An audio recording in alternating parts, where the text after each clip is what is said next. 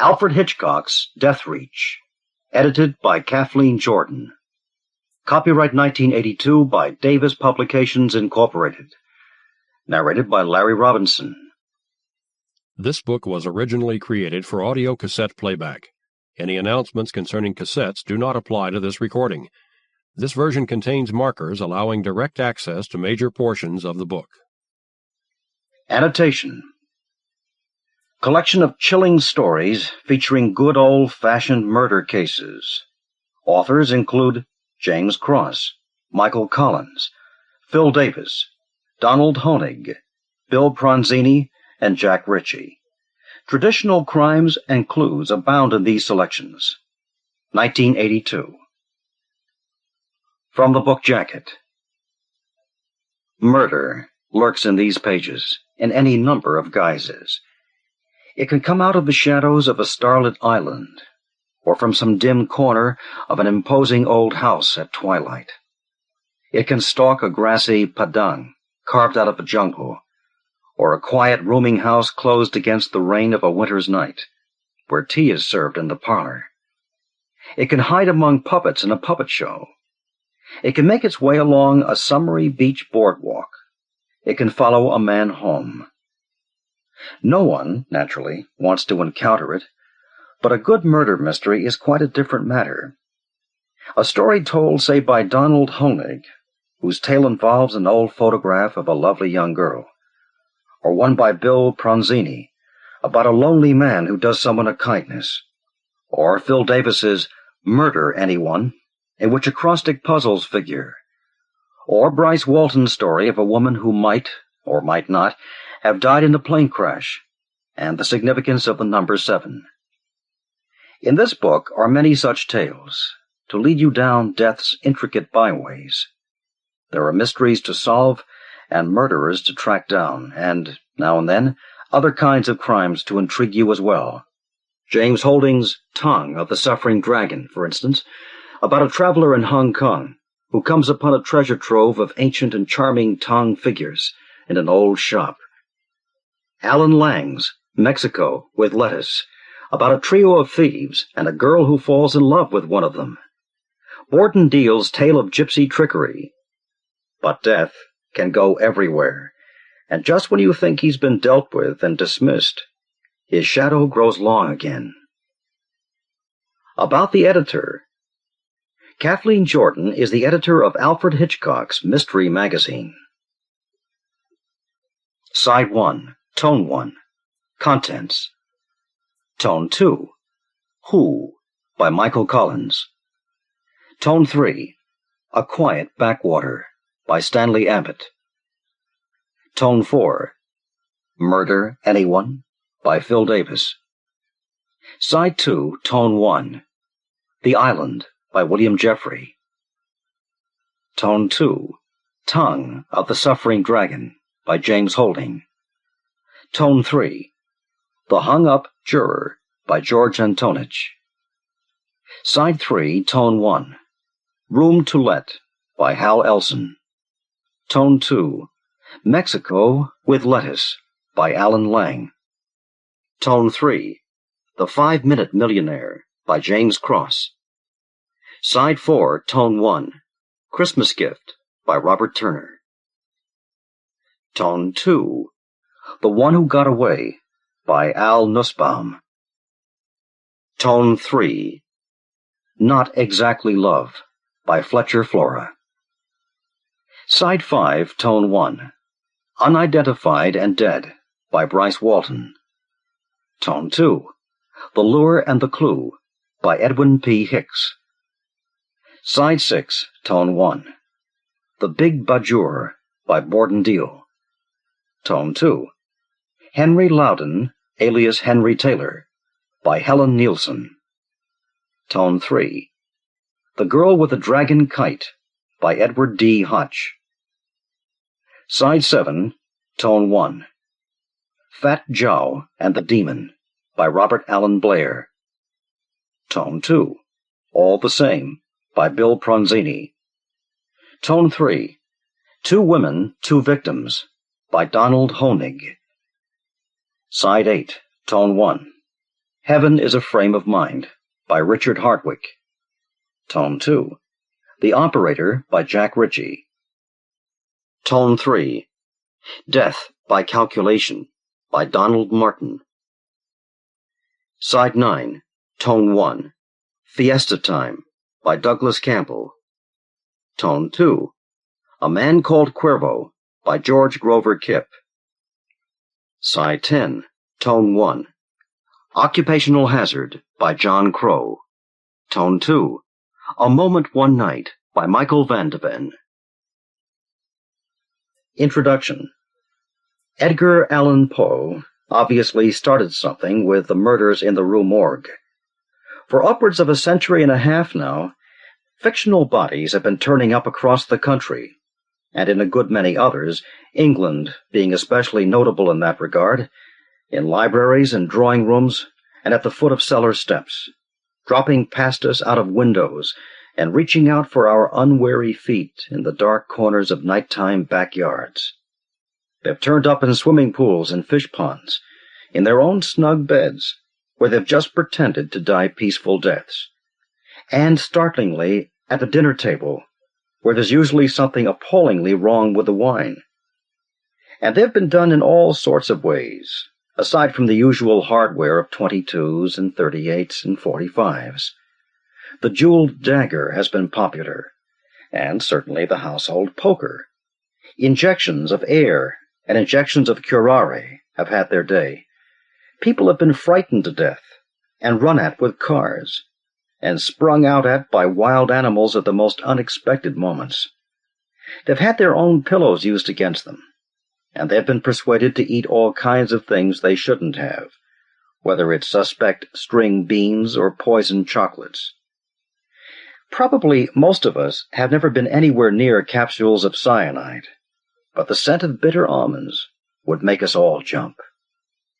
In short, it appears that death has a long reach and pocketfuls of instruments, and that there's almost no telling when he might step in. No telling in one sense, that is. In another, it's generally near the beginning of the story, leaving behind him a puzzle to be solved. There is more to the mystery story than that, of course, to the good ones, anyway. There are the characters, for one thing, and their particular personalities. There is the telling of the story itself, and the skill with which it's done. There is the tension of the events within the story, and the surprises that lie in store for us along the way. And there's the sense of urgency that makes the solving of the puzzle more than just an exercise of wits, partly because the world has gone wrong when unnatural death can't be kept at bay, partly because murderers have been known to try it again. All of which makes for some excellent reading. And the authors of the stories in this volume have conjured up some especially ingenious tales of mystery and mystery-solving, and of that long reach of death. In some of them, the story opens with a murder, as we've just described. Michael Collins's Who, for instance, in which the one-armed detective Dan Fortune has a particularly knotty problem to figure out. Or Phil Davis's Murder, Anyone?, wherein there are literally puzzles within puzzles. Or Fletcher Flora's Not Exactly Love, with Detective Marcus and Sergeant Fuller being called on to investigate a murder in the stacks of a college library. Others come at murder from different directions, as Bryce Walton does in Unidentified and Dead, or George Antonich in The Hung-Up Juror, a story that starts out with quite a different problem. But death is on the move in almost every one of them, to chill you and puzzle you, to catch you unawares, or to be caught out in turn by those who can read the clues left in their paths by such skillful storytellers. Death is on the move in almost every one of them, but not quite all. Every so often, for fun and for a change of pace, we've included another kind of mystery story, one in which death isn't allowed to appear. It's better to keep him humble when we can. Kathleen Jordan. Who, by Michael Collins. Mrs. Patrick Connors was a tall woman with soft brown eyes, and a thin face battered by 30 years of the wrong men. "My son Boyd died yesterday, Mr. Fortune," she said in my office. "I want to know who killed him. I have money." She held her handbag in both hands, as if she expected I might grab it. She worked in the ticket booth of an all-night movie on 42nd Street, and a lost dollar bill was a very real tragedy for her. Boyd had been her only child. "He was a pretty good boy," I said, which was a lie, but she was his mother. "How did it happen?" "He was a wild boy with bad friends," Mrs. Connors said. "But he was my son, and he was still very young. What happened, I don't know. That's why I'm here." "I mean, how was he killed?" "I don't know, but he was. It was murder, Mr. Fortune." That was when my missing arm began to tingle. It does that when I sense something wrong. "What did the police say, Mrs. Connors?" "The medical examiner says that Boyd died of a heart attack. The police won't even investigate. But I know it was murder." My arm had been right. It usually is. There was a lot wrong. Medical examiners in New York don't make many mistakes. But how do you tell that to a distraught mother? "Mrs. Connors," I said, "we've got the best medical examiners in the country here. They had to do an autopsy. They didn't guess. Boyd was 20 years old, Mr. Fortune. He lifted weights, had never been sick a day in his life. A healthy young boy. It wasn't going to be easy. There was a 14-year-old girl in San Francisco who died last year of hardening of the arteries, Mrs. Connors. The autopsy proved it. It happens. I'm sorry." "A week ago," Mrs. Connors said, "Boyd enlisted in the Air Force. He asked to be flight crew. They examined him for 2 days. He was in perfect shape. They accepted him for flight training. He was to leave in a month. Could I tell her that doctors make mistakes?" "Which doctors? The Air Force doctors? Or the medical examiner's doctors?" Could I refuse even to look? "I'll see what I can find," I said. "But the M.E. and the police know their work, Mrs. Connors." "This time they're wrong," she said, opening her purse. It took most of the afternoon before I cornered Sergeant Ham in the precinct squad room. He swore at crazy old ladies, at his workload, and at me. But he took me over to see the M.E. who had worked on Boyd Connors. "Boyd Connors died of a natural heart attack," the M.E. said. "I'm sorry for the mother, but the autopsy proved it." "At 20? Any signs of previous heart attacks? Any congenital weakness? Hidden disease?" "No. There sometimes isn't any, and more people die young of heart attacks than most know. It was his first and his last coronary. He passed an Air Force physical for flight training a week ago," I said. "A week ago?" the M.E. frowned. "Well, that makes it even more unusual, yes. But unusual or not, he died of a natural coronary attack, period. And in case you're wondering, I've certified more heart attack deaths than most doctors do common colds. All right?" As we walked to Sergeant Ham's car outside the East Side morgue, Ham said, "If you still have any crazy ideas about it being murder, like the mother says, I'll tell you that Boyd Connors was alone in his own room when he died. No way into that room except through the living room. No fire escape. And only Mrs. Connors herself in the living room. Okay?" "Yeah," I said. "Swell." Ham said, "Don't take the old woman for too much cash, Danny. Just humor her a little." After leaving Ham, I went to the Connors' apartment, a 5th-floor walk-up. It was cheap and worn, but it was neat. A home. A pot of tea stood on the table as Mrs. Connors let me in. She poured me a cup. There was no one else there, Mr. Patrick Connors having gone to distant parts long ago. I sat, drank my tea. "Tell me, just what happened?"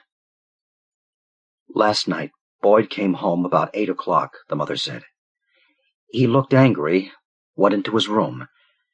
Perhaps 5 minutes later, I heard him cry out, a choked kind of cry. I heard him fall. I ran in, found him on the floor near his bureau. I called the police. He was alone in his room? Yes, but they killed him somehow. His friends. What friends? A street gang, the Night Angels, thieves and bums. Where did he work, Mrs. Connors?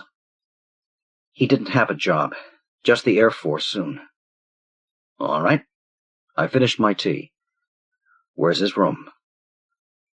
It was a small room at the rear, with a narrow bed, a closet full of gaudy clothes, a set of barbells, and the usual litter of brushes, cologne, hair tonic, and aftershave on the bureau.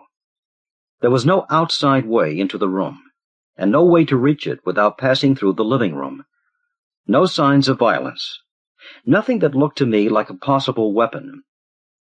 All that my searching and crawling got me was an empty box and wrapping paper from some drugstore in the wastebasket, and an empty men's cologne bottle under the bureau. That and 3 matchbooks were under the same bureau, a tube of toothpaste under the bed, and some dirty underwear. Boyd Connors hadn't been neat. I went back out to Mrs. Connors. Where had Boyd been last night? I asked. How do I know? She said bitterly. With that gang, probably. In some bars. Perhaps with his girlfriend, Anna Casco. Maybe they had a fight. That's why he was angry. When did Boyd decide to join the Air Force? About 2 weeks ago. I was surprised. All right, I said. Where does this Anna Casco live? She told me. I left and went to the address Mrs. Connors had given me. An older woman opened the door. A bleached blonde, she eyed me until I told her what I wanted. Then she looked unhappy, but she let me in. I'm Grace Casco, the blonde said. Anna's mother. I'm sorry about Boyd Connors. I wanted better than him for my daughter, but I didn't know he was sick. Poor Anna feels terrible about it. How do you feel about it? I asked. Her eyes flashed at me. Sorry, like I said, but I'm not all busted up. Boyd Connors wasn't going to amount to a hill of beans. Now maybe Anna can... The girl came from an inner room. What can Anna do? She was small and dark, a delicate girl whose eyes were puffed with crying. You can pay attention to Roger, that's what, the mother snapped. He'll make something of himself.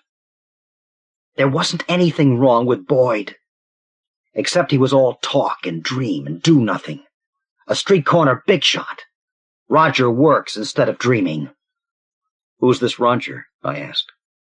Roger Tatum, the mother said. A solid, hard-working boy who likes Anna. He won't run off to any Air Force. After last night, Anna said, maybe he won't be running here again either. What happened last night? I queried. Anna sat down. Boyd had a date with me, but Roger had dropped around first. He was here when Boyd came. They got mad at each other. Mother told Boyd to leave. She always sides with Roger. I was Boyd's date. Roger had no right to break in. But Mother got me so mad I told them both to get out. I was wrong. It made Boyd angry. Maybe that made the heart attack happen. Maybe I... Stop that, the mother said. It wasn't your fault. Under the bleached hair and the dictatorial manner, she was just a slum mother trying to do the best for her daughter. Did they get out when you told them? I asked. Anna nodded. They left together. That was the last time I ever saw poor Boyd. What time was that? About 7 o'clock, I think. Where do I find this Roger Tatum? What does he do for a living? He lives over on Greenwich Avenue, number 110, Anna told me. He works for Johnson's Pharmacy on 5th Avenue. Cleans up, delivers, like that. It's only a temporary job, the mother said. Roger has good offers he's considering. The name of Johnson's Pharmacy struck a chord in my mind. Where had I heard the name? Or seen it? Roger Tatum let me into his room. He was a small, thin youth who wore rimless glasses and had nice manners. The kind of boy mothers like. Polite, nose to the grindstone. His single room was bare, except for books everywhere. "I heard about Boyd," Tatum said. "Awful thing." "You didn't like him too much, though, did you?" "I had nothing against him. We just liked the same girl." "Which one of you did Anna like?" "Ask her," Tatum snapped. "Not that it matters now, does it?" I said. "Boyd Connors is dead. The mother likes you, and inside track all the way." "I suppose so," he said, watching me. "What happened after you left the Casco apartment with Boyd? You left together. Did you fight, maybe?" "Nothing happened. We argued some on the sidewalk. He went off. I finished my deliveries.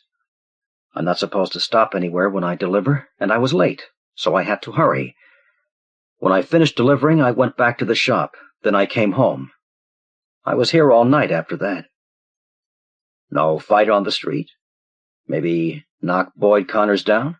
He could have been hurt more than you knew." "Me? Knock down Boyd? He was twice my size." "You were here alone the rest of the night?" "Yes." "You think I did something to Boyd?" "I don't know what you did." I left him standing there in his bare room with his plans for the future. Did he have a motive for murder? Not really. People don't murder over an 18-year-old girl that often. Besides, Boyd Connors had died of a heart attack. I gave out the word in a few proper places that I'd like to talk to the Night Angels. $5 in it, and no trouble. Maybe I'd reach them, maybe I wouldn't. There was nothing else to do that I could think of, so I stopped for a few Irish whiskeys, then went home to bed. About noon the next day, a small, thin, acne-scarred boy with cold eyes and a hungry face came into my office. He wore the leather jacket and shabby jeans uniform, and the hunger in his face was the perpetual hunger of the lost street kid for a lot more than food. He looked 17, had the cool manner of 27 with experience. His name was Carlo. $5 you offered, Carlo said first. I gave him $5. He didn't sit down. "Boyd Connors' mother says Boyd was murdered," I said. "What do you say?" "What's it to you?" "I'm working for Mrs. Connors. The police say heart attack." "We heard," Carlo said. He relaxed just a hair. "Boyd was sound as $1. It don't figure. Only one angle the fuzz got. We don't make it." "Was Boyd with you that night?" "Early and late. He goes to see his girl. They had a battle. Boyd came around the candy store a while." "What time?" "Maybe 7:30. He don't stay long. Went home." "Because he didn't feel good?" "No, he feel okay," Carlos said. I saw the struggle on his face. His whole life, the experience learned over years when every day taught more than a month taught most kids, had conditioned him never to volunteer an answer without a direct question. But he had something to say, and as hard as he searched his mind for a trap, he couldn't find one. He decided to talk to me. "Boyd, he had a package," Carlo finally said, tore it out of his thin mouth. "He took it on home." "Stolen?" He said no. He said he found it. He had a big laugh on it. Said he found it on the sidewalk, and the guy who lost it could rot in trouble. That was when I remembered where I had seen the name of Johnson's Pharmacy. "A package when he came home?" Mrs. Connors said. "Well, I'm not sure, Mr. Fortune. He could have had." I went through the living room into Boyd Connors' bedroom. The wrapping paper was still in the wastebasket. Mrs. Connors was neglecting her housework, with the grief over Boyd. A Johnson's Pharmacy label was on the wrapping paper, and a handwritten address, 3 East 11th Street. The small, empty box told me nothing. I checked all the cologne, aftershave, and hair tonic bottles. The box was about the size for them. They were all at least half full and old. I thought of the empty bottle under the bed and got it. A good men's cologne. And empty. It had no top. I searched harder, found the top all the way across the room in a corner, as if it had been thrown. It was a quick twist top, one sharp turn, and it came off. I saw a faint stain on the rug, as if something had been spilled. But a cologne is mostly alcohol, dries fast. I touched the bottle gingerly, studied it. There was something odd about it. Not to look at, no. More an impression, the feel of it. It felt different, heavier than the other bottles, and the cap seemed more solid. Only a shade of difference, something I'd never have thought about if I hadn't been looking for answers. I could even be wrong. When you're ready to find something suspicious, your mind can play tricks, find what it wants to find. I decided to see Roger Tatum again. He was working over a book, writing notes when I arrived. Not working? Fired, maybe? I don't go to work till 1 p.m., he said. Why would I be fired? You lost a package you were supposed to deliver last night, didn't you? He stared at me. Yes, but how did you know? And you think Mr. Johnson would fire me for that? It wasn't worth $5. Mr. Johnson didn't even make me pay. Just sent me back this morning with another bottle. Bottle of what? Some men's cologne. Why did you miss the package? Notice that it was gone. When I got to the address, it was gone. I guess I just dropped it. You dropped it, I said. Did anything happen between the drugstore and Anna Casco's place? Did you stop anywhere, have an accident, and drop the packages? No, I went straight to Anna's place. I had all the packages when I left. I counted them. So you know you dropped the package after you left Anna Casco's apartment? Yes, I'm sure. My next stop was the Johnson Pharmacy on Fifth Avenue. Mr. Ivor Johnson was a tall, pale man. He blinked at me from behind his counter. The package Roger lost? I don't understand what your interest in it is, Mr. Fortune. A simple bottle of cologne. Who was it going to? Mr. Chalmers Paget, a regular customer. He always buys his sundries here. Who is he? What does he do? Mr. Paget? Well, I believe he's the president of a large chemical company. Who ordered the cologne? Mr. Paget himself. He called earlier that day. Who packed the cologne, wrapped it? I did myself. Just before Roger took it out, he said slowly. I showed him the empty bottle and the cap. He took them, looked at them. He looked at me. It looks like the bottle, a standard item. We sell hundreds of bottles. Is it the same bottle? You sure? Feel it. Johnson frowned, studied the bottle and the cap. He bent close over them, hefted the bottle, inspected the cap, hit the bottle lightly on his counter. He looked puzzled. That's strange. I'd almost say this bottle is a special glass, very strong. The cap, too. They seem the same. I'd not have noticed if you hadn't insisted, but they do seem stronger. After you packed the cologne for Mr. Paget, how long before Roger Tatum took out his deliveries? Perhaps 15 minutes. Was anyone else in the store? I think there were a few customers. Did you and Roger ever leave the packages he was to deliver unwatched? No, they are on the shelf back here until Roger takes them and... He stopped, blinked. Yes, wait. Roger took some trash out and back, and the man asked me if he could look at a vaporizer. I keep the bulky stock, like vaporizers, in the back. I went to get it. I was gone perhaps 3 minutes. The man? What man? A big man, florid-faced, in a gray overcoat and gray hat. He didn't buy the vaporizer. I had to put it back. I was quite annoyed, I recall. Roger took the packages out right after that? Yes, he did. That conversation prompted me to visit Mr. Chalmers Paget, president of P.S. Chemical Corporation. Not as large a company as Johnson had thought, and Dun & Bradstreet didn't list exactly what the company produced. Paget met me in his rich office down near Wall Street. He was a calm, pale man in a custom-made suit. "Yes, Mr. Fortune, I ordered my usual cologne from Johnson a few days ago. Why?" "Could anyone have known you ordered it?" "I don't know. Perhaps. I believe I called from the office here." "Are you married?" "I'm a widower. I live alone, if that's what you mean." "What would you do when you got a bottle of cologne?" "Do? Well, I'd use it, I suppose. Paget smiled at me. "That's very odd. I mean that you would ask that. As a matter of fact, I have something of a reflex habit. I smell things. Wines, cheeses, tobacco. I expect I'd have smelled the cologne almost at once. But you couldn't have known that." "Who could have known it? About that habit?" "Almost anyone who knows me. It's rather a joke."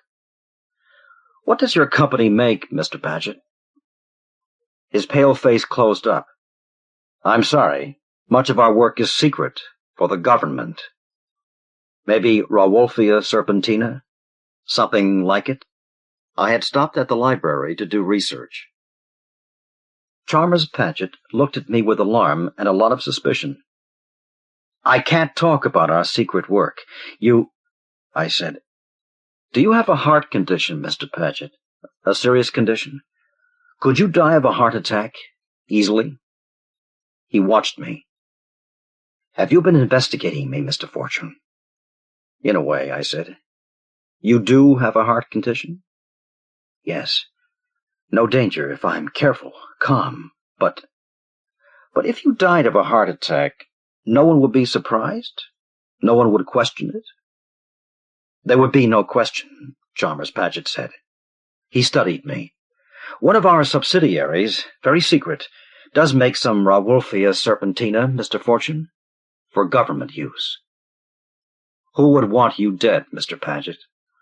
A half hour later, Mr. Paget and I stopped for the drugstore owner, Mr. Johnson. Paget rode in the back seat of the car with Sergeant Ham and me.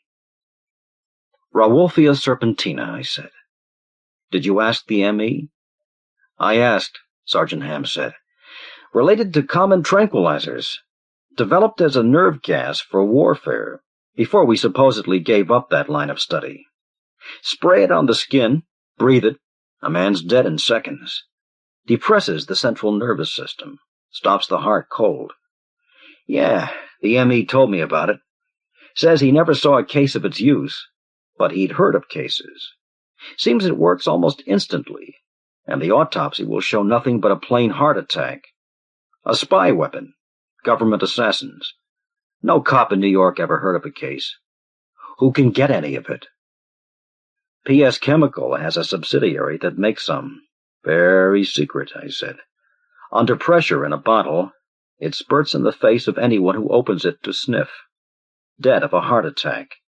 The bottle drops from the victim's hand, the pressure empties the bottle. No trace, unless you test the bottle very carefully, expertly." "In my case," Chalmers Paget said, "who would have tested the bottle? I die of a heart attack. There would be no thought of murder. Expected. I ordered the cologne. The bottle belonged in my apartment. No one would even have noticed the bottle." We stopped at a Park Avenue apartment house, and all went up to the 10th floor. The man who stood up in the elegant, sunken living room when the houseman led us into the apartment was big and florid-faced.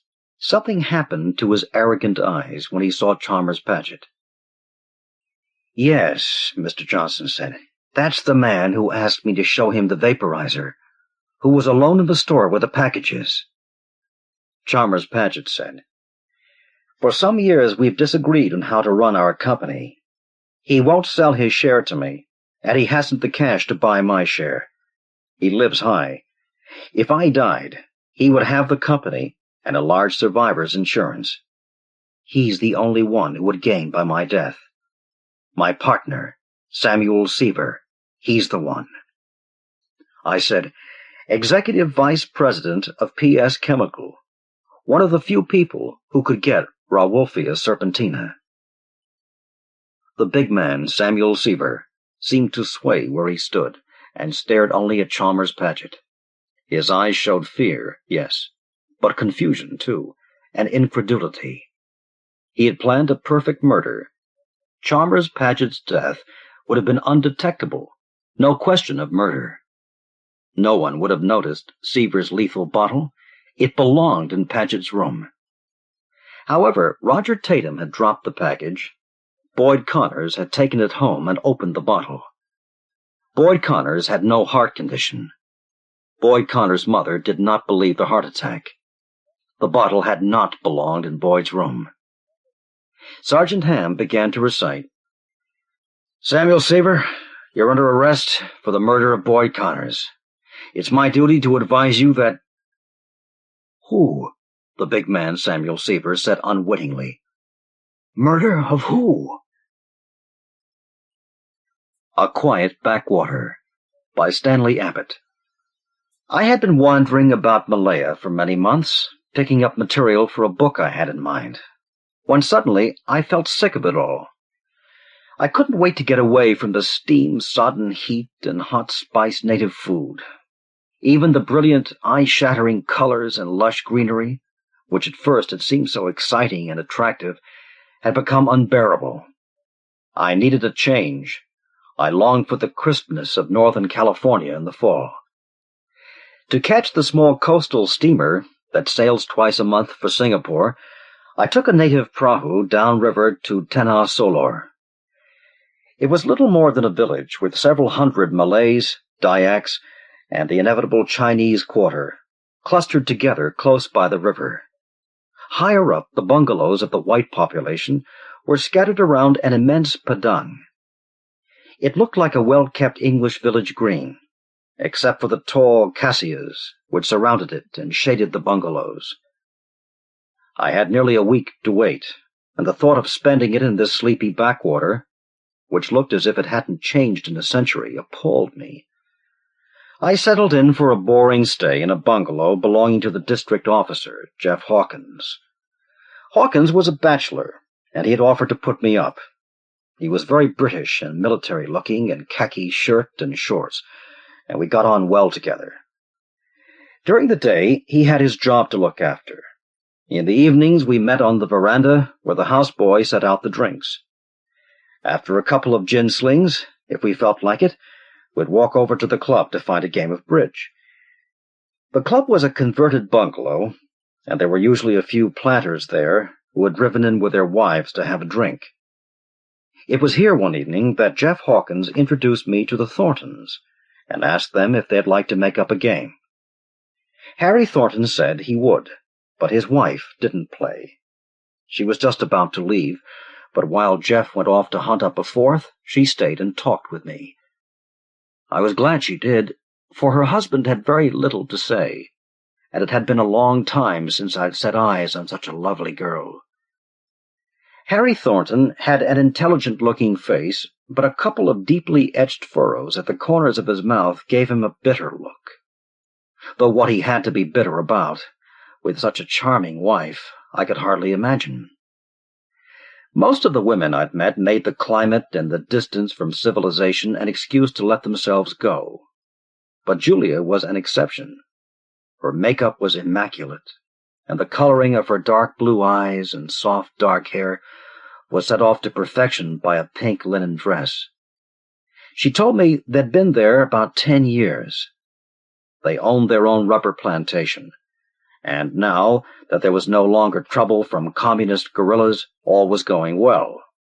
The price of rubber was good, and there was little to complain about, except, as she told me with a laugh, she simply could not get used to keeping her lipstick in the refrigerator.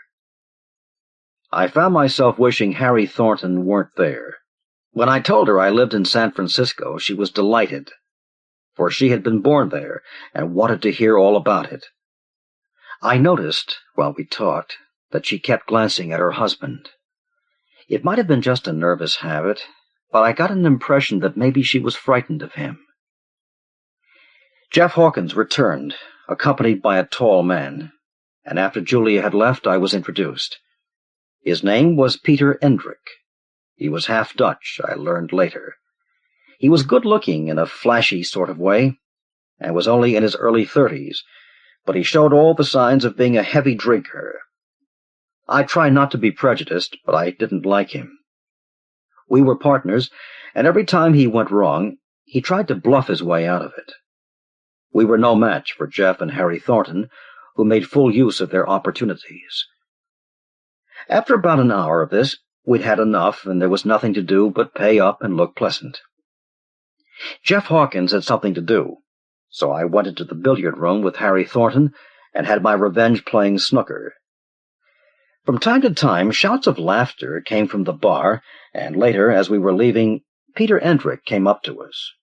He had a drink in his hand and was swaying about. "How about a game, Harry?"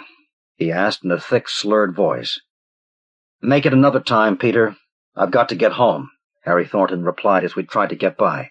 "Gotta go home to the little woman, eh?" Endrick put a hand on Harry's shoulder to steady himself.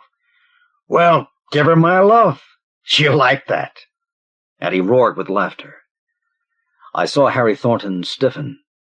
Then he pushed by Endrick and turned to me. "Let's get out of here." I dislike a brawl, but I was surprised he'd let Endrick say that about Julia and get away with it. With Endrick's mocking laughter to accompany us, we left quietly. "I must say I admire your self-control," I said. Harry Thornton dismissed it with a shrug of the shoulders. "He's just a drunken bum." But there was a brooding look in his deep-set eyes, and he had very little to say as we walked across the padang. Later that evening, Jeff Hawkins and I stretched out on long chairs on the veranda. It was very pleasant and peaceful. A breath of cool air was moving in from the sea, and the moon had just risen, revealing the long line of jungle stretching to the mouth of the river on the far bank. Jeff turned to me with a grin on his big red face. "Well, I suppose you're boning up on the romance and mystery of the Malayan jungle." There was a mocking note in his voice, but I didn't mind. As a writer, I've got used to it, and I can't say I blame him when I think of some of the stuff that's been written about Malaya. "No," I replied, "far from it. That's been done to death." Then I went on. "We had a little excitement at the club earlier this evening," and I told him about the scene with Endrick. "I wish somebody'd give him a good hiding," Jeff said. "Peter's big, but he's flabby, and I don't doubt Harry could do it if he wanted to." "There's something strange about him," I said. "I get a feeling he's like a tightly coiled spring, something kept suppressed." "I know what you mean," Jeff replied. "Ever since they've been out here, Harry's been jealous of any man who dances with Julia or even talks to her, and she's the best-looking girl for miles. What does he expect in a place like this? Of course Peter plays on that. Knowing Harry hasn't any sense of humor, he gets even by making him the butt of his crude jokes." A houseboy padded out onto the veranda with a note for Jeff. He read it, wrote something on it, and gave it back to the boy. "You must have made an impression. We're invited to the Thorntons tomorrow night. Dinner and bridge." Suddenly the lights dimmed, came up, and then went out completely. "Pay no attention to it," said Jeff. "This is always happening. We've a lousy old generator and not enough money to replace it." The houseboy appeared with an oil lamp and put it on the table between us. "I'm afraid Peter's the one rotten apple in the barrel," Jeff went on. "The strange thing is, he's not such a bad fellow when he's sober, but he won't last long the way he's going. This climate has finished off better men than he. Also, he plays around with the Malay girls.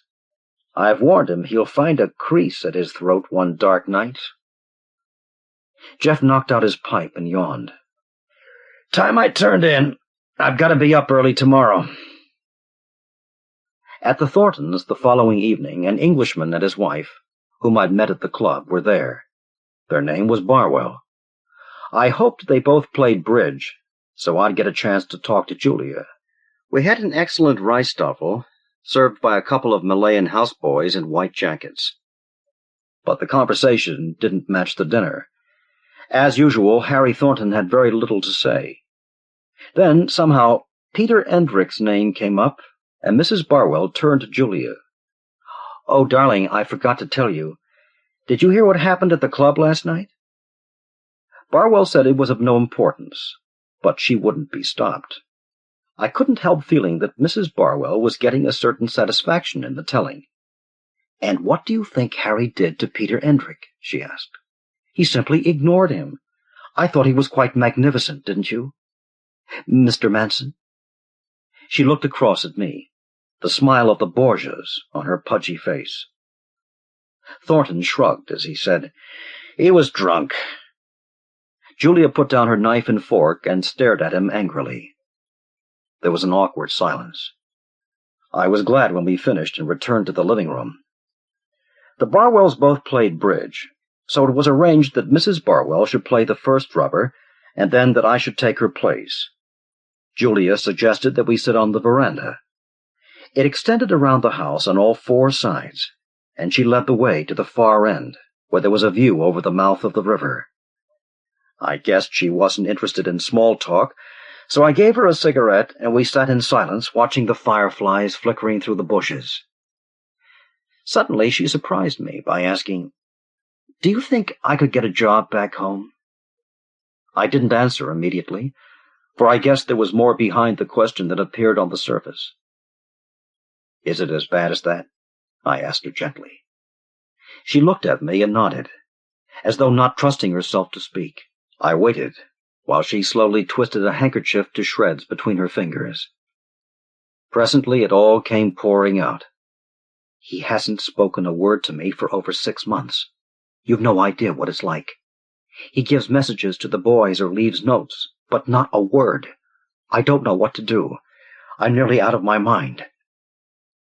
Though I'd figured there was something strange about Thornton, I was shocked. It was such a cowardly form of mental bullying that I could hardly believe it. "Has he always been like this?" I asked. "Not in the beginning. He's always been jealous, but now if I dance with anyone, or say more than a dozen words to a man, he imagines the worst. He used to break things and hit me. Now he doesn't say a word. Once it went on for nearly a year, but I can't take it any more." She bent her head so that I shouldn't see, but in the dim light I caught the gleam of tears. I put a hand on hers. It must have been the first gesture of sympathy she'd had in years. The sound of footsteps echoed on the veranda. Julia got up quickly and left as Harry Thornton came down the veranda towards us. She obviously didn't want him to see that she'd been crying.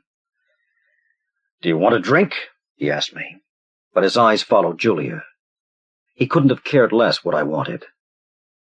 "Not for me, thanks. I've had enough," I said.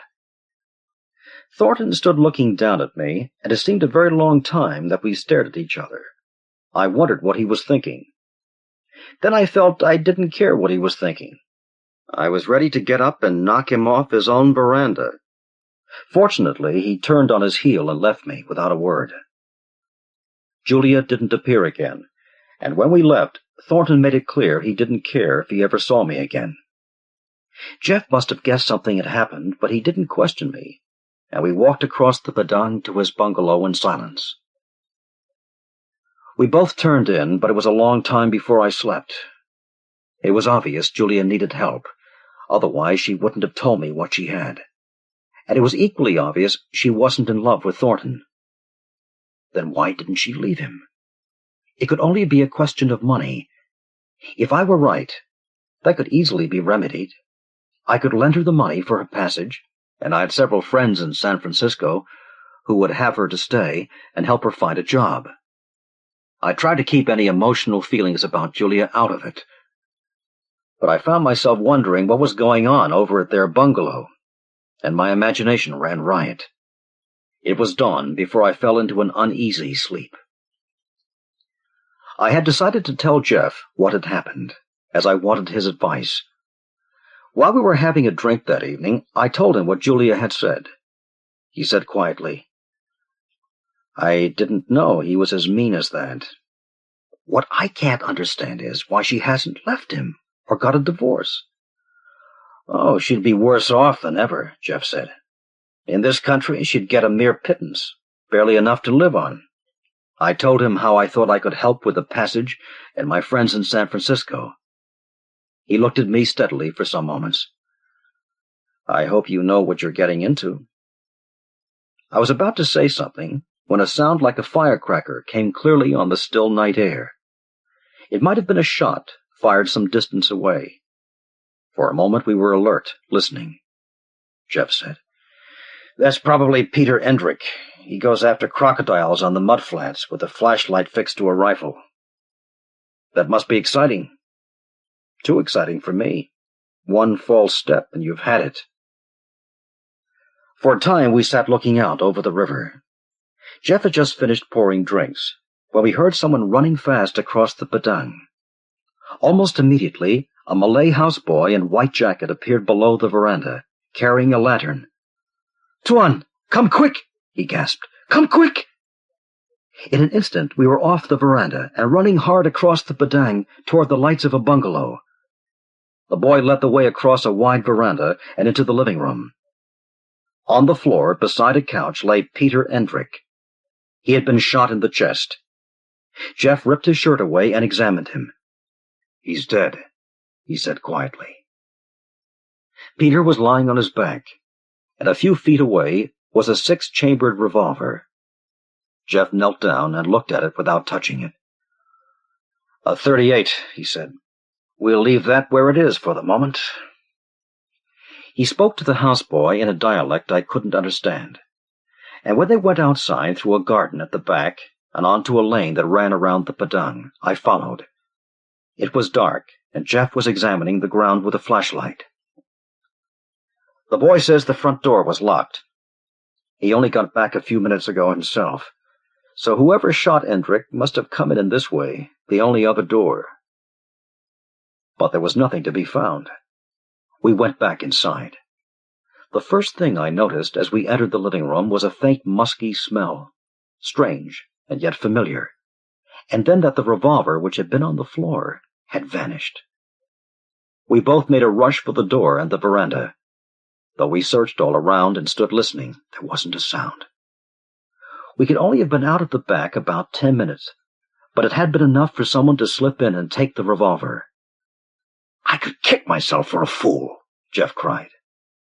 He stood staring down at the body of Peter Endrick for some time, lost in thought. Suddenly he turned to me. "I'm going over to the Thorntons. Would you mind coming along?" Their bungalow was on the far side of the Padang. When we got there, the lights were on. Jeff said in a low voice, "If you don't mind, I think I'd better talk to them alone, but I'd like you to hear what's said." I nodded, and Jeff went ahead. When he'd gone in, I waited, and then crept closer to the veranda, from where I could see Harry Thornton and Julia. Jeff had told them what had happened. "But, Jeff," Harry Thornton was saying, "you don't think we had anything to do with it, do you?" "Of course not, Harry. I just wanted to know if you saw or heard anything. But if you haven't been out all evening, how could you?" Julia said, "I got in about half an hour ago, Jeff. I heard the shot after I left the Barwells. I thought it was Peter Endrick out on the mudflats." "Which way did you come home?" Jeff asked her. "Across the Padang. I always do. It's shorter than the lane and not so dark." "So at the nearest point, you'd be about 100 yards from Endrick's bungalow. Did you see any lights on?" "Not that I remember. There were lights in several bungalows, but I can't say I noticed Endrick's." Jeff turned to Harry Thornton. "You say you hadn't been out all evening?" Thornton nodded. "That's right." Jeff said quietly, "Yet you were seen by a houseboy, I won't say whose, near Endrick's bungalow." Thornton straightened up in his chair instantly. He opened his mouth to say something, but before he could do so, Jeff stopped him. "Don't be hasty, Harry. You would be well advised to think carefully before you say anything." For some moments he stared hard at Jeff. Then his eyes dropped. "It slipped my mind," he said in a low voice. I did go out, but only for a few moments. I was worried about Julia. I went to see if she was on her way back. Julia stared at him, wide-eyed. For some time, not a word was said. Suddenly, the lights dimmed, came up, and then went out completely. I heard Thornton say, "Wait, I'll get a lamp." Then I heard a crash. The silence that followed seemed endless, and I was beginning to wonder what had happened when I heard Jeff say, "Are you all right?" A match was struck, and I could see Thornton lighting a lamp. "I walked into that darn door," he said, as he brought the lamp over and set it down on the table. He was rubbing his right hand. "Isn't your houseboy here?" Jeff asked him. Julia answered quickly. "I let Hassan go to his kampong for the night." Thornton shot a look at her. "Why did you do that?" he asked. "He said his father was sick." Jeff turned to Thornton. "So when you went out to look for Julia, Hassan wasn't here?" "That's right." "Was Julia here when you got back?" Jeff inquired quietly. Thornton looked at Julia. "No, she wasn't." To my surprise, Jeff got to his feet and said he was sorry he had had to trouble them. He came out, and we'd only taken a few steps when Jeff stopped and put a finger to his lips. From the bungalow we could hear voices, but not what was being said. Suddenly Thornton started shouting. Jeff said, "I wondered if this would develop." He hurried back and crept up onto the veranda. I followed him. Julia and Thornton were standing, facing each other across the table, the lamp between them. Thornton's face looked awful in the greenish-white light. "You lied! You were in Endrick's bungalow! I saw you go in!" he was shouting. "What if I was?" Julia flung at him. "I went to do what you should have done if you were any sort of a husband, to tell him to stop insulting me. But he wasn't there." "You're a liar. He was your lover, wasn't he? Answer me!" Thornton shouted. "Wasn't he?" "That's not true. And if you weren't so crazy with jealousy, you'd know it." "Then why did you kill him? You were jealous of his Malayan girl, weren't you?" Julia gave a gasp, and the color left her face. Before she could say anything, Thornton leaned across the table towards her and asked, "Do you realize what Jeff Hawkins could do if he knew?" For a minute Julia was silent. Then, quite quietly, she said, "If that was a threat, perhaps you'll tell him at the same time what you were doing out there in the dark." Thornton's lips worked, but no sound came. She'd called his bluff. He was incoherent with rage and glaring at her like a tiger ready to spring. I could see a vein standing out on his head, pulsing. I don't like to think he intended to throw the lamp at her, but he must have lost control of himself, for he grabbed it up suddenly from the table, and as he did so, it slipped from his hand. He tried to recover it, but it hit a corner of the table and fell at his feet. Instantly he was enveloped in flames. A terrifying scream broke from him. For a moment neither of us moved. We were frozen with horror. Julia had fallen trying to get away. We grabbed her and dragged her out onto the veranda just as the oil covering the floor went up with a roar. We tried to get back in, but there wasn't a hope. The flames were utterly beyond control. We had to watch from a distance as the bungalow went up like a torch. It was much later, after Julia had been taken in and cared for by the Barwells, that Jeff said something that I realized I didn't want to face. We'd returned to his bungalow, and he was mixing a drink. "If I'd known it would finish like this," he said, "I wouldn't have done what I did. But I wanted to spring it on Thornton in front of Julia, that I knew he was lying, that I knew he'd been out. Now it's difficult to say which of them killed Endrick." "Do you really think Julia could have done it?" I asked. "Who knows?" he said, handing me a drink. "After 25 years out here, you get so you believe that anybody's capable of anything. But somehow I can't see Harry Thornton taking such a risk. Anyway, it's all over. Endrick got what was coming to him, and Julia's got her own life to make now." He looked at me as though expecting some comment, but I said nothing. The coastal steamer was due the next afternoon. I couldn't make up my mind if I should see Julia before I left. I put it off until it was too late, then wrote her a note, and sailed for Singapore, where I caught a plane for Manila. I had intended staying 2 or 3 weeks, but after a few days I couldn't stand it. I cabled Jeff that I was leaving for Hong Kong to catch a boat back to the States, and to forward my mail to the Palace Hotel. I thought a lot about Julia. I couldn't make up my mind if it made any difference to my feelings about her, if she had killed Hendrik. Then one morning, when I was sitting in the lounge of the Palace reading my mail, Julia walked in. "George Manson!" she cried. "I can hardly believe it." She had just arrived, and hadn't even been up to her room. "Can we meet in about an hour?" she asked. She looked radiant and happy.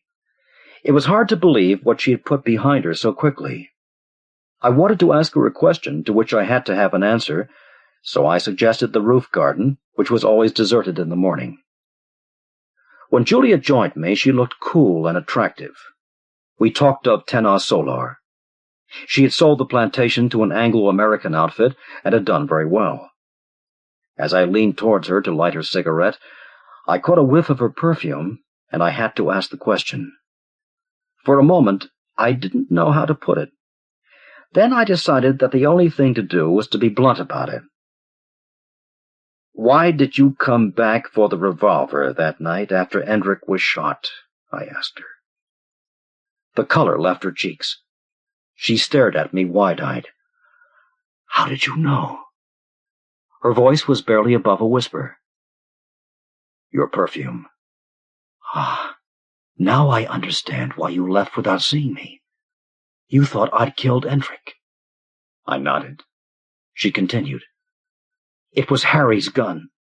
That's why I went to get it. No, he didn't shoot Hendrik.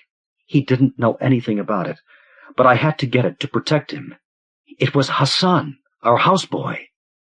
"Hassan?" I exclaimed. "How did you know?" "I lied to Jeff," she said. "I got home earlier than I said, and I caught Hassan coming out of Harry's room. He hurried out the back in such a suspicious way that I knew he was up to something. I looked in Harry's dresser and found the gun was gone. It was common knowledge that Peter Hendrik had been playing around with Hassan's sister. Hassan had told me he was going to marry her. Of course, Hendrik had no intention of doing so. The Malays don't take that lightly. For them, there's only one answer to that. But what could I do? If I were right, I couldn't stop him, even if I went after him. I was all alone, and there was no time to get a message to anybody." "So when you heard the shot, you were at home?" She nodded. "And then I remembered the gun. If Hassan had left it there, it would point right at Harry. However much I hated him, I couldn't let him be accused of murder. That's why I took the chance I did." I felt a tremendous relief, and shame that I had doubted her. "I'm sure Jeff Hawkins thinks you did it," I said. She laughed. "I won't lose any sleep over that." I moved closer and put an arm around her. "Am I forgiven?" I asked. She nodded and put her head on my shoulder. "I can't get over the way our paths crossed," I said. "Another day, and I'd have left." "It was fate, darling," she murmured. I smiled to myself, for in a letter from Jeff, he'd mentioned that Julia had been in to say goodbye, and had asked him where I was. But I didn't say a word, and to this day, Julia doesn't know. After all, there's some things it's better not to tell a woman, particularly if she's your wife. Murder, Anyone? By Phil Davis. If it weren't for my wife, I might never have hunched out the murders. There were 4 of them, and a 5th was on the fire. Homicide didn't see anything that resembled homicide. They liked accident, mainly, except for the one that went into the books as suicide. Though cops and robbers weren't my thing anymore, I liked to keep my brain in. When I was with the department, I was no great shakes, just a digger who liked to play hunches. Now that I'm retired, not because of age, but due to a rich departed uncle, I could play without being reprimanded. The first so-called accident made no impression on me. It happened to a veterinarian who died because of a faulty gas heater. So what? You read about it all the time, right? Then a carpenter gets his hand mixed up with an electric saw in his own shop yet. That doesn't happen too often to a professional carpenter. To an amateur, yes. Anyway, they found the poor guy 2 days later near the telephone with his arm outstretched, apparently trying to reach the phone with a hand that was still attached. I said to my friend at the precinct, "Something smells, Marty. A pro wouldn't go near one of those power saws without the safety guard in position. How come this one did?" Marty was a shrugger. "Careless," he said. I nodded, my brain acting like it still belonged in a detective's skull. It's possible that a carpenter could be careless, but before a person can get his hand sawed off, first the machine's got to be trying to saw something else besides hands, right? There wasn't a hunk of wood anywhere near that sawing table. "How come?" I asked Marty. Marty gave me one of those tolerant sighing looks. "He wasn't sawing any wood, Hank. He accidentally flipped the switch while his hand was on the table." All right, that's an answer. I filed it away. Then there was this druggist who was found cold in the back room of his store with a belly full of cyanide. It was obviously suicide. If a druggist wants to go, he knows how, fast and easy. I didn't argue too much in that one. It was a fairly open and shut suicide. But one thing bothered me that didn't seem to bother the department. All 3 of these cash-ins happened on a Monday afternoon at around 4:30. Marty threw up his hands in disgust. "Why don't you go home," he said, "and watch the crime shows on television? Better yet, write some." I ignored both suggestions. "Imagine that," I said, pressing the point. "Everything happens on a Monday afternoon at around 4:30, a week or 2 apart. Funny, right?" Marty didn't think it was funny. He admitted it was strange, and gave me a lecture on the theory of coincidence. I'm a patient man. I didn't belabor it. During one of my usual visits to the precinct, a report came in that a Mr. Adams, owner of the East Side Exterminating Company, choked on the fumes of some bug killer he'd been mixing. I said to myself, murder number 4? I also thought, why not? It was a Monday, and it was around 4:30 in the afternoon. Nora was on her side of the bed, trying to solve her weekly acrostic puzzle, while I stared at the ceiling, hoping maybe I'd find some answers up there. Mr. Adams, the exterminator, had been mixing formulas for 20 years, and all he ever killed were bugs. Now he mixes some stuff which any high school chemistry student knows is lethal, and bye-bye, Mr. Adams. How come? Marty had told me after the usual investigation there was a mix-up of labels on the bottles. Another pro is careless? Come on. Nora squealed, I got it! I got it! Big deal. Another acrostic puzzle solved. Listen to this, darling, she said. This one is real profound. I gave her my big deal attitude and said, Do tell. Don't belittle me, darling. It was the hardest acrostic I ever worked. I leered at her well-formed breasts, pressing against her sheer nightgown. Me? Belittle you? She pulled the covers up to her chin. Nervy, she said. That's Nora, a regular square. I slid over to her side and asked her to read me the profound solution to the acrostic. She gave me a smug look and read, To liquidate the liquidator, the insects must rise and devour the devourer the day next when the moon is full. She waited for my reaction. I let her wait because I didn't understand it. Well, she said finally. What's so profound about that? Don't you know what it means? It's supposed to mean something? It means that nature will someday rise up and destroy us all, because we've been fiddling around with her entirely too much. Not bad, I said grudgingly. Like that little exterminator guy I was telling you about. All his life he mixes stuff to kill bugs. Now the stuff kills him. I frowned. That's a funny coincidence. What is? Read that again. She did, and this time I listened carefully. To liquidate the liquidator, the insects must rise and devour the devourer the day next when the moon is full. I nodded and wrinkled my forehead. That bug killer, his place is next to the Moon Cafe. So? So he dies at 4:30, when the moon is full, of beer drinkers. The acrostic tells when it's going to happen, where and to who. Whom, she corrected. Then she mimicked me with an icky face.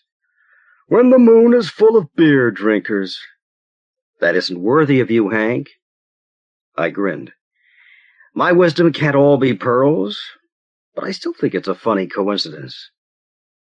Well, you're going to Teresa Trimble's tomorrow night. You can ask her about it. Who's she?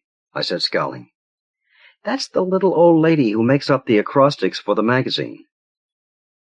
My wife was giving me one of her teasing-type smiles, obviously enjoying the scowl I kept on my face. So I teased her back by removing the scowl and replacing it with a shruggy look. She couldn't stand it for long.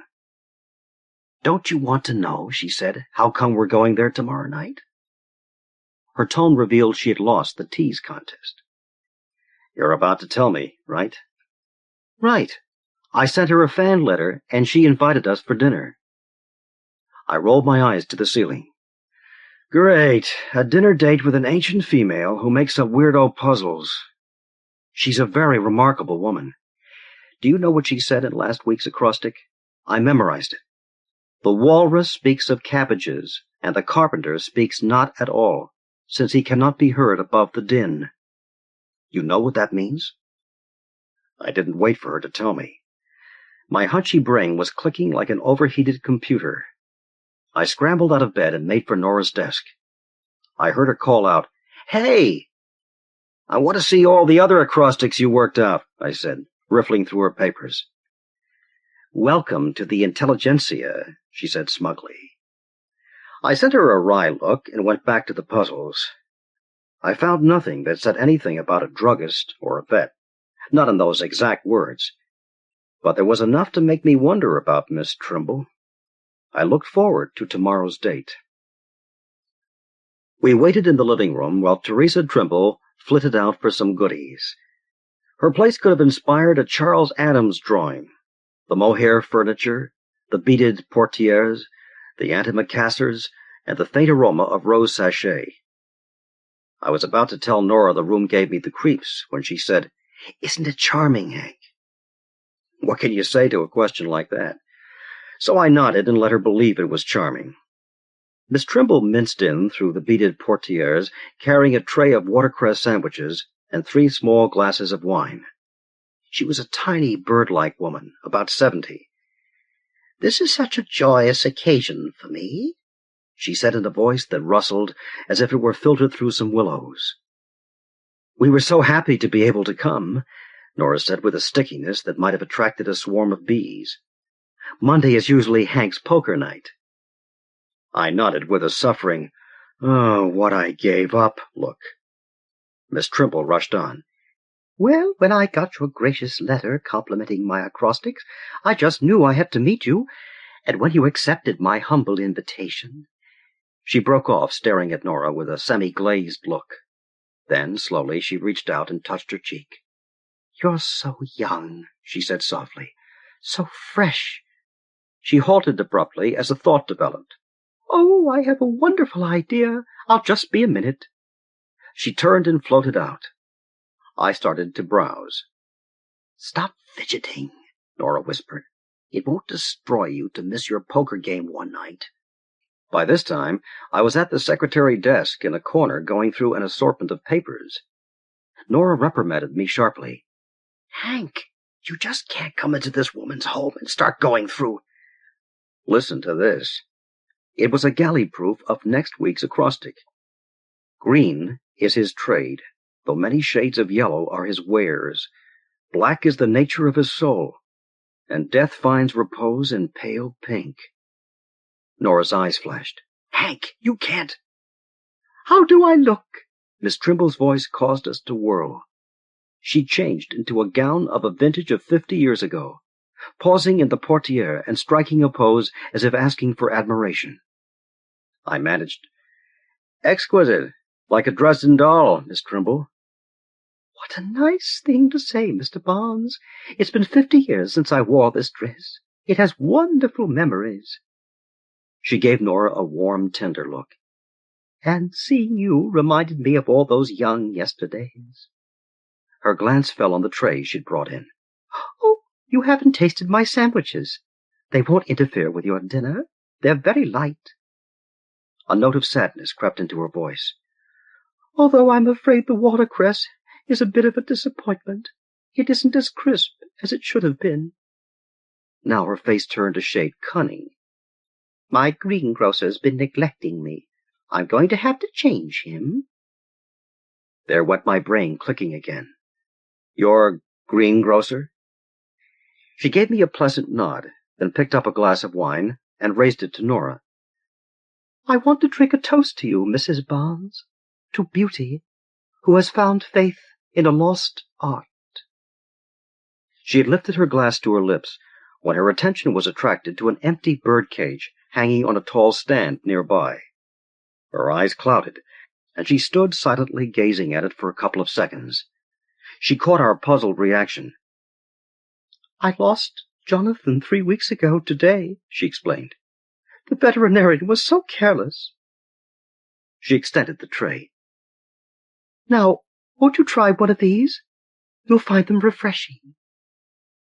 I reached for a sandwich and accidentally knocked over a glass of wine which spilled on the rug. Oh, Hank, Nora began chidingly. I'm sorry, Miss Trimble. I stooped down to mop it up with a paper napkin, but Miss Trimble stopped me. Don't worry, Mr. Barnes, she said. Moths got to my rug long before that little glass of wine. The exterminator was preparing a special solution, but apparently the moths were smarter than he. From my stooped position, I looked up at her and said cautiously, Would that happen to be an exterminator who had his place on East 47th Street? She reacted with a surprised smile. Why, yes, Mr. Barnes. Do you use Mr. Adams, too? I rose slowly. No, I said, and I don't think Mr. Adams is in a position to take on any more business. Nora swiveled her stare from me to Miss Trimble with dismay. In my sleep, I heard myself repeating, Green is his trade, though many shades of yellow are his wares. Green is his trade. Then I heard Miss Trimble's voice saying, My greengrocer's been neglecting me. I'm going to have to change him. Green is his trade. I'm going to have to change him. I awoke sharply and cried out, Oh, no! I turned and started to shake Nora. Honey, sweetheart, baby. She offered me her glaze-filled eyes. I've got it, I yelled, then added in a lower voice, I'm afraid. Nora yawned in my face and said, You've got what? You're afraid? I think that weirdo Trimble dame is going to change her greengrocer all right. She's going to change him from a live one to a dead one. I reached for the telephone on the nightstand. It's not a coincidence, Marty, I said. All your accidental deaths are tied in with these acrostics. Nora refilled our coffee cups. 3:30, Marty muttered dazedly. In the morning yet. Nora nodded in agreement. Imagine popovers at 3:30 a.m. And very good, too, Marty said with a mouthful. I'll have another. I waved a handful of solved acrostics under his nose. Remember the veterinarian who died because of a faulty gas heater? I'll bet you'll find he took care of Miss Trimble's bird with a broken wing. And the exterminator who fought a losing battle with the moths in her rug. I riffled through the stuff. It's all here. The carpenter, the druggist. And I'm warning you, Marty, Next Monday at 4:30, a greengrocer's going to die. Marty sighed. Do me a favor, Hank. What the hell is a greengrocer? Nora leaped in with her super intellect. A man who sells fruits and vegetables. Then she attacked me with her super logic. We had dinner with her last night, Hank. Did she act like a woman who committed 4 murders in as many weeks? And if she did, why lay it out in an acrostic puzzle? Who is this dame? Marty wanted to know. Lucretia de Bergerac? A master criminal? I don't get it. But I played your hunches before, and you've been right. So I'll go along with you now. Just don't tell my boss. Right. I turned to my wife. Nora... She was asleep on her feet. So I did what any red-blooded ex-detective husband would do under the circumstances. I yelled in her ear. Nora! Her head snapped back, and she spouted, A greengrocer is a man who sells fruits and... She broke off at the sight of my grin. You told us that before, dear, I said patronizingly. What we need to know now is which greengrocer is going to be the next victim. I gave her the assignment. Nora was a good operative. Teresa Trimble's greengrocer was a frail little man by the name of Pincus. His store was on Lexington Avenue, not far from Miss Trimble's apartment. The customers called him Pink, as in the last sentence of the acrostic, Death finds repose in pale pink. The following Monday, Marty and I staked out Pink's place. At about 4:15, Miss Trimble materialized on the sidewalk and glided into the store. We got out of the car and paused at the entrance. We heard Mr. Pincus greet Miss Trimble warmly. She wanted to know if her mushrooms were ready. You promised me, Pink, she said in that wispy voice. Today, Monday, 4:30, remember? Of course, Pincus said. I haven't had a light on in the cellar all week. They should be beautiful. I'll just be a minute. Mr. Pincus went through a back door, and we went in through the front. Miss Trimble was surprised. Why, Mr. Barnes, she said, how nice to see you. Are you going to buy some of Mr. Pincus's mushrooms? Not exactly. I introduced Marty. So nice to meet you, Mr. Gordon, Marty said. Thanks. Miss Trimble turned to a display of persimmons. Mr. Pincus says it bruises his persimmons to squeeze them. But how else can you tell if they're ripe? She gave one a delicate pinch and tossed me a conspiratorial smile. You'll never know. Miss Trimble went back to examining the persimmons, giving them a pinch here, a pinch there. A clock on the wall ticked ominously. It was obviously fast. Then, after what seemed to be a short forever, I checked my watch and glanced at Marty. What time have you got? Before Marty could answer, Miss Trimble turned from the persimmons and told us, It's 4:30. It was the way she said it that caused Marty and me to exchange a couple of alarmed looks, enough for Marty to scoot out the back door. It was so sweet of Mrs. Barnes, Miss Trimble was saying, to drop by last Wednesday. I gave her some of my special jasmine tea. I am such a wonderful tea man. I glanced nervously toward the rear door. She told me, I said. She's so young and pretty, Miss Trimble went on. You're a very lucky man, Mr. Barnes. If I had my way, she'd never grow old. I caught sight of a magazine on a counter beside her. It was the same one Nora subscribed to, the one with the acrostic puzzles. Before I could question her about it, Marty came in from the rear room, his features frozen in shock.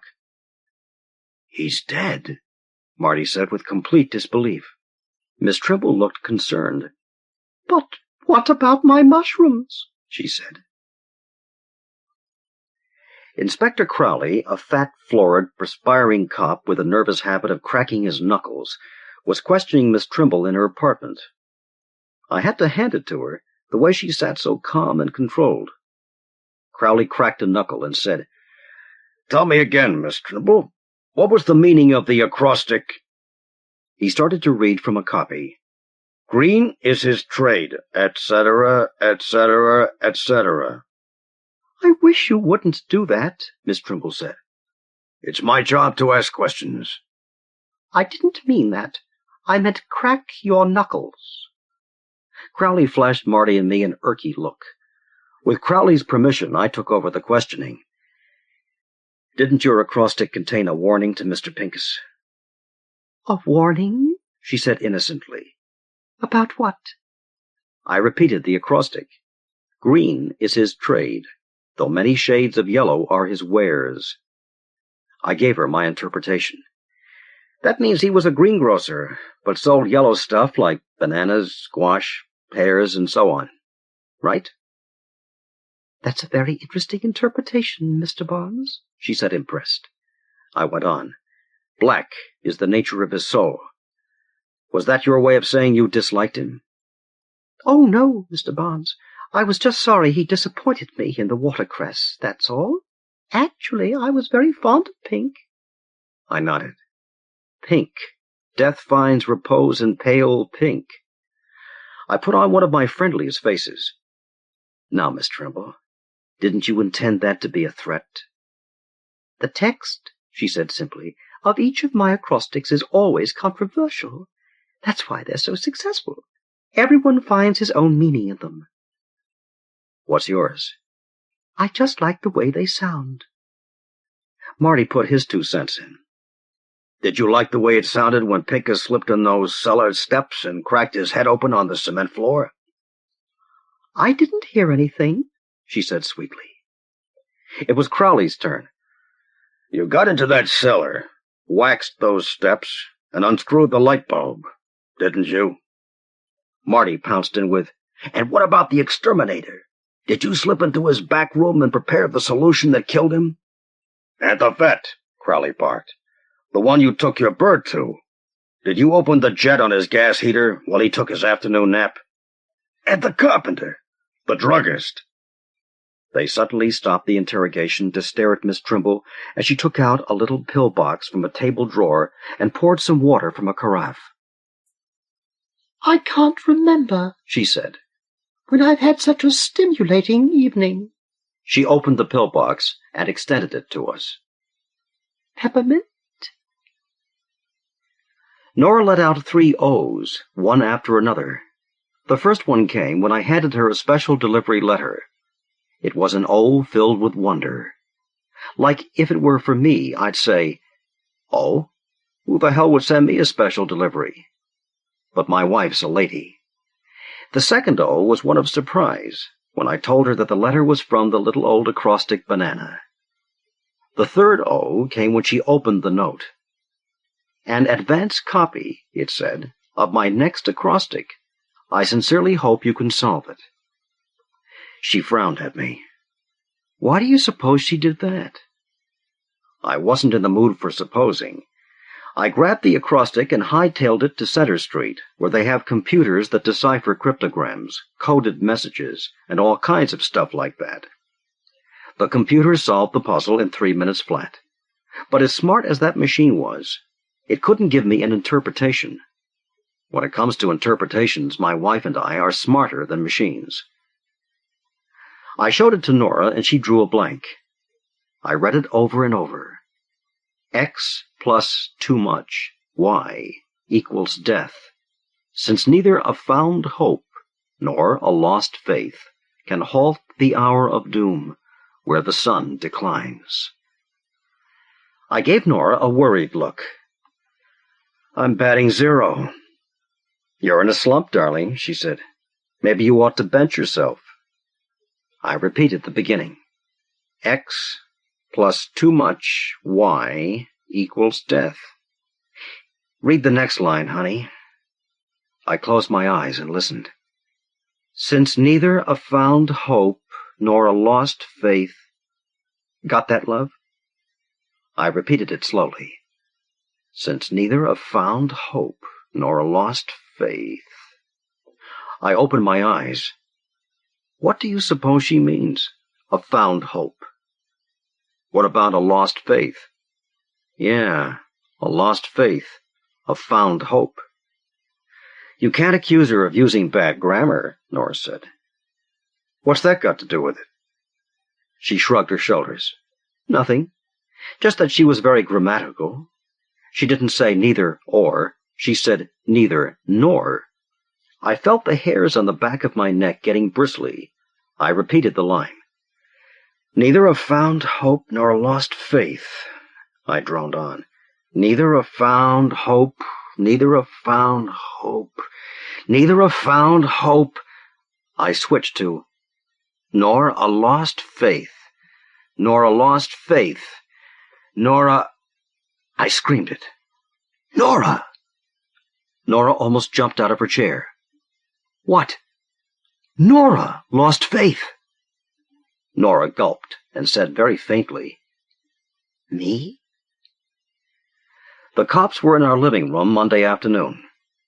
Nora sat on the edge of the couch looking very unhappy. What am I supposed to do? She complained. Just sit here and wait for the hour of doom?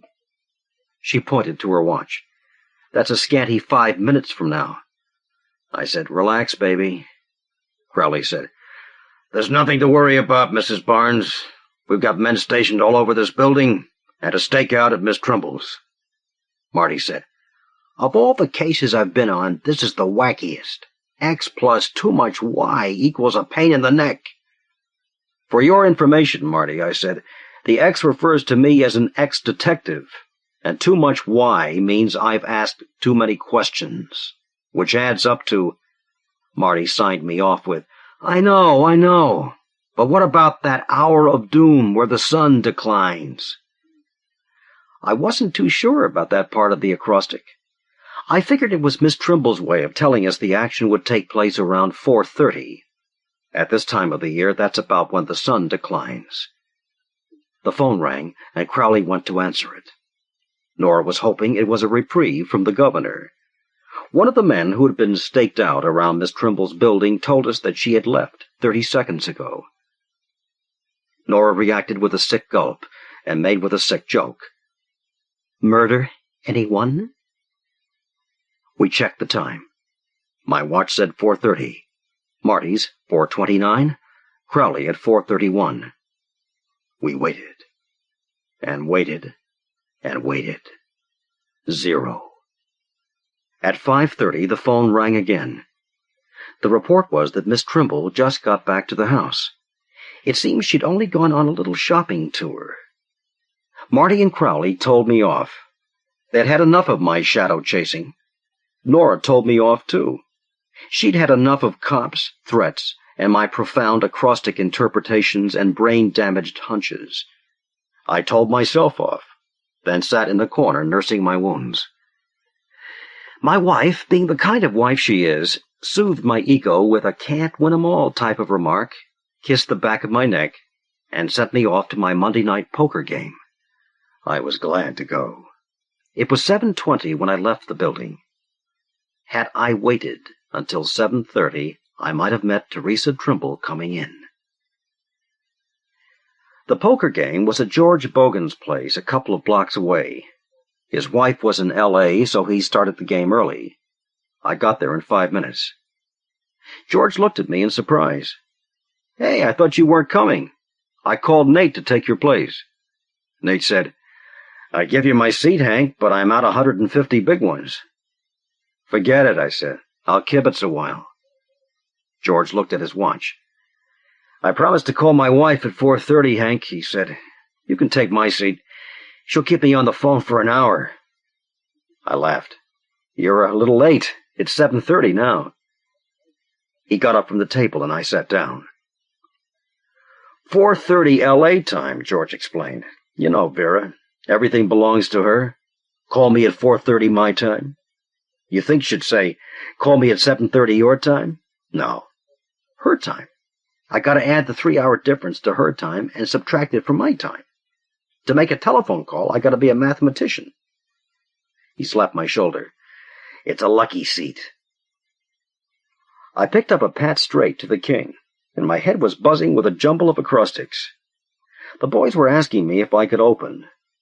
I heard myself say, the hour of doom where the sun declines. Where the sun declines. The stark realization hit me like a 10-ton truck. That dame laid it out. It was 4:30 in the west. I jumped with a convulsive motion that sent the chips flying and leaped for the door, leaving a bunch of surprised poker players. I don't know how long it took me to cover the distance from George's to my apartment, but when I skidded into the lobby, I had very little breath left, just enough to breathe a prayer of thanks that the elevator was there waiting. I punched the button for the 12th floor, and nothing happened. Damn it, move!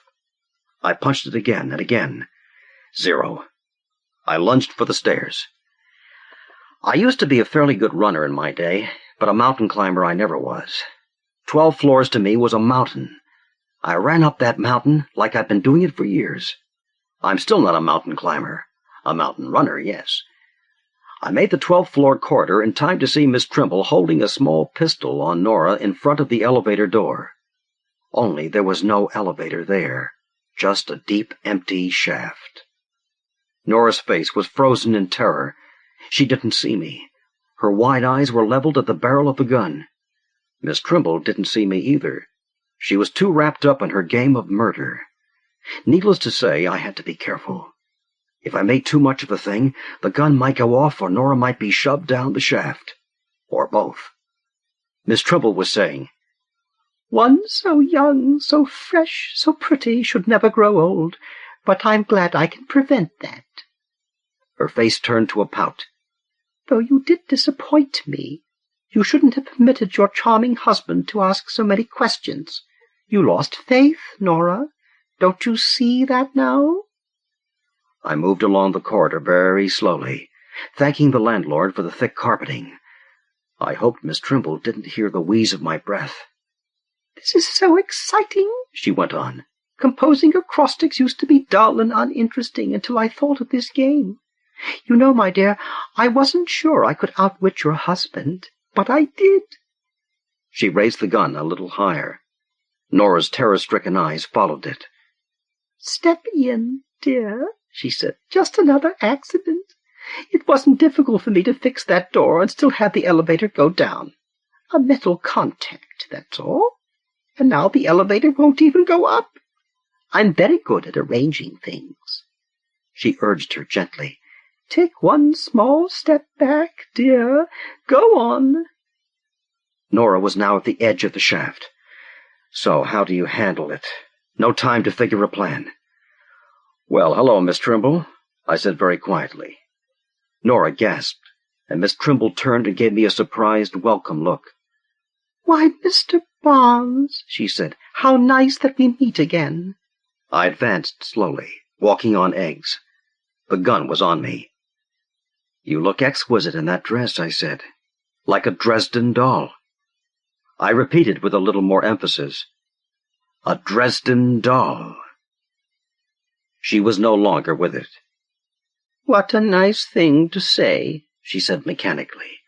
"It's been 50 years since I wore this dress. It has such—" Very gently I took the gun from her. She didn't even notice. "It has such wonderful memories." Nora swayed. I moved quickly past Miss Trimble and extended my arm to keep her from falling backward into the empty shaft. "Easy, baby," I said under my breath. Then in my most suave tone I said, "We're having Miss Trimble in for tea." "That reminds me," Miss Trimble said. "My tea-man mixed some orange pekoe in my jasmine. He shouldn't have done that." I agreed with her as we led her to our apartment door. The Island, by William Jeffrey. When Flagg was within 200 yards of the island's leeward shore, he cut off the muted throb of the skiff's 10-horsepower outboard and used the oars to take him the rest of the way in. He grounded the skiff at the corner of a slender strip of gravel beach that gleamed whitely in the darkness, the only spot other than the man-made inlet on the north shore where a boat could be landed safely. He tilted the outboard out of the water, then dragged the small craft into a shelter of pines and thickly grown ferns. There was no moon, and the stars winked coldly, distantly in the night sky. It was a few minutes past 11. Flagg knew that the island was a quarter-mile wide and a half-mile long, and he knew all of its contours and contents. Sherlock had given him an air reconnaissance map just before Flagg had left San Francisco for Seattle the previous afternoon. He set out to the north, skirting a wooded knoll. Dressed in black clothing and black woolen cap, he was just another shadow etched against the motionless ebony waters of Rosario Strait. Several minutes later, using an alternating route through trees and along the rocky shore, he had come around to the inlet where Parrish kept his rented 20-foot inboard-outboard cruiser. He paused in the pines which ringed the small cove, listening for the dogs. He heard nothing, but that didn't have to mean much. The dogs were Dobermans, a breed that, if properly trained, would strike as silently and as swiftly as a sniper under the cloak of darkness. And Parrish's dogs were reputed to be well trained. There were 2 boats tied at the end of the long wooden pier, which jutted out like a pointing finger into the cove. The cruiser, and a 14-foot skiff that was reminiscent of the one in which Flagg had arrived. The skiff undoubtedly belonged to the man named Denman, who was the island's permanent caretaker.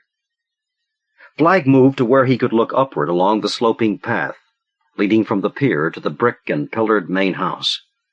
It sat high on the bluff, which comprised the eastern section of the island, screened by trees. There were no lights that he could see. Silhouetted against the night sky, the house had a Gothic look about it that might have amused Flagg in another situation.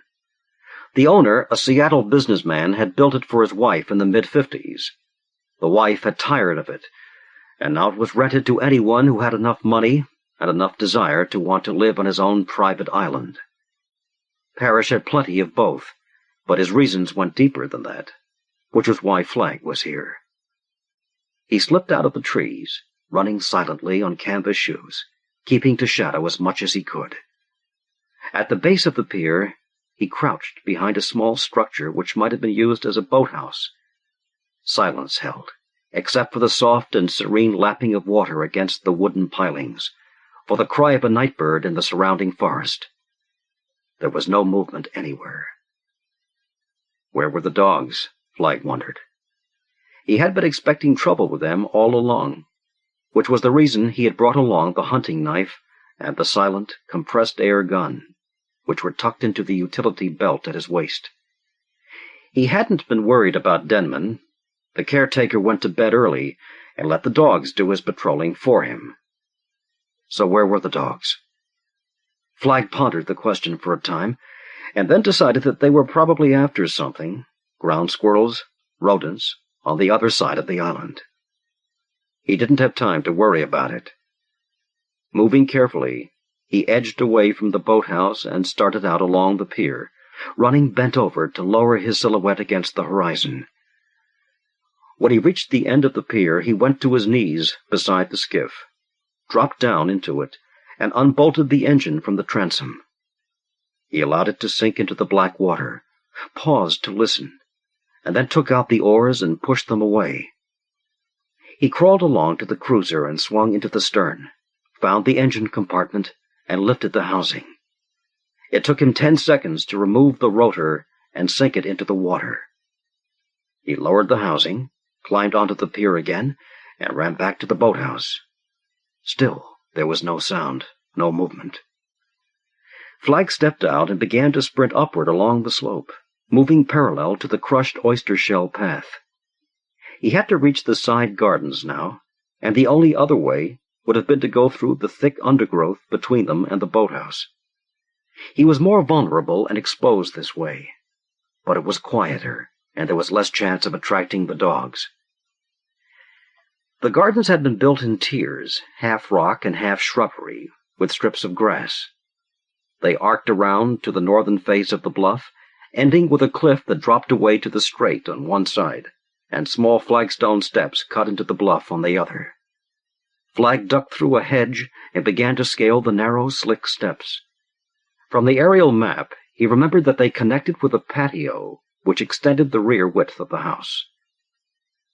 He was halfway up when a muffled and yet explosive report shattered the nocturnal quiet.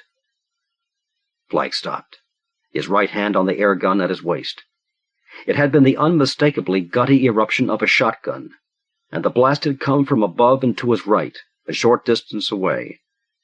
He waited another second or two, ears straining, but quiet had settled on the night again. Taking the remaining steps 2 at a time, he gained the patio and crouched behind a low concrete wall. The air gun was in his hand now, his finger hard against the trigger, and he listened intently. One ground-floor room on his right was lighted, a dim yellow glow spilling through a series of narrow-paned French windows and drawn curtains. The back of the house was otherwise as dark as the front had been. Softly, Flagg trod between the maze of wrought-iron garden furniture spread across the patio, coming up to one side of the windows. He peered through the glass and the semi-opaqueness of the curtains. The room was obviously a study. There was a small, ornately decorated fireplace surrounded by glass-doored bookcases. Niches between the cases were filled with ponderous oil portraits, age having dulled them to the point of obscurity. At the far end of the study was a massive hardwood desk of the Empire period.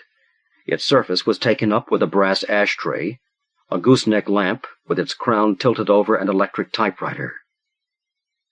Behind the desk was a padded leather swivel chair, canted to one side, and sitting in the chair was a white-haired, heavy-jawed man Flagg knew to be Eric Parrish. Parrish appeared extremely relaxed sitting there, his hands draped loosely in his lap, his head resting gently against the high open collar of his white shirt. His eyes were open and half-lidded as though filled with sleepiness. The dark round hole between them leaked blood over the bridge of his nose in a congealing stream. Flagg put on a pair of thin leather gloves to twist the handle on one of the French doors. It was locked. With the butt of the air gun, he broke one of the panes, reached in, and unlatched the door. The sound of the glass breaking hadn't been particularly loud, and the patio remained empty, the night silent. He slipped into the room, stepping around the shards of broken glass now cushioned on the thick carpeting, and crossed hurriedly to the dead man. In addition to the neat little hole in Parrish's forehead, there was a gaping, jagged-edged exit wound the size of a silver dollar that had stained his white hair a dull crimson. Following an imaginary line of trajectory, Flagg found another hole in the wood paneling behind and to one side of Parrish. Turning then, he saw the inner door, and it was obvious to him that somebody Parrish had known had stood there, perhaps just entering or leaving, and Parrish, swiveled in that direction, had been shot before he'd been aware of the threat. Flagg set about searching both the study and Parrish's body. The dead man's wallet, diamond ring, and expensive watch hadn't been touched. The desk drawers were filled with odds and ends, typing paper, a checkbook drawn on the Bellingham Bank and showing a large balance in 5 figures. The electric typewriter still hummed softly, but there were no written or typed papers either on the desk, in the typewriter, or anywhere else in the room. Flagg stood staring down at Parrish with a tight feeling of frustration and impotent anger in his throat. The assignment had somehow gotten screwed up before he'd even been able to start it. Parrish's death in itself wasn't regrettable. It was the fact that the papers were missing which made it as bad as it was. Parrish had been one of the organization's top men in the Washington, D.C. area for a number of years, living the fat cat life in Alexandria, Virginia. Then there had been a death in one of the families, and a subsequent struggle for control. New leaders with new brooms had come on the scene, and Parrish had suddenly found himself in danger of being swept out by young blood with stronger organizational ties. Embittered and vengeful, Parrish had denounced the circle and had then dropped out of sight. Shortly afterward, the organization had learned through informants that he was planning to write a book. The book, the biggest and the most volatile yet, naming names and including documentation not only of past history, but of current operations as well. Considering his position in the nation's capital, his revelations would have caused a scandal of unprecedented proportions, and nobody on either side of the legal fence wanted that to happen. But Parrish had been hard to find.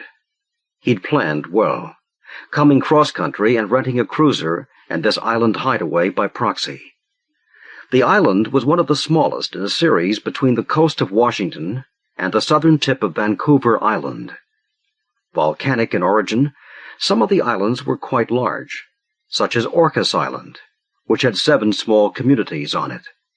Others were unnamed vacation spots only big enough for 1 or 2 houses, and were the exclusive retreats for the well-to-do of nearby Seattle and Bellingham.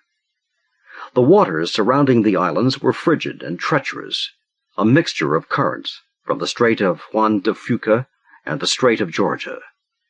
The mainland could be reached only by boat, either private or the twice-daily ferry which plied between Sydney, British Columbia, and Anacortes, Washington. Eric Parrish had found the perfect location at which to write his book without interference, or so he'd thought. With the word out, and thousands of informants looking for him, his hiding place had finally been pinpointed in spite of all his precautions. The Washington, D.C. branch of the organization had immediately contacted the head of the West Coast Security Division, a man named Churlack, and Churlack had assigned Flagg, his primary troubleshooter. Flagg had rented a car in Seattle and driven to Anacortes, then had taken the morning ferry to Orcas Island and driven around to the opposite side to the hamlet of Doe Bay, the nearest port to Parrish's island. Arrangements had already been made with a northwest contact, and Flagg had found a boat waiting for him there, all the gear he would need, and an assurance that Parrish was home. He had waited until 10 o'clock, and then he had begun the cold, silent crossing. The idea hadn't been to kill Parrish. His sudden death might have caused more trouble in the long run than the book itself, especially if Parrish had managed to cover himself with some sort of insurance. The organization hadn't even been overly concerned with the publication of a book. Books were always being written about the organization, just as long as that one dealt only with past matters and with nothing happening now in areas like the nation's capital.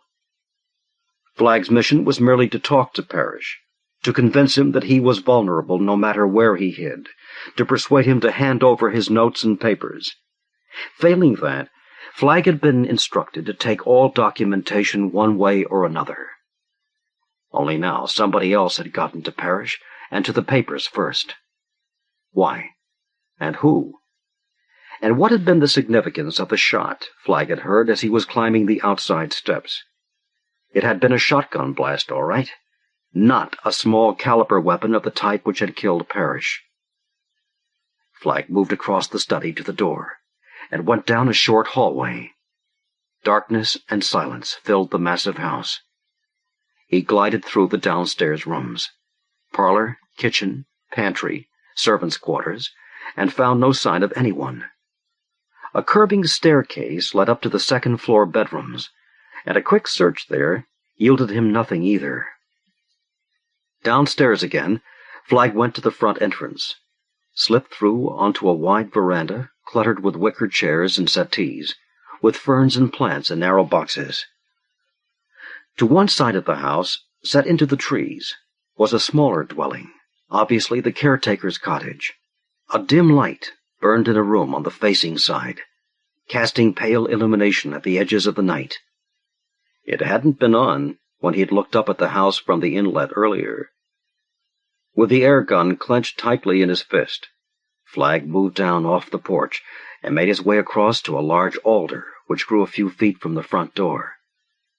He paused there, watching, listening. After a time he moved forward, put his back to the wall next to the door. The cottage was quiet, too quiet. Flagg reached out with his left hand and rotated the knob on the door, felt it turn. He set himself, shoved open the door, and went into the cottage in a low crouch, the gun leveled and ready. A tall, thin man lay in the middle of the circular living room rug, sprawled on his back. His head had been nearly severed from his body. The wall behind him was peppered with buckshot, spattered with blood and bone and brain. Flagg kicked the door shut and went through the cottage quickly. It was empty save for the dead man, and there was no sign of the missing papers. He went out through the rear door. Just beyond the cottage, on a bed of pine needles and leaf mold, he discovered the reason why he hadn't been bothered by the dogs. The two sleek black Dobermans lay 20 feet from one another, stiff and dead. They had each been shot once in the head with the same type of gun that had killed Parrish. Flagg worked his tongue over dry lips and moved away in the shadows to the side of the brick and pillared mansion. He stood in darkness there, letting thoughts run free in his mind, trying to put it all together. Parrish dead, Denman dead, the dogs dead, Parrish and the Doberman shot with a handgun, the caretaker with a shotgun. Who and why? Well, all right. There were no answers to those questions just yet. He had to look at it from the standpoint of what he did know, of what seemed logical. To begin with, whoever had been responsible for the carnage tonight had been after the papers and notes for Parrish's book, for some as yet unknown reason. Flagg would have found them if it had been otherwise. Parrish would have had them by the typewriter, where he'd obviously been working when he was shot. Flagg knew, too, that Parrish had apparently been killed by someone he knew, a house guest, maybe, and that it was unlikely, owing to the contours of the island, that another boat of the requisite size could be secreted along the shoreline. That meant the killer had very likely been planning to use either Parrish's cruiser or the caretaker's skiff to make his escape. And since Flagg had disabled both craft, the killer and the papers were still somewhere on the island. Flagg had to believe that was the way it was. If it were any other way, there was nothing he could do. His first thought was to check the cove. He moved away from the house again, and ran silently to the path and down it, letting darkness camouflage him. Crouched at the bole of an oak, he looked out at the pier, at the near motionless boats tied there. Nothing stirred. Flagg swore mentally. Now what? The killer could be anywhere, hiding, waiting, searching. He had no idea how well the guy, assuming it was a man, knew the island. One thing was certain, though. If the killer had intended to use one of the craft out there, and had come down here to find them disabled, he had to know that there was someone else on the island besides himself, someone alive and with a purpose. What would he do then? He wouldn't know who Flagg was, or why he was on the island, but he would have to know that the intruder had come by boat, the only boat that was operable now. There was only one thing he could do: search out and appropriate Flagg's craft. The search could take a matter of minutes if the guy knew the island, or an hour or more if he didn't. But eventually he was bound to find the gravel beach and the hidden skiff. If he were able to do that before Flagg found him, if he were able to make good his escape with Parrish's papers, Flagg would be trapped on an island with 2 dead men and a mission in ruin.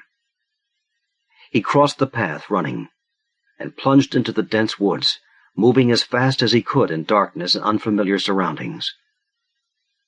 The forest was oddly silent, save for an occasional rustling of an animal or bird, and somehow it gave the impression of vastness far out of proportion to its size. Flagg knew that misdirection was an immediate danger, and he tried to keep the murmuring of the ocean strong in his right ear, an infrequent glimpse of the mansion visible over his left shoulder, due south in as straight a line as possible. The house remained jagged and dark against the paler night sky, but the forest seemed to continue endlessly through a series of small slopes and valleys, thick with brush and trees. The evergreens took on strange shapes as urgency grew inside him, and the slender strip of beach failed to appear. Flagg topped a knoll, thinking that it could be the one he had skirted earlier after beaching the skiff. But beyond, it was a higher elevation, rocky and densely grown. He came down off the hill, crossed the brief valley below, and scrambled upward again through several gnarled oaks growing bent from the wind. When he had reached the crest, breathing heavily, he saw the beach below him, clear and empty and still gleaming a faint white. He worked moisture through his mouth, peering into the darkness. He saw nothing. As rapidly and as silently as he was able, he went down the hill to the beach, clawing at the earth with his hands, grasping plants and saplings to maintain his balance. In spite of his efforts at stealth, a shower of loose stones and dirt cascaded with him. He reached the bottom, then eased around an outcropping of rock until he saw where he had dragged the skiff into shelter. The craft was still there, untouched. 10 feet beyond the end of the beach was a marshy hollow, filled with thorn bushes and young firs, a place to hide, a place to wait. Flagg started there, the compressed air gun held in close to his body. He was 2 steps away when a massive explosion, a brilliant flash of fragmented light, erupted on his right. Bits of earth and splintered tree branches and shrubbery peppered his lower body along with a buckshot, a stinging rain of it like shrapnel from a burst hand grenade. The shock straightened him up for an instant. Then, reflexively, he threw himself into the hollow, rolling, scrambling along wet earth into the bramble thicket. The killer had been here all along, waiting at some vantage point in the bush. He hadn't wanted to leave a witness of any kind, and he had likely wanted to know who Flagg was, and those were the things that had kept him on the island. Flagg's heart thudded painfully against his ribs as he turned his body on the moist ground. His gun was gone, lost in the first shock of impact, or in his wild dive for cover. The killer had the shotgun and the handgun he'd used on Parrish and the dogs.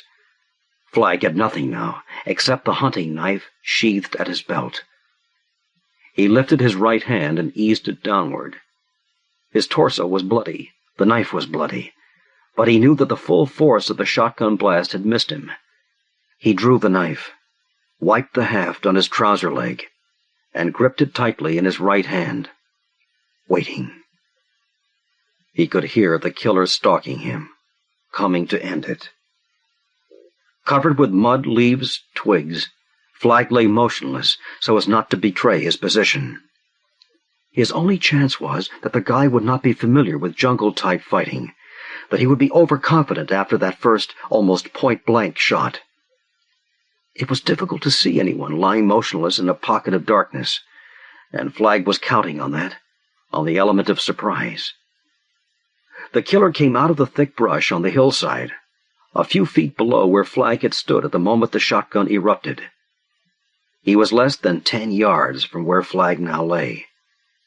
In his left hand he carried a leather briefcase, with a single-barrel shotgun crooked down in the elbow. In his right was a small automatic, held up and ready. His eyes ranged the brush. Flagg waited until the man's body was half turned away from him, and then he raised up fluidly and threw the hunting knife. The overhand pitch was hard and it was true, and the blade flashed through the darkness and disappeared into the killer's exposed right side just below the ribs. His body stiffened in a rigid pose. Flagg was already on his feet and rushing forward. He caught the haft of the knife just as the killer began to sag at the middle. The blade came free cleanly. The man turned, facing Flagg fully, their eyes only inches apart. There was a look of astonishment in the pain-washed glance, then dull emptiness. He fell into a small heap, staring sightlessly upward. For the first time since the sprayed buckshot had struck his body, Flagg felt pain across his own right side, his stomach. The front of his black sweater was stained darkly with blood, and there was enough of it so that tiny streams flowed downward over his trousers. But he knew he wasn't badly hurt, that none of the wounds was deep. He would be able to patch himself up with strips of cloth until he could get to a safe doctor. He knelt, hurting, pulled the dropped briefcase to him and opened the catches. There was a pencil flash in his utility belt, and he used that to examine the contents. Parrish's notes, all right, and several pages of typescript for the projected book.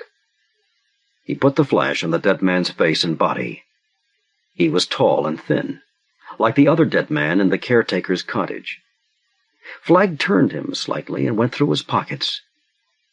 There was a wallet there, and inside it a California driver's license issued to a Thomas Sanders, but the face that looked back at Flagg from the photograph was not the face of the killer. Flagg returned the wallet to the dead man's pocket, stood up with the briefcase held in his right hand. He was thinking about the dogs, the 2 dead Dobermans lying 20 feet apart behind the caretaker's cottage, and he was thinking about how those dogs and Eric Parrish had died of handgun wounds, while the man in the cottage had had his face blown away with a shotgun. It began to make sense for him then. A pair of trained Dobermans, like Parrish, would not have allowed anyone near enough to them to fire a single bullet into each brain unless they knew that someone and trusted him. And the only other man on the island whom they would have known and trusted was Denman, the caretaker. It was Denman, then, who lay dead at his feet. The man in the cottage was a ringer, maybe an acquaintance of Denman's, maybe a drifter Denman had lured out to the island on some pretext or other, someone with the same general build as the island's caretaker, someone to be found without a face and carrying Denman's wallet.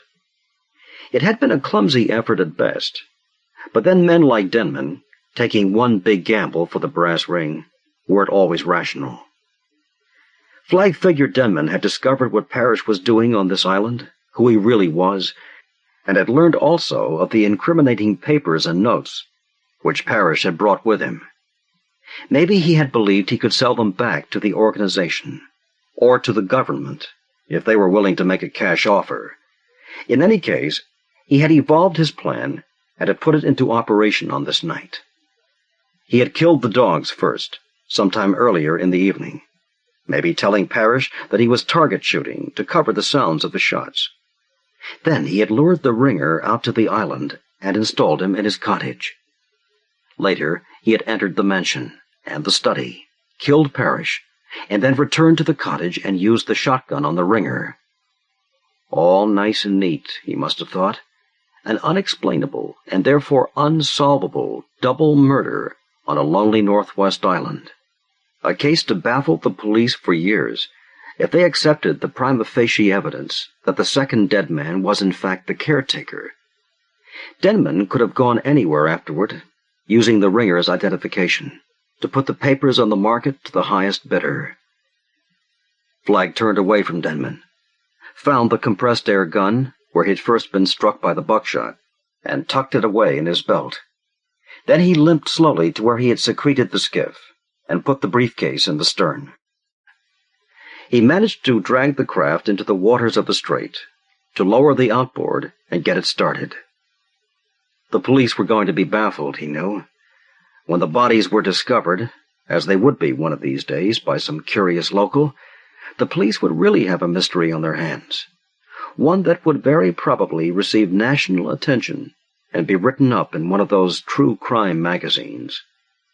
But that wasn't Flagg's problem. He had done the job he came to do, and that was all that mattered. He pointed the skiff's bow at Dobay and slipped away into the night. Tongue of the Suffering Dragon by James Holding. Leaning over the random scatter of ancient objects on the table, Howard Mitchell was visited by the sudden, almost intolerable excitement of the avid collector who spots a treasure. His heart lurched. He drew in a deep breath and leaned closer to the ceramic figure of the lute player, breathing mental thanks to the clerk at his Hong Kong hotel who had directed him to Mr. Cheung's Emporium of the Suffering Dragon. Mr. Cheung's antique shop presented a hodgepodge of supposed antiquities for sale to the credulous tourist, from Chinese weapons and armor to tatters of resplendent costumes once worn, no doubt, by noblemen and prostitutes before China became the new China. Mitchell knew very little about antique armor or clothing, but he did pride himself on a fairly broad knowledge of ceramics, and, unless his eyes deceived him, he had discovered among the junk of Mr. Cheung's shop a true piece of ancient Chinese pottery.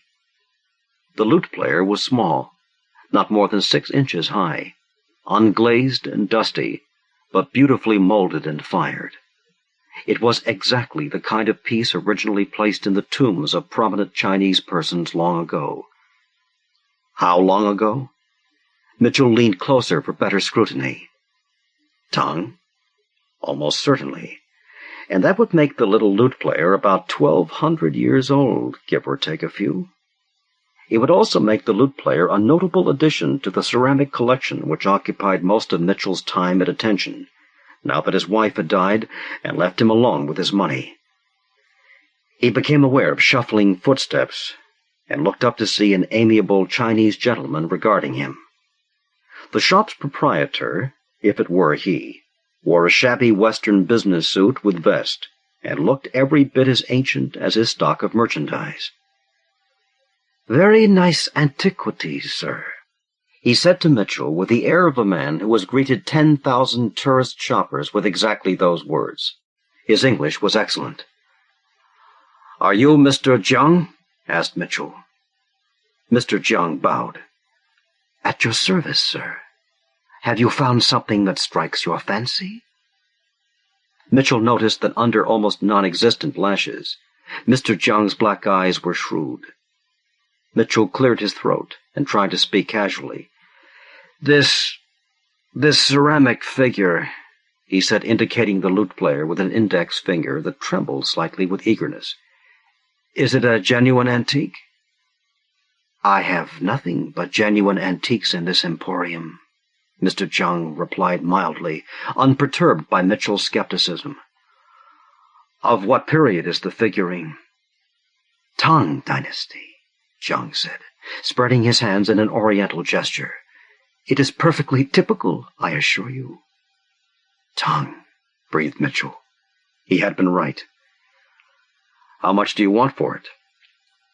Jiang smiled a faintly apologetic smile and shrugged his narrow shoulders. "It's a very nice piece, sir. Authentic Tang in good condition is very hard to find these days, you know." He jerked his head in the general direction of the new territories and red china beyond them. "So I must ask a reasonably high price. You understand that?" "How much?" $1,000, Jiang said. Mitchell's excitement grew. "Hong Kong dollars?" Again the faintly deprecatory smile. "Please, sir, American." He seemed amused, if anything, by Mitchell's question. "And I must warn you, sir, that it will do you no good to bargain with me. $1,000 is a very fair price. Ask anyone who knows antiquity values." Mitchell felt a touch of self-consciousness. Haggling always made him uncomfortable. "I don't need to ask anyone, Mr. Jiang," he said. "I know it's a fair price." As indeed he did. The going price for genuine Tang figures, now very fashionable among the affluent citizens of the United States, was about $2,000 apiece. Only a month ago, he had himself willingly paid a New York dealer $3,100 for a Tang soldier not as perfect as this jewel of a lute player. For the first time, he reached out a hand and touched the figurine, lifting it tenderly from its perch among the welter of objects on the table. "I'll take it, please. Will you accept traveler's checks?" Mr. Jiang bowed. Mitchell wasn't sure, but he thought he saw a lively pleasure in the black Chinese eyes. "Thank you," Mr. Jiang murmured. He took the figure from Mitchell's hand, leaving dust on his fingertips, and went behind a counter at the rear of the shop, where he proceeded to wrap the fragile lute player in layer after layer of cotton and dirty newspapers. "Is there anything else my poor emporium can provide?" he asked with stereotyped Chinese humility as he worked. "I have other fine items, sir." "That's all I want," Mitchell said. He was feeling very pleased with his luck. "Unless you have some more of those Tang figures kicking around." Mr. Jiang's hands grew still. He shot a glance at Mitchell. "Are you a dealer, sir?" "Not a dealer, no. A collector. Of ceramics. Chinese, Etruscan, Persian. Only a beginner, but I'm learning." Mitchell gestured at the piece Mr. Jiang was now inserting in a sturdy cardboard box. "I recognize that one as a beauty, anyway." Mr. Jiang finished wrapping the lute player and watched quietly as Mitchell signed traveler's checks and passed them over to him. He put the checks in a drawer and turned back to Mitchell. He said, "A moment ago, I remarked that Tang pottery is hard to find these days. I was telling the truth. But when one has the proper contacts in red china, these things can be arranged." Mitchell considered that oblique remark for a moment, then said, "Are you trying to tell me that you have contacts in red china, Mr. Jiang?" Jiang bowed. "And that, therefore, you do have more of these Tang figures available?" Jiang repeated his bow. "Well, I'll be damned," blurted Mitchell. Excitement surged through him again, but caution overrode it instantly. He had seen too many fakes masquerading as genuine antiquities to rely on the word of a strange Chinese. Yet there was the lute player. What harm could come of looking? "Where are they?" he asked. "Here in the shop?" "Where else?" The Americanism sounded quaint from the mouth of the venerable Mr. Jiang, despite his Western suit and vest, which were now making him sweat. "Will you come along with me, please, Mr. Mitchell?" He followed Jiang into a curtained alcove lined with wooden shelves. Jiang lit a dim bulb in the ceiling by pulling on a grimy string, and there, incontrovertibly, lined up at the back of one of the shelves among a miscellany of bangles, teapots, and jeweled chopsticks, stood a row of small ceramic figures that looked to Mitchell quite as authentic as the Tang piece he had already purchased. "I keep them back from the edge," explained Mr. Jiang, "to prevent accidents." His heart beating fast, Mitchell's eyes rapidly traversed the row of small figures. Musicians, horses, soldiers, 28 of them in prime condition. He picked up one, went into the main shop, examined the figure by daylight at the front window, and returned to Mr. Jiang. Jiang smiled. "Authentic Tang," he intoned earnestly. "Very rare, very good condition, very cheap." "If they're genuine," said Mitchell, unable to contain his suspicion, now reawakened 100-fold. "As I told you, Mr. Jiang, I'm fairly new at this collecting business, and not at all sure of my own ability to distinguish genuine pieces from fakes. But you must realize," he jerked a thumb at the row of figures, "that this is too good to be true." Jiang nodded.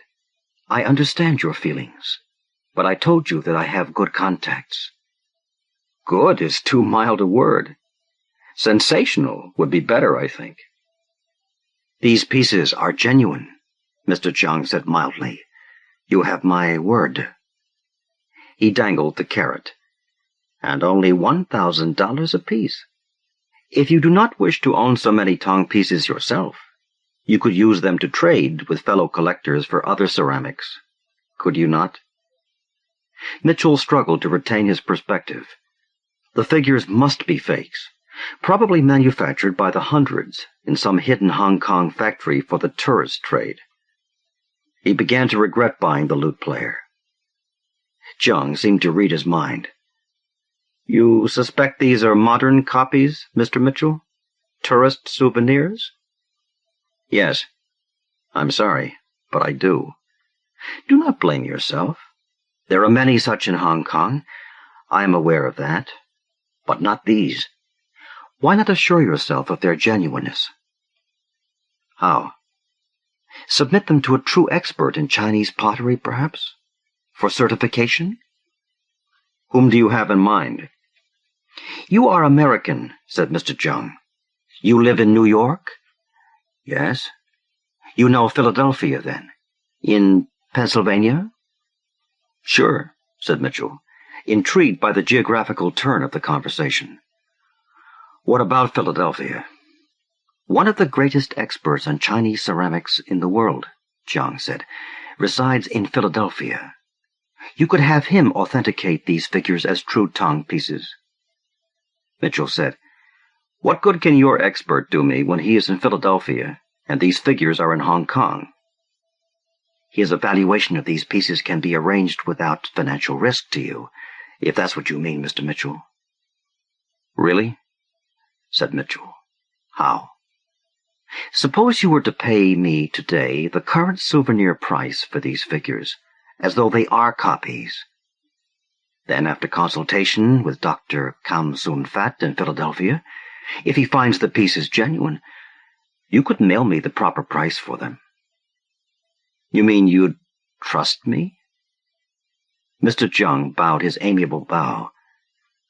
Thus you would risk only $5 American for each of these Tang figures, Mr. Mitchell, until you are satisfied they are authentic. Mitchell said weakly, "But the matter of customs duty." "Declare the lute player at its true value," Jung suggested, "and declare these other 28 figures as souvenirs at $5 apiece. I shall give you a sales slip to that effect." Mitchell was silent, considering wistfully the row of ceramic figures in a dusty Hong Kong shop, and thinking he'd like very much to own them, fakes or not, and they must be fakes. But if Jung was willing to trust him, wouldn't it be very ungracious of him not to respond in kind? He made one more cast before succumbing to the lovely temptation. "How do you happen to know this Dr. Fat, was that his name, in Philadelphia?" "I don't know him personally, only his reputation as a preeminent Oriental scholar. Everyone seriously interested in Chinese art knows of him. He is head of the Department of Oriental Studies at Widener College." Mr. Chung paused and looked at Mitchell doubtfully. "If you collect Chinese ceramics, Mr. Mitchell, I am very much surprised that you haven't heard of him." "I have," said Mitchell, smiling. "That's why I'm going to take you up on your offer, Mr. Chung. I'll take all 28 of these figures at $5 a head, as you suggest, and I'll send you my check for $28,000 if Dr. Fat certifies they are authentic." "Thank you for selling them to me, Mr. Chung. Whether they are copies or originals, they are still very beautiful." Mr. Chung bowed. "That is far more important than price, is it not?" Politely, he held out a fountain pen for Mitchell to use in signing 2 more travelers' checks. Professor Kam-Sun-Fat, B.A., M.A., Ph.D., M.F.A., belied his name. In his mid-30s, he was slender, almost emaciated, and his thin body gave no promise whatever of later obesity. His long-chinned, studious face was saved from severity by his spectacles, half-moon reading glasses over which he peered genially at his visitor, like a mischievous teenager experimenting with granny glasses.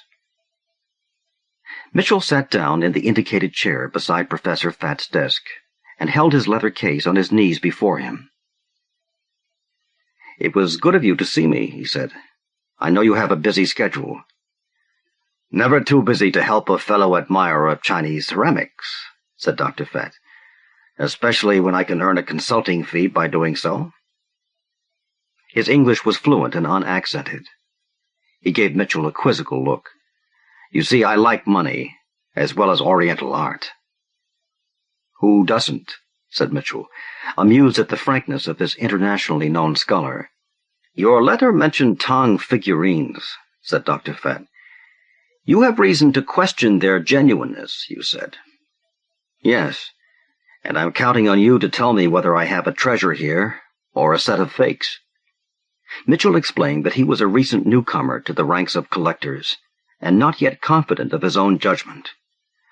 "Particularly," he said with a smile, "when quantity as well as quality is involved." "Quantity?"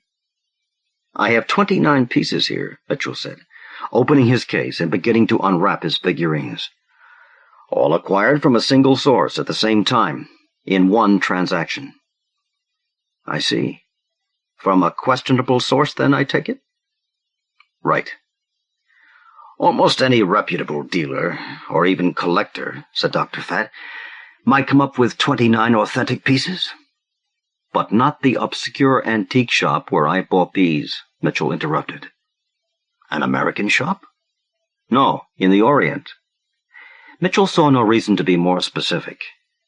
The place catered largely to tourists, so it's stretching credulity a bit, in my opinion, to believe that all these figures are genuine. As Mitchell removed the wrappings from each figure, he placed it on Dr. Fat's desktop. Over his spectacles, Dr. Fat watched with fascination as the collection of horses, soldiers, and musicians grew. "They are lovely, aren't they?" he murmured. His eyes caressed the figures. "Is that the lot?" "That's it," said Mitchell. 29.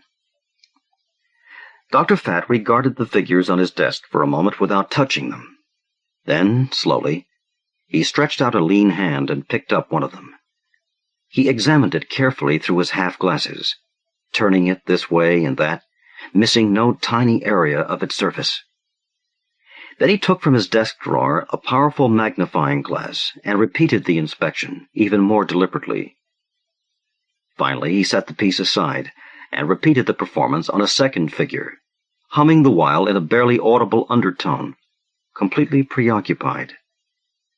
One after another, he scrutinized the 29 pieces of pottery, while Mitchell sat quietly in his chair, too engrossed to venture even a single question. When the specialist finished his inspection, there were 28 figures at the right side of his desk, and at the left, a single ceramic figure of a trotting horse. Dr. Fat straightened, stretched, looked over his spectacles at Mitchell, and smiled. "That's the best I can do, Mr. Mitchell," he said. "There's not a question in the world about 28 of your pieces." He waved at them. Mitchell's heart sank. "Forgeries?" he asked. "Not at all. Genuine tongue, beyond any doubt. I'll gladly stake my reputation on them." "That's wonderful," Mitchell exclaimed. "They look so right to me, and yet I couldn't quite believe it." "You can believe it now, I'm happy to assure you. You have 28 authentic pieces here, Mr. Mitchell. As for this one," Dr. Fat pointed to the trotting horse at his left hand, "I reluctantly must admit to uncertainty." "You think that one's a fake?" Mitchell felt a faint relief that it wasn't his lute player. "It is possible, yes." "What makes you think so? Isn't it just like the others?" "Not quite. There's a minute variation in the clay which disturbs me." Dr. Fat offered his magnifying glass, and Mitchell examined the horse. He saw nothing remarkable about it except for a tiny chip in one hoof. Dr. Fat went on. "This piece could merely have been carelessly fired 1,200 years ago, or it could equally well be only 12 years old, instead of 12 centuries. He smiled at Mitchell, "which would make quite a difference in its value." "Yes," pondered Mitchell. How much would he pay Mr. Jung at the Emporium of the Suffering Dragon for a possible fake? $5? Or 1,000? Or something in between? He said, "If you can't give that one a clean bill, I guess there's nobody who can." "Not so," said Dr. Fat. "If you're willing to risk another $150 on a possible fake, there is a way to determine whether this figure is genuine tongue or not. A scientific certification." Mitchell was surprised. "I thought you were the last word on that," he said. Dr. Fat shrugged. "The last living word, let us say. There is a mechanical method, a new one, which can also separate the sheep from the goats. Infallibly." "Infallibly?" "Yes," Dr. Fat said. "Not many ceramics defy my own analysis. Perhaps 1 in 100, like your horse here. But I am only human, therefore fallible. So in these rare cases, I recommend that this mechanical method be utilized to resolve the puzzle. The technique, I must say, is a remarkable example of the application of science to art, and recourse to it not only confirms or disproves my own judgment on a piece, but makes me feel much better about accepting a consultation fee for my advice." Dr. Fat put his fingertips together, steeple-shaped, and gave Mitchell a sudden boyish grin. "You're sitting there wondering why I didn't refer you to the infallible machine at once, aren't you?" he asked. "If it's so much more reliable than an expert's opinion?" Guiltily, Mitchell said, "Well, It is also very much more expensive, Dr. Fat said.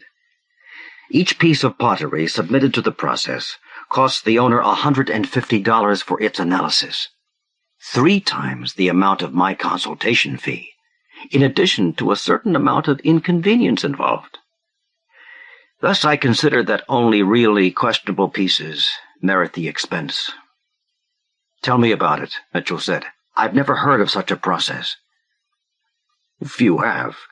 It's quite new, as I said. It was devised originally by a geochemist at UCLA and perfected only very recently at the Research Laboratory for Archaeology and the History of Art at Oxford. So far, there are only a couple of laboratories in the world considered capable of doing it successfully. One of them is at Oxford, of course, and the other, happily for us, is at the University Museum right here in Philadelphia. The method requires a great deal of very expensive equipment, sophisticated instruments. That's the reason for the high charge per analysis. I see, said Mitchell. He was impressed. The method itself is based on the fact that all pottery contains at least some trace of radioactive isotopes, or atomic varieties, of such elements as uranium, thorium, and potassium. In the years after the pottery is fired, this radioactivity tends to damage the crystals of quartz, feldspar, and other minerals in the clay. Are you with me so far? He asked Mitchell doubtfully. You lost me back there with the isotopes, Mitchell said. My line was steel forgings, but please go on. Very well. If a piece of pottery is reheated years later, these damaged crystals in the clay give off a faint blue light, invisible to the naked eye, but readily detectable with special instruments. Reheat? How can they reheat a ceramic piece like my horse without ruining it? They drill out a tiny sample from the base of your figure, where it doesn't show, and heat the sample up to 500 degrees centigrade. If cumulative radiation damage is present, the sample will emit the blue light. If the piece is a fake, of recent manufacture, the sample will emit no light, because there has not been enough radiation damage as yet. Sounds complicated to me, Mitchell said. It is. From the amount of light emitted, the date when the piece was fired can be roughly estimated. Not very precisely, but close enough to detect a recent copy at once. Mitchell looked fondly at his ceramic horse, which might be a fake. He said, So it is possible to get an accurate answer about my horse, right here in town, for $150? Then I'd be sure. Dr. Fat nodded. And I heartily recommend it. Then you'd know what you've got, without question. You said this machine confirms or disproves your judgment on a questionable piece, Mitchell said. What is your best guess on my ceramic horse? Genuine, replied Dr. Fat promptly. I'm 60% sure, but 40% doubtful. Mitchell made up his mind. Let's find out for sure, then. How do I go about it? I'll give you a note to the director of the museum. Fine. And thanks for everything, Dr. Fat. I'll let you know the verdict on the horse. I'll be most interested, said Dr. Fat. 2 weeks later, Dr. Fat received a long-distance telephone call from Hong Kong. Nephew? Inquired a thready voice above the satellite hum. Yes, Uncle, replied Dr. Fat, recognizing the voice despite its distortion. Mr. Jung, venerable proprietor of the Emporium of the Suffering Dragon, switched to Mandarin. I received a check in the mail today, nephew, for $28,000 from Mr. Mitchell. I thought you'd want to know. I shall bank your half as arranged. Good, said Dr. Fat with satisfaction. Let us hope this is but the first of many such coups. I see no reason to doubt it. Did everything go smoothly? Like clockwork. I solemnly certify the 28 forgeries as genuine, and raised reasonable doubts about the only authentic timepiece, the horse, recommending he have it tested mechanically. Which reminds me, Uncle, I am an authority on ceramics, you know. I can distinguish genuine tongue figures without your help. The nick in the horse's hoof was almost flagrantly evident. Forgive me, that was merely double protection against error. It shall not happen again. Mr. Jung paused. Mr. Mitchell did not question any of the forgeries. He had only the genuine piece tested? That's right, Uncle. And when the laboratory gave him the verdict on his horse, he couldn't thank me enough for being honest about my doubts of it. Mr. Jung laughed softly. I expected as much. He controlled his merriment and continued. The Western mind is so illogical. It tends to jump to conclusions on insufficient evidence. For example, if one tongue figure proves genuine, the 28 others must be genuine also. He chuckled wryly. Your own conclusion, Uncle? Or something that Confucius say? Dr. Fat laughed too. Neither.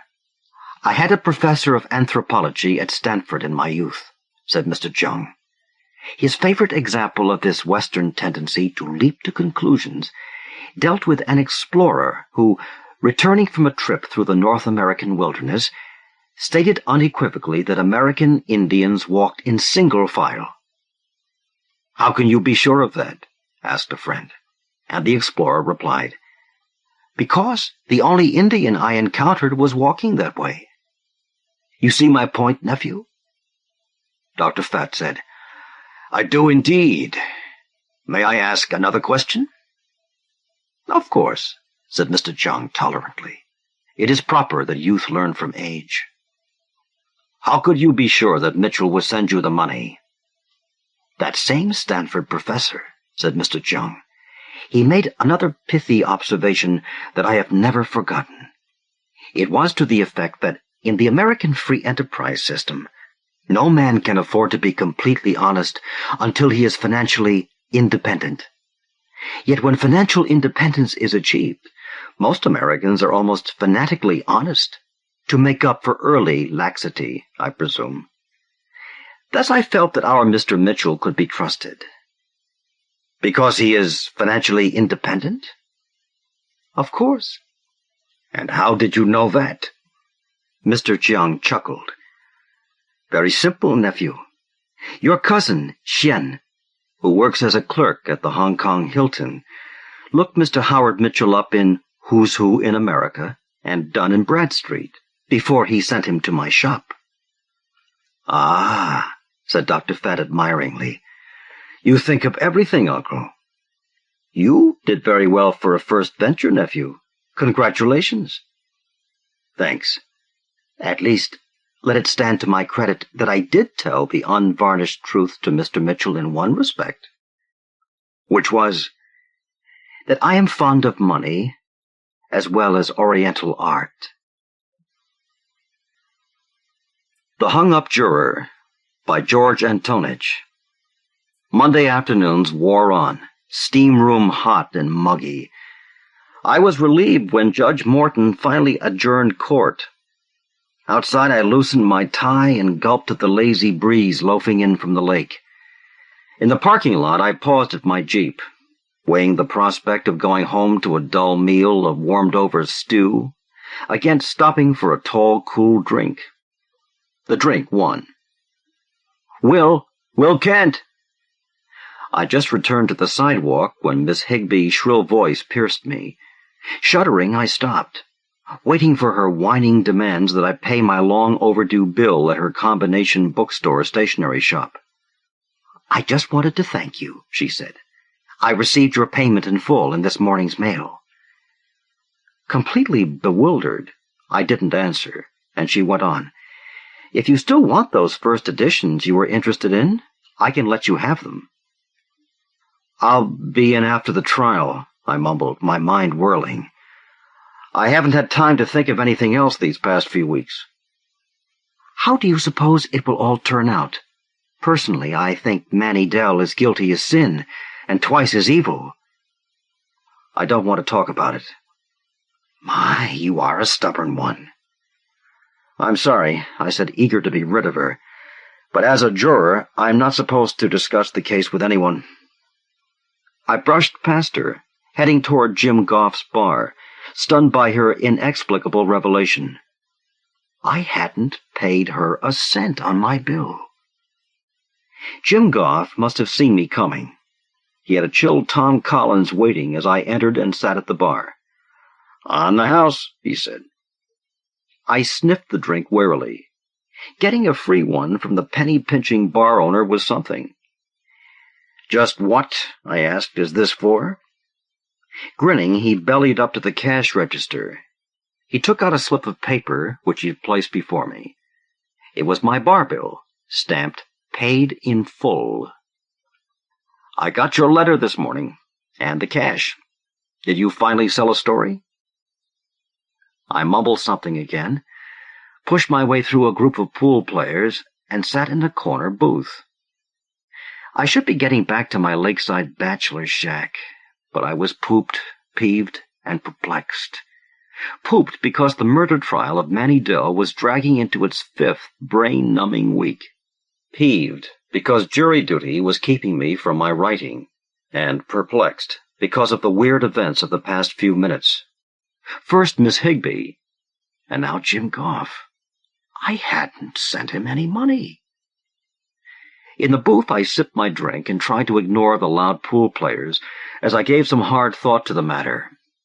Since I was the only Kent in Lakeport, it was improbable that both Miss Higbee and Jim Goff would mistake my accounts for those of someone else. My only living relative was my brother Mike, a cop in San Francisco. Had he paid my bills? And why? 5 years older than my 26, Mike had not been pleased when, after my medical discharge from the service, I'd chosen to try my hand at writing. "If you weren't so blamed stubborn," he'd said, "you'd join the force with me and amount to something." No, it was not likely that my establishment-oriented big brother would pay my bills. In his eyes, only my military crew cut kept me from qualifying as a hardcore hippie. Even if he wanted to help me, how would he know what I owed, and to whom? I sighed and lifted my glass. If there was one thing I'd learned in the service, it was never, but never, to question any good fortune. My motto had been, lie back and enjoy it. A minor argument flared at the pool table, cutting into my thoughts. Someone said, "How did you ever make that shot?" "Nothing to it," bragged the shooter. "Just reverse English." My mood broken, I tooled my Jeep down the lake road and into the carport I shared with the cottage next door. Linda Barrett, a vacationing schoolteacher, waved at me. A tall, anonymous-looking female, well past her first youth. She flashed me a warm smile as I dropped my long legs from the Jeep. Force of habit skipped my eyes over her body, but whatever femininity she possessed was lost under a floppy straw hat, oversized sunglasses, and a loose tweed suit that could have been a horse blanket. In a way, I was glad she had rented the cottage, instead of the usual bikinied co-eds who could divert a man's mind with a swish of their bronzed hips.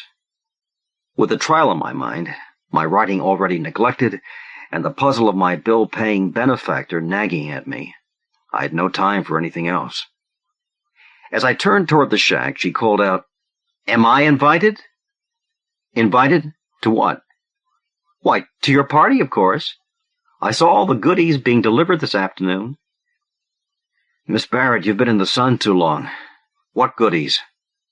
"From Parker's Market. The delivery man had to make 2 trips. I dashed inside. The refrigerator was overflowing with fresh vegetables, fruit, eggs, butter, and juices. Open-mouthed, I checked the food freezer.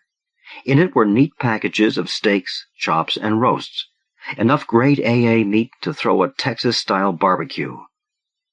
The normally Mother Hubbard bare cupboard bulged with canned delicacies, and the liquor cabinet held enough choice bottled goods to start a tavern.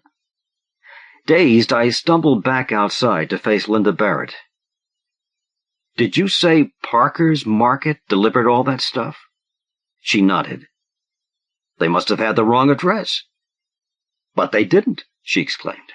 "I saw the typed list you sent them. The delivery man wanted me to check the items with him to see he hadn't forgotten anything listed." I went back inside. There was no point in my phoning the market. The phantom do-gooder had struck again. Instead of fighting it, I found myself enjoying it immensely.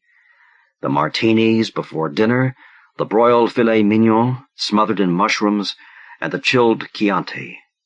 It was a rare, heady experience for a man who had been squeaking by on a slim disability check each month. Later, pleasantly full, I went to sleep without resorting to my usual numbing sleeping pill. Tuesday morning, I drove into town and took my place in the jury box. The defendant, Manny Dell, looked haggard and worn. He was in his middle 30s, but his boyishly handsome face made it difficult to believe the prosecution's contention that he was a sadistic, calculatingly cold-blooded killer. On the basis of what I'd heard thus far, I was still undecided. Like it or not, I was on the jury, and I meant to perform my duties with as much fairness as I could muster.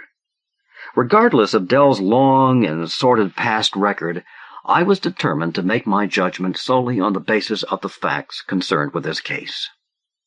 Briefly, the prosecution charged that Manny Dell, the number 2 man in San Francisco's underworld empire, had shot to death one Sandra Drake, his mistress. An exotic dancer from North Beach, she had tired of his jealous tirades, and in an attempt to escape his cruelty, she'd fled to Lakeport to live quietly in a rented apartment. By means of an anonymous phone call, Dell had learned of her whereabouts. "With malice aforethought," the DA thundered, "and with blatant premeditation, Manny Dell went to Lakeport in the dark of night, sought out Sandra Drake, and in a fit of rage at her rejection of him, shot her to death." At the end of the day, my mind as open as I could keep it, I headed for the lake. Already the evening was well planned in my mind, a muscle-toning row around the lake, a refreshing swim, followed by another gourmet meal. After that, well fed and content, I could perhaps squeeze a few choice words from my battered typewriter. Linda Barrett was on the boat landing, protected from the elements by a huge umbrella, the floppy straw hat, sunglasses, and the tweed suit. I wondered what had possessed such a sun-shy spinster to choose the lake for her vacation. The moment I opened my door, I was aware of the change. I glanced around the room and saw that my ancient typewriter was gone. In its place, on a new desk, complete with a comfortable chair to match, stood a gleaming electric portable.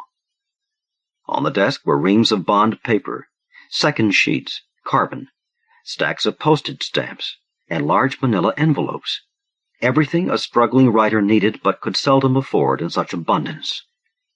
There was a sheet of paper in the typewriter. I bent to read the single sentence typed in bold capital letters. "Manny Dell is innocent." I slumped to the new chair, stunned. What a fool I had been. Only a witless idiot could have failed to see the connection between my sudden good fortune and the fact that I was on the jury trying Manny Dell. Someone was trying to bribe me, that was obvious. Or was it? Perhaps I was jumping to conclusions. I mean, what sort of bribery could this be, where nothing had been asked directly of me? Or were they merely softening me up, waiting for me to get so accustomed to the good things thrown my way that I couldn't bear to part with them? The thought left me shaken and mad. Someone had researched me very thoroughly. Could this be his final evaluation of me? That I could be bought off with a few dollars' worth of food and furniture? It was not a flattering thought. I poured myself a double and considered the situation. Perhaps this was as far as it would go. Manny Dell's legal staff could use this as a bargaining point. If, when the case went to the jury, It looked like a conviction for Dell. What better grounds for a mistrial than to reveal the sudden wealth of a jury member? And how could I, if called upon, explain my unearned affluence? Either way, it was a beautiful loophole to guarantee another trial. Even if I went to the district attorney now, the jury would be dismissed. Still undecided on which was the best course to follow, I dragged myself off to bed and fell into a fitful, uneasy sleep. A sleep filled with taunting visions of Manny Dell, completely exonerated, laughing as he looked into the cell where I sat, charged with accepting a bribe. Wednesday morning, feeling drained, I drove to the courthouse. Crazily, Manny Dell looked as if he had spent a night that rejuvenated him physically and mentally. Was it my imagination, or was that a sly conspiratorial wink he sent my way? I turned away, infuriated by the thought that I was being used. Still, I had no definite proof that it was Manny Dell's doing. It would be much wiser, I thought stubbornly, if I just rode it out for a while to see what might develop. The day began with a parade of character witnesses, all proclaiming Dell's great and generous contributions to various charities. His parents tearfully took the stand to verify his sterling qualities, the mother putting the blame for her son's troubles on the ungrateful wife who had deserted him. Dell's attorney stressed the point that it was his wife's desertion that had driven poor Manny to the comforting arms of another woman. Dell, led by his attorney, Jake Berman, was so convincing that I found it difficult not to accept his replies to the prosecution's accusations.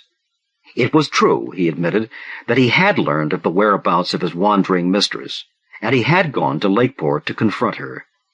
But it was neither jealousy nor revenge that drove him, for Manny Dell had discovered that when Sandra Drake disappeared, so too did $50,000 of his money. I left the courthouse with the realization that my sympathies were subtly swinging toward Manny Dell.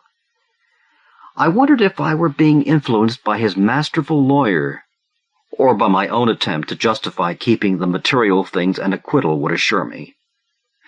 But why, an inner voice kept nagging, if Manny Dell were innocent, would he try to buy me off in the first place? It didn't make sense. If I had any doubts that someone was trying to bribe me, they were quickly dispelled by the letter in my mail slot. It was from the local bank, with my account book enclosed. My $8 balance had been upped by an incredible $5,000. Now there was nothing left for me but to call the DA and lay the whole stinking mess in his lap. It would mean a dismissal of the jury, a new trial for Dell, and additional expense to the taxpayers, but I just might salvage what little reputation I had. Before I could change my mind, I left my shack and crossed to Linda Barrett's cottage to use her phone. When I knocked, I heard a faint, "Come in," and stepped inside. "I'm in the shower," her voice sang out. "Is that you, Mr. Kent?" I told her it was. "I've come to use your phone, if I may." "I'll only be a minute," she called. "Please wait. You might fix us a drink. I like my martinis very dry." I felt my eyebrows rise. I had her figured for nothing more potent than iced tea. I went into the kitchenette. On the drain board were bottles of gin and vermouth, a martini pitcher, a stirring rod, and 2 glasses. Obviously, she'd been expecting someone. I wondered suddenly if that someone could be me. I mixed the pitcher of drinks and went into the living room as the bathroom door opened. Linda Barrett stood there for a long moment, perfectly still, as if posing for a glamour photo. And well she might. Gone was the floppy straw hat, the sunglasses, and the tweed suit. She was dressed in a long, baby blue, almost transparent negligee, and apparently nothing else. Blue eyes were set in a nicely chiseled face, with just a touch of hardness about the full-lipped mouth. I stared. She was beautiful. Surprised? She moved toward me with a flowing grace. When I didn't answer, she said, "Who did you plan to call, the district attorney?" I nodded dumbly. Then you must have received your bank book in the mail. I felt myself tense. Just who are you? She smiled and reached for her drink. I'm Manny Dell's wife. That stunned me, but it all added up. Who else could have been responsible? Who else had access to my shack while I was in court each day? My bank book, my outstanding bills, all were kept in my old desk. She had simply gone through it and paid everything by mail, using my typewriter to do it. As if reading my thoughts, she said, "Yes, it was I. How do you like your taste of the good life? It could become habit-forming. But why? Why me? You were the only logical one. Why? Because I was broke and in debt and struggling to make it on my own? Did you think you could buy me so cheaply?" She shook her head. "I chose you for another reason, a very flattering one, believe me." She paused to sip her drink, studying me over the rim of her glass. "I chose you because of your record in Vietnam." "What has that got to do with it?" "Everything. You were quite a hero, you know. I read every word the papers printed about you. How the helicopter was shot down with 8 of you aboard. How you held the men together by sheer guts and willpower, when most of them wanted to give themselves up to the North Vietnamese. How magnificently stubborn you were. You held out against all of them. In the end, in spite of your leg wounds, you brought them all safely back.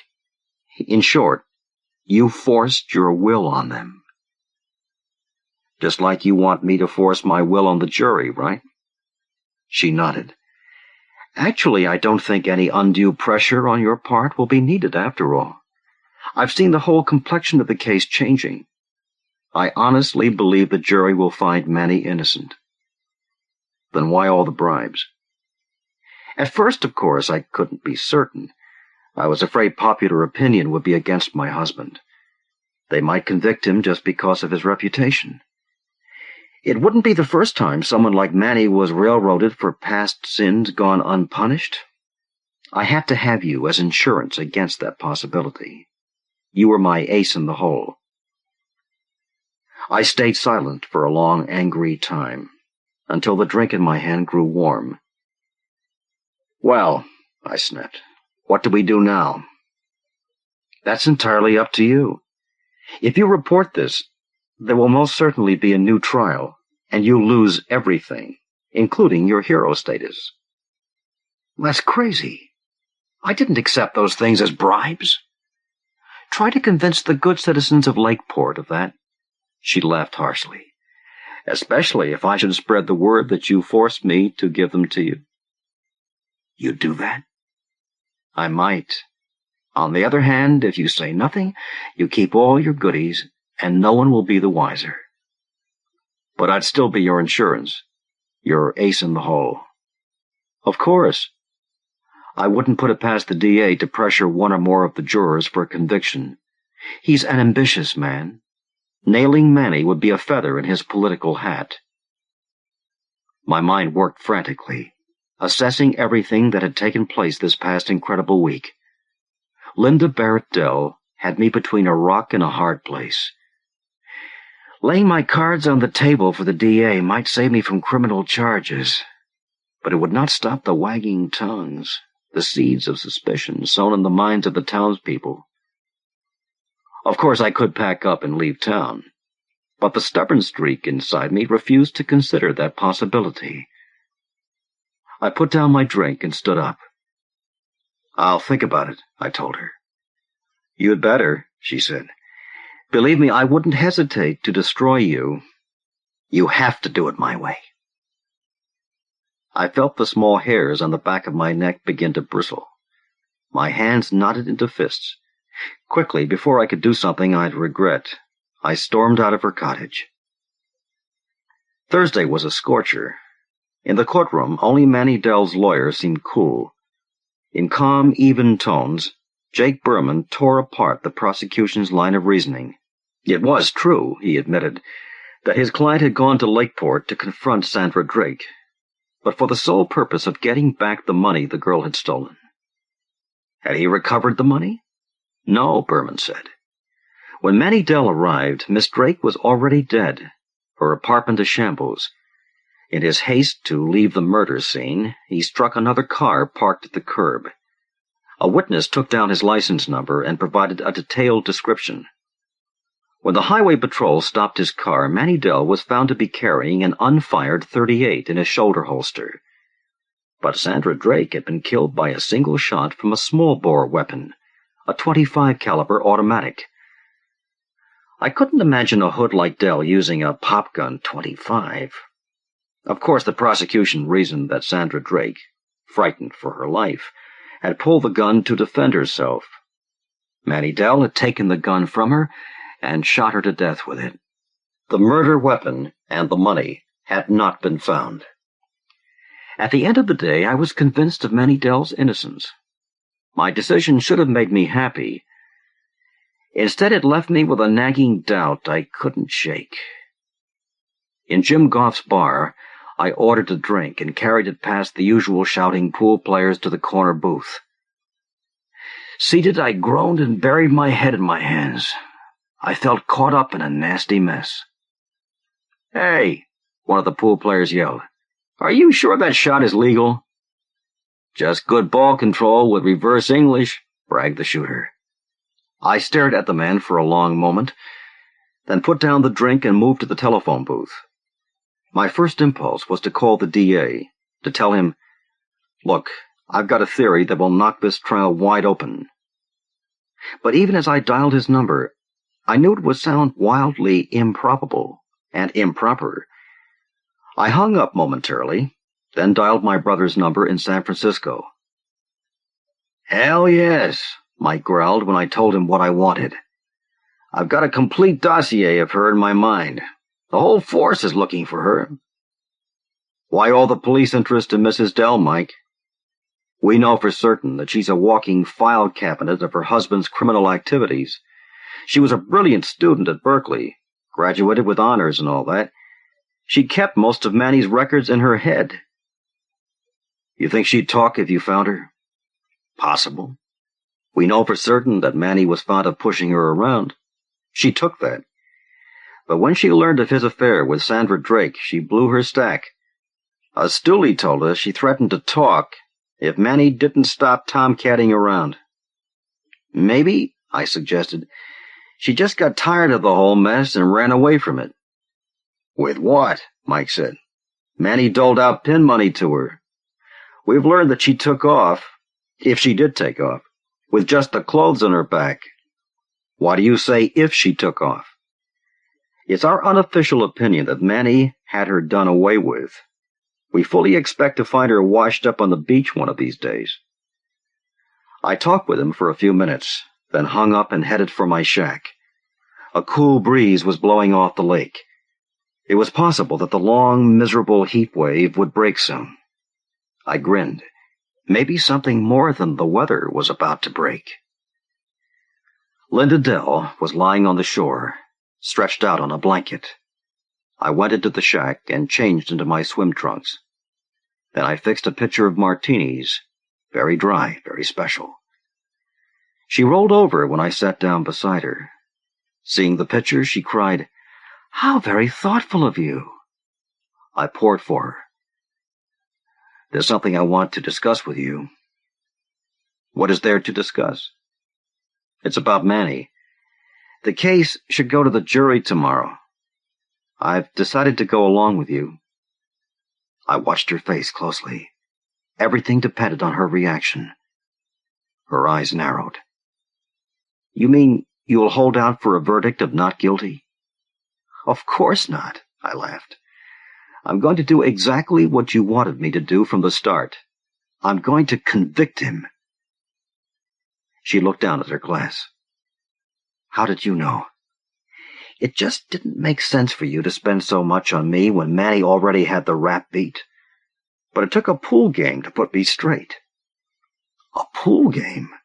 I nodded. "A matter of reverse English. Only in your case, reverse psychology. You really made an in-depth study of me, of all my habits and hang-ups. With your quiz kid background, you knew I couldn't be stampeded into anything.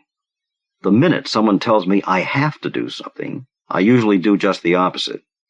Call it cussed stubbornness, but you counted on that. You wanted me to send Manny to the gas chamber for you. She laughed very thinly. For what reason? She wanted to know. For maybe a dozen reasons, but two major ones. First, you were insanely jealous of Sandra Drake. You followed her to Lakeport and killed her. You disguised your voice and called Manny to tell him where she was. Second, you have the missing $50,000. When you left Manny, you left everything else. Where else but from Sandra would you get the loot to buy me off? What are you going to do with me? She whispered. Turn me over to the police? Certainly not. I have other plans for you. She stayed silent for a time. Then she came up on one elbow and pressed herself against me. It was a little clumsy because of the martini pitcher between us. She gave me a brief kiss then, barely touching the corner of my mouth. What do you want, Will? Half, I said. Half of Manny's $50,000. Linda didn't say a word until she'd poured herself a drink and gulped it down. Then she said, I've been doing a lot of thinking about you and me, Will. With Manny out of the way, the $50,000 is only a drop in the bucket. I know where he keeps the big money and how to get it. What's in it for me? She fluttered her eyes coyly, with the look of a young girl testing the power of her sex. Perhaps after a while something might develop between us. Something meaningful and important. Something I never had with Manny. And if it doesn't develop? She smiled. It's still a lot of money, Will. Sweet, wonderful money that could let you live and work as you please. She poured another drink. You wouldn't be committed to staying with me. When it's all over, take your share and go where you like. It's a tempting offer. I might just do it. Wonderful, she cried. Then she sat up suddenly, hugging her knees. Oh, that breeze feels so good. Let's go for a boat ride. Her suggestion took me by surprise, but I agreed. A ride on the lake might be just the thing. I stood up. I'll get the boat ready, I said. Have another drink and join me. We were in the middle of the lake when Linda took the gun from her purse. It was a tiny thing, a .25 caliber, I figured. I'm really sorry about this, she said, but don't you see, the money and the knowledge of what we'd done to Manny would always be between us. I know, I said, but what happens when a member of the jury turns up missing or dead? I've thought of that, she said, stifling a yawn. Manny will get a new trial. By then I'll have cleaned out his secret money cache. There's bound to be another Will Kent on the new jury, one I can easily get to do what? Her voice trailed off slowly, and when her head dropped, I reached out and took the gun. I smiled. The very dry, very special martini had worked beautifully.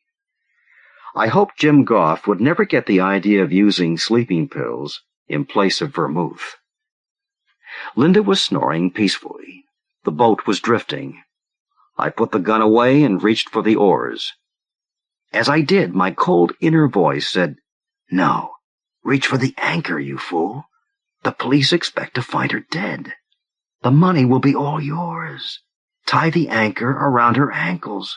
You have to do it, Will. I felt the small hairs on the back of my neck begin to bristle. I picked up the oars and began to row toward the landing. I just don't like being told what to do. Not even by me. Room to Let by Hal Ellson. Rain spattered the sill of the window where she stood, her gray eyes angry and her chin outthrust. Forlorn drops sounded a dirge beyond the curtain and glass. She didn't hear it, didn't notice the dreary street dropping swiftly toward the river.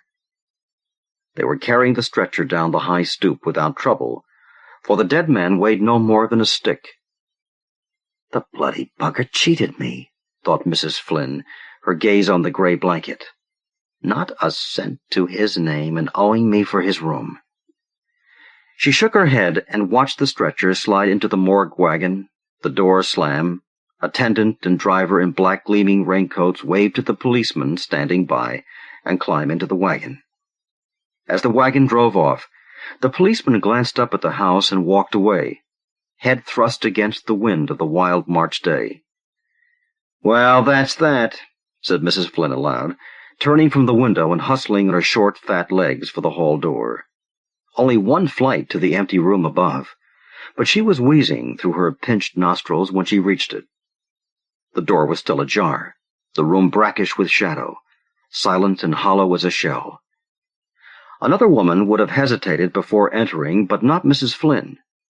She went in like the March wind blowing across the world outside, and quickly did what had to be done, sweeping the room, stripping the bed and making it anew, with no thought at all for her late departed roomer. The wind rattled the window as she finished. Rain flailed the glass. Even the bloody elements are against me, she thought, for she was a greedy one, and her greed couldn't wait. Now out of the room she swept and down the stairs. There was the sign in the vestibule which had to be hung no matter the weather. Stooping, she snatched it up and opened the outer door to be met with a rush of wind and icy rain that took her breath but didn't stop her. Out she stepped onto the proud high stoop of the decaying brownstone, hung the sign on its appointed hook, and popped back into the vestibule, shaking herself like a wet hen. It was done now, the bait set for the proper fish. The trouble was the terrible March weather. From a front window, peering through a gray curtain, she watched the desolate street, which was now half obscured by a blinding fall of icy sleet. Finally, out of the dim veil, a man appeared. Once at the house, he stopped and looked up, caught by the creaking music of the sign swinging wildly in the wind. Moments later, up the steps he came and rang the bell. The door swung open in his face, and there stood Mrs. Flynn, chin thrust out, sharp eye probing him. "I saw your sign," he began. "I've a room to let," she answered quickly, noting his clothes, which were neat enough but not quality. "Will you look at it?" "I will, but first, it'll be 10 a week if you like it, payment in advance." He grinned at this and said, "I'll take a quick look if you don't mind." She led him up the stairs, showed him the room, bed, bureau, lamp, and closet, making no excuses for the cracked ceiling and ancient wallpaper. "A good old-fashioned room, very comfortable," he observed. "You'll have it?" "I've already taken it," he said, and now came his wallet, well worn but of good leather, and well accommodated with bills, one of which he deftly plucked from among the others and handed to her. "That should keep me for 10 weeks, he said, smiling when he saw her eyes light up, "unless you raise the ante." "10 it is, and 10 it'll be," she answered quickly, not wanting to lose one like this. "I'm Mrs. Flynn. And what did you say your name was? I'll need it for the receipts." "John Walker. And you can forget the receipts." "Ah, you're too trusting. I'll slip them under your door, or I wouldn't rest." "If it'll make you feel better," he said, moving to the door. "I'm going for my bag." She followed him down the stairs and shivered at the front door. "A terrible day," she observed. "Maybe you'll have a spot of tea before you go out in that?" "Thanks. Maybe when I get back," he answered and left. Back to her place at the window she flew to watch him vanish in the swirling veil of snow that was falling now. The mad March day no longer mattered, for this time she had the right one. A roomer with money actually in his possession. John Walker returned in half an hour, looking like a snowman, and she was waiting, pot, cups, saucers, best silver and linen there in the high-ceilinged parlor. "Put your bag down and come in," she said, taking his arm. He laughed and allowed himself to be led through the folding door. "Very nice," he remarked of the room as she poured. "Very pleasant." A bit old-fashioned, but I like it, she answered, handing him his cup and saucer. It was good dark tea, steaming and almost black, demanding sugar and cream, which he added and stirred. Then he raised his eyes to see her smiling at him. "Nothing like a good cup of proper tea on a day like this," she said. "I was afraid it wouldn't fetch you." "Oh, but it does, especially the way you make it. Without no dirty little tea bag floating in a bit of tinted water," she laughed, slapping her thigh. "Now, mind you, drink that while it's hot." It was a good beginning, exactly the way she'd wanted it. And now she gave thanks to the madness of the day outside. The snow had stopped, and freezing rain slashed at the windows again. Tea's the grand beverage, thought Mrs. Flynn, recalling Mr. Walker's sudden shyness when she offered to bring a cup to his room now and then. The pleasure was all hers, for the man in him had conceded to comfort.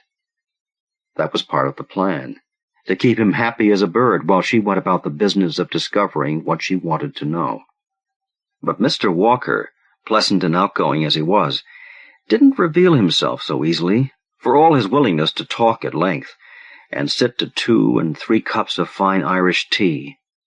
Nor did his room give up any secret about himself, though she fine-combed it daily for the evidence she wanted before acting. It was his money she was after, and he had it.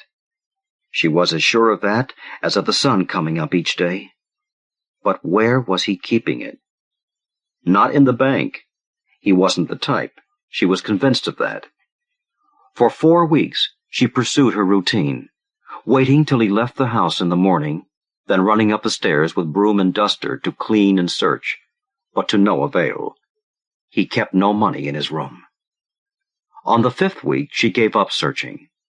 At the end of the 6th week, she had decided to send him packing when she found the money she was sure he had, neatly tucked in his extra shoes and covered by a pair of dirty socks. Out it came. 10 crisp $100 bills, which he counted twice with trembling hands. "Ah, I knew it," she moaned, and counted the money again for the pleasure of counting. Then went below for a cup of tea and to make preparations. It was April now, a fine day with a warm, fresh fever of spring in the air, which was not to her liking. But at times April is as daft as March, and by afternoon the air grew raw, and the balmy air freshened, till by dark it was battering the city in wild gusts. Mrs. Flynn waited at the window, but Mr. Walker didn't show at his regular time. It was 10 when he finally plodded up the high stoop and opened the door. "Ah, it's Mr. Walker, and late and chilly you are," she greeted him in the hall. "Your tea's waiting and steaming." But for once he refused. He was tired, he said, a bad day, and went up the stairs to his room. The first time he refused her tea. It was a bad sign. Later she heard him descend the stairs, and out he went. The door closed with a dismal sound and opened again 10 seconds later. She flew to the folding door and pushed it aside. "Something wrong, Mr. Walker?" "Nothing at all," he said, starting to mount the stairs and halting with a frown on his face. "What is it, Mr. Walker?" "I'm leaving tomorrow," he said, "for Chicago." "You're joking," she said, turning pale. "I wish I were, but I'm not. Well, it was a pleasant stay." "Ah, then, a last cup of tea," she said desperately. "Thanks, but it'll keep me awake. I've got to be up for an early start," he replied, starting up the stairs again. "For old time's sake," she called after him, "and it won't keep you awake. You'll sleep like a baby." He paused again, smiled, and said, "Well, then," and came down the stairs. She poured for him in the high-ceilinged parlor, and they chatted a while. Then he went above, with the tea she'd poisoned already doing its work. By morning he was dead. "A fine man," she said, as they carried him down the high stoop under a gray blanket. Then she handed the policeman his coat, bag, and a pack of cigarettes. "Not much," she said, "but then he doesn't need much where he's going. That's right, the policeman answered, and out of the hall he went. The stretcher was already in the wagon. The policeman descended the stoop, handed over coat and bag, and watched the morgue wagon move off, then walked away. Mrs. Flynn closed the door and flew up the stairs to her late tenant's room. Panting, she entered it and went to the closet. There were the shoes she hadn't given up, with the dirty socks still stuffed in them. Greedily, she snatched them up and pulled out the socks. But the money was gone. Took it with him, he did. Why didn't I look through his pockets before I called the police? She groaned and went below, sick with her terrible mistake, but not too sick for a cup of tea. She poured for herself, sat for a while in the high-ceilinged parlor, then got up and went out on the stoop to hang her deadly sign once more. Room to let. Mexico with Lettuce by Alan Lang. They let me out at 4 a.m. before the birds even were awake. I walked straight from the iron gate to the bus, not looking back at the stone cage, where I just dropped 4 years. I stared down the miles of concrete to where the road went over the hill toward Chicago. Distance looks good when your life has been blocked off by 30-foot walls for the last few years. I breathed in the dust and the blue exhaust smoke from the bus. It smelled like State Street, like home. I gave the driver the ticket the state had bought for me and went back to sit down. I'd be buying my own tickets, and lots of them, once I got my hands on that $25,000 Ears was holding for me. Good old Ears. Not too much brains, but a real partner. We'd been pulling jobs together ever since reform school, right up to the Hindu pharmacy warehouse break-in. Just dumb luck, that one. We fell into Rosebuds. $50,000 in the safe, and I knew the combination.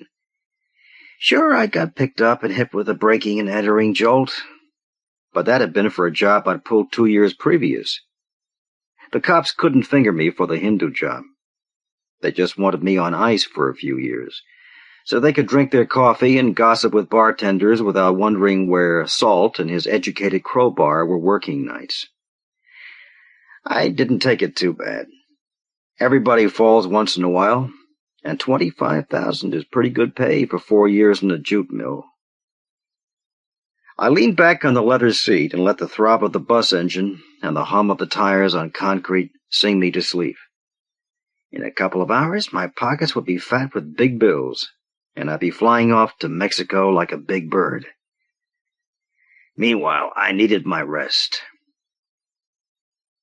I got bad news for you, Salty, Ears said. I tasted the beer. Warm beer wasn't bad, not after no beer at all. Bad news? I asked. Ears, you ain't going to ruin my first day outside with sadness, are you? I sipped the beer some more. Warm, it stings your throat like champagne. You're taking it awful easy, Ears said. I ain't taking it at all, I said, killing the beer. You haven't told me anything yet. I took another can from the six-pack I'd brought with me and punched it open. Is it you and Alice? I asked. Alice was my wife, but no prude. You must be psychic, Ears said. Do you mind if she comes out? Sure, trot Alice out, I said. I might as well say hello to my wife. Ears shoved his head under the curtain that hung over the hall door and bellowed, Alice! He came back to the table. She never gets up before noon, he said. I know. Alice claimed the morning air was bad for her looks, I said. I think she was right. She always looked like a disaster area mornings. What's with you and Alice? Did she divorce me? We didn't think of divorce, Ears said. It was a gradual thing. We just kind of got used to each other. Ears, you make it sound real romantic, I said. Alice shuffled out from behind the hallway curtain, looking like the girl lead in a Punch and Judy show. She was wearing a quilted green bathrobe, and smelled of last night's gin. She looked squint-eyed at Ears. "What in hell are you yelling about?" she asked. "Say hello to our company, Alice," Ears said. "Salty," she yelled, like a guy selling extras. She trotted over and gave me a big wet kiss. "I'd as soon be kissed by a camel." "I thought you'd never get back," she said, trying to sit on my lap. "That's what I hear," I said, wriggling defensively so she couldn't cuddle up close. And I leaned backwards to keep her from kissing me again, and maybe spilling my beer. Alice saw the beer then, and opened one so fast it squirted all over, but mostly on the green bathrobe. "I understand you and Ears are pretty close now," I said. "Let him without sin toss the first rock," Alice said, wiping the foam off her lip. "Where I've been, the only sin is smoking in the jute mill," I told her. "But you two are still my pals." "Salty, you're a real buddy," Ears said. He helped himself to a can of my beer. "Salt's an ace. I always said so," Alice said. "I'm going to miss you, Alice," I said. "She can go with you," Ears began. "I couldn't break you two apart," I said real quick. "Not after your 4 years of happiness together. I'm used to sadness, loneliness, Ears. You just give me my piece of the Hindu money and I'll head out. A lonely man, but a wiser one." "About the money," Ears said. "We had to take this little trip," Alice began. "Alice had all these doctor's bills," Ears said real loud, trying to squeeze his lie in ahead of hers. "About the money!" I yelled, feeling the bottom drop out of the room. I grabbed Ears by the collar, knocking over my beer can. Foam squirted out of it like one of these shaving bombs, all over Ears. But he had other things to worry about. "I want $25,000, old buddy," I said. "Give it to me, Ears." Ears slumped, till I was holding him up by the collar like a big homely kitten. "It's gone, salty boy," he groaned. "Every red cent is spent. My half, your half, both gone." "50 grand?" I asked, letting go of him. He slumped down to the chair and held his head in his hands. "What did you do with it? Pay off the national debt?" "We went to Mexico City," Alice said. "And Acapulco. That's Mex, too. I had the funniest little dog there. He couldn't make a sound except for his little belly rumbling, gurgle, gurgle." "You'll have the funniest little broken nose, gurgle, gurgle, if you don't stop yammering," I promised her. "This is real great, kids. My ace buddy runs off with my wife and spends the money I earned with 4 years in the state pen. This is a real warm welcome you're giving me." "We didn't think you'd get here so soon," Alice explained. "Shut up," Ears said. I went over and shoved the curtain aside from the hall door. There were suitcases there with Mexican hotel stickers, leather bags that must have cost as much as whole cows.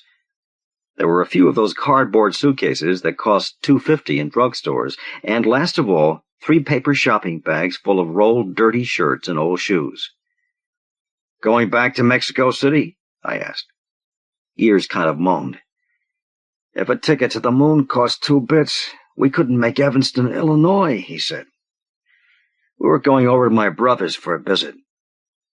"In case you came with a gun," Alice said. I pulled open the drawer of the kitchen table, where I knew Ears kept his hardware. "Now I got 2 guns, I said. "Heaven protect us," Alice said, holding on to her neck like she's an actress in a play or movie. "You know how much stinking money I got?" I asked. $54, that's how much. Money I got making billfolds in the prison hobby shop and sold to the tourists who came to see the men in the zoo. Big deal. $15 a year. That's what I managed to save while you two were burning up my $25,000. I should have put my money in the bank." Alice looked interested. "If you've got $54, Salty," she said, "how's about running down to the grocery store for a can of coffee or maybe some more beer and some eggs and bacon? We ain't got a scrap of food or a ground of coffee in the house, have we, Ears?" "Shut up, Alice," Ears said, like he was tired to have to be saying it so much. It's okay, Ears, I said. I can't let you lovebirds starve. I'll be back in a minute with the bacon and the beer. I stuck Ears' 2 revolvers into my pocket. Plan to be here when I bring back breakfast, I said. I gave my team the word while we ate breakfast. I decided what to do, I said. Nothing violent, I trust, Alice asked. I'll violent you if you don't shut up, I said. Get back in the can and comb your hair, Alice. If you don't own a comb, put a pillowcase over your head as a favor to me. I told you he'd be vindictive, Ears, Alice said.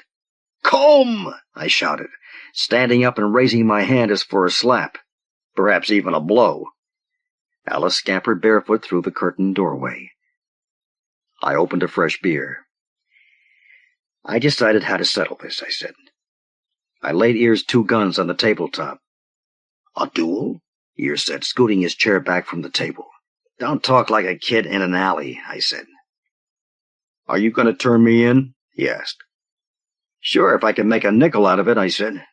But I wouldn't. You just go to a nice, quiet prison and get away from Alice for a few years. I don't want to do you that favor, Ears. You're stuck with Alice. That's no way to talk about your wife, Ears said. I ain't talking about my wife. I'm talking about your girlfriend, I said. Now, business. Ears, there's lots of money where that Hindu 50 grand came from. You want we should break in the warehouse again? Ears asked. You're about the dumbest guy I ever knew, I said. There's lots of places to rob. Ears, old buddy, you're going to rob those places, one after the other, till you get me my $25,000 back. I've been going straight, Salty, Ears said.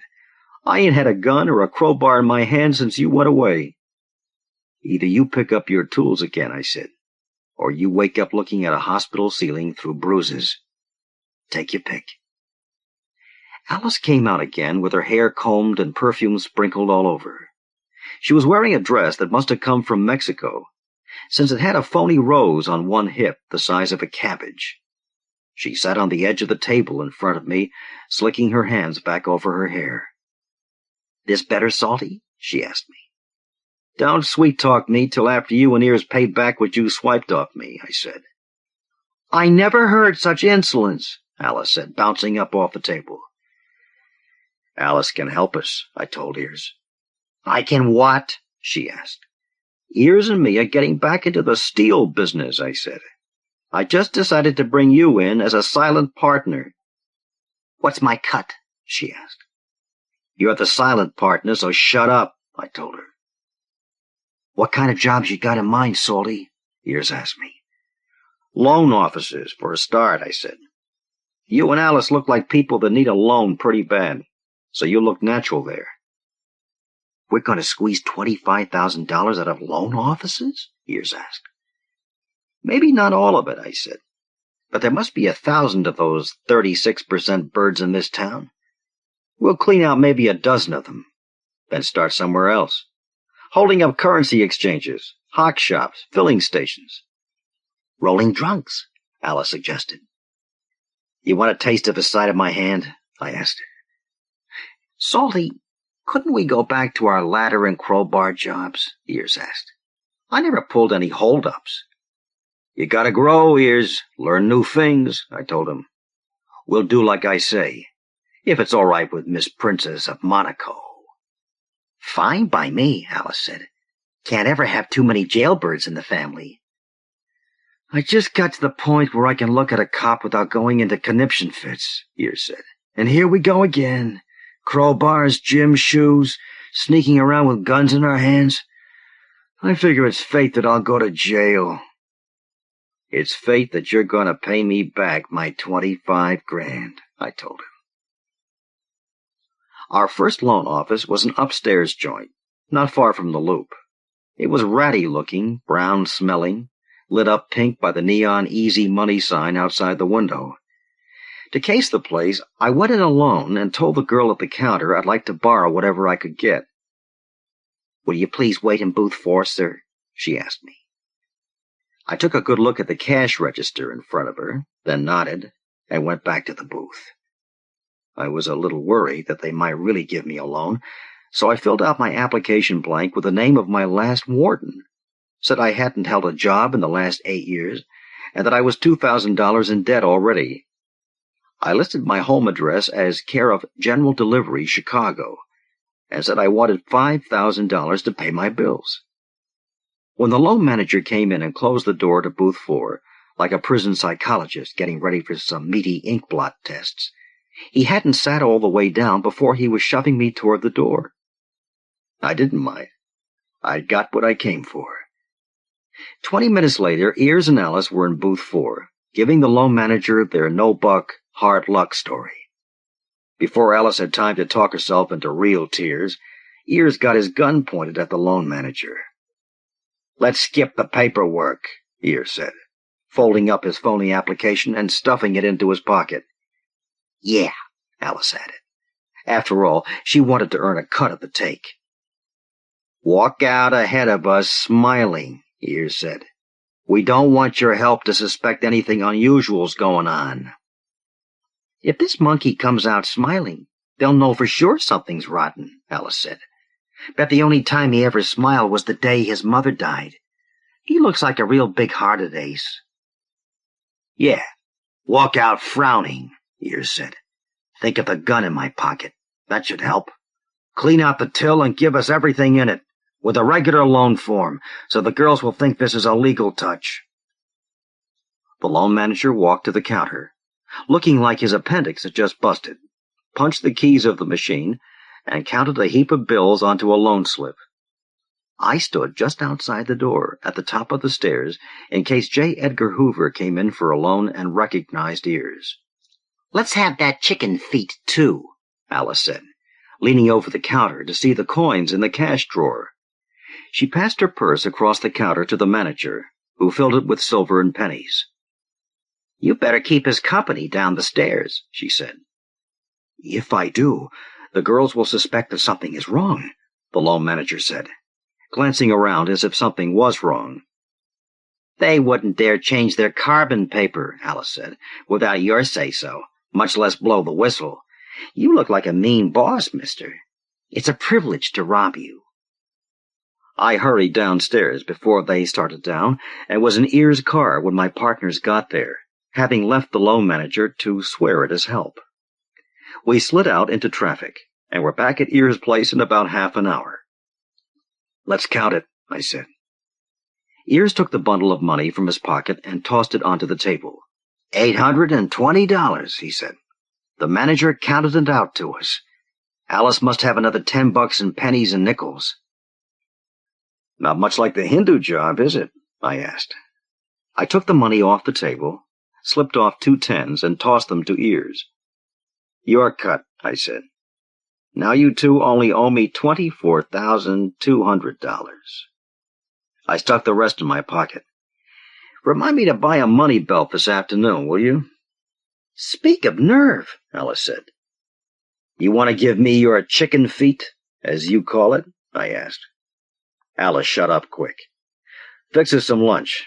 We can hit 2-3 more sharks today." That afternoon, my mob pushed over 3 more loan offices. Every place we did the same. I went in first and cased the office while I applied for a loan. As soon as I was turned down, I'd go out to the car and tell Ears and Alice what the setup was. They'd make the live run with me standing guard outside the door. Then we'd go back to the car with the money. We cleared just over $4,000, which I changed into big bills at a bank and stuck in my money belt. "Another week," I said, once we got home from loan office number 4, "and you'll have me paid off. Then we can fold up business, and I can take my turn at Mexico." "Fold it up?" Alice asked. "Salty, if there are even 100 loan offices in town, we should be able to make $1 million. Why quit?" "Boy, do you need someone with brains," I said. "Look, Einstein, why do you think this has been such a cinch? I'll tell you. It's because nobody's been holding up loan offices for a year or so. Beginning tomorrow, there'll be a police platoon in every loan office from here to Cicero. We're quitting this side of the bars." Looks like Ears and me ought to get a fair share then, Alice said. We did the heavy work, and only got a lousy $200 so far. And we gotta buy all the food and beer, and pay the light bill and all. You spent your share in Mexico, I reminded her. Ears has got a gun, Alice said. Ears frowned and felt at the revolver butt in his hip pocket. Sure he has, I agreed. But Ears is my buddy and a man of honor. Right, Ears? Ears nodded. Besides, he's afraid of me, and I got a gun too. We're not partners yet, Alice. Until I get this money belt fatted out to the size of a truck tire, you're working for me. Okay? Great, Ears said. Now put the gun away, will you? Finish eating, I told him. You and me got another little job to do tonight. Another one? Alice asked. Hey, Ears is tired, aren't you, honey? It's been a rough day, Ears admitted. You better plan on a rough month, I said. Come on, Ears. We parked his car across the street from a typewriter shop, waiting till the owner had locked up and driven off home. The lights were still on inside, so as to scare off such as us, but I figured that no one would be suspicious if they saw us in there, checking over the stock. They'd just think we were typewriter salesmen in love with our work. I made a half-moon cut in the window of the door with my glass cutter, tapped out the crescent, and reached in through the hole to unlock the door. Once we got inside, I took the card that said closed and taped it on the outside of the window to cover the hole. What did we come here for, Salty? Ears asked, staring around at the office equipment. We maybe need a typewriter to make money? You can't make money with a typewriter, I told him. We're looking for a machine that prints checks. You see, Ears, when you hand a man a check made out by hand, he might be suspicious. But if you give him one with the numbers wrinkled into the check paper with red ink, all neat and mechanical, he'll cash it with a smile. You and me ought to be able to float 10 grand worth of paper before we run out of red ink. We thereupon put on our work gloves and searched the place, moving around like we owned it, in case some citizen glances through the front window. I took my T-bar to the lock on the owner's desk, and it bent like cheese. There, real as life, was our machine, and a whole pad of blank checks, all printed up with the name of the typewriter store. I set the check writer up on the desk and tore off the checks to feed them to it. I think we can push these all tonight, since it's Friday, I said. Liquor stores, all-night groceries, currency exchanges break a lot of payroll checks on Friday nights. Salty, I'm tired, Ears said. You slept in Mexico City, I told him. Ears, you're going to work a lot of overtime for me. Try to be a little man about it. I can honestly say I wish I'd never met Alice, Ears said. Welcome to the club, I told him. What should I make these checks out for? What's a good week's wage? I've been out of touch with the standard of living. Make 'em for $130, Ears said. That's damn good. We'll make it 2 weeks' pay, I decided. I borrowed a typewriter to put T.S. Woodward's name on each check. He's the warden at State.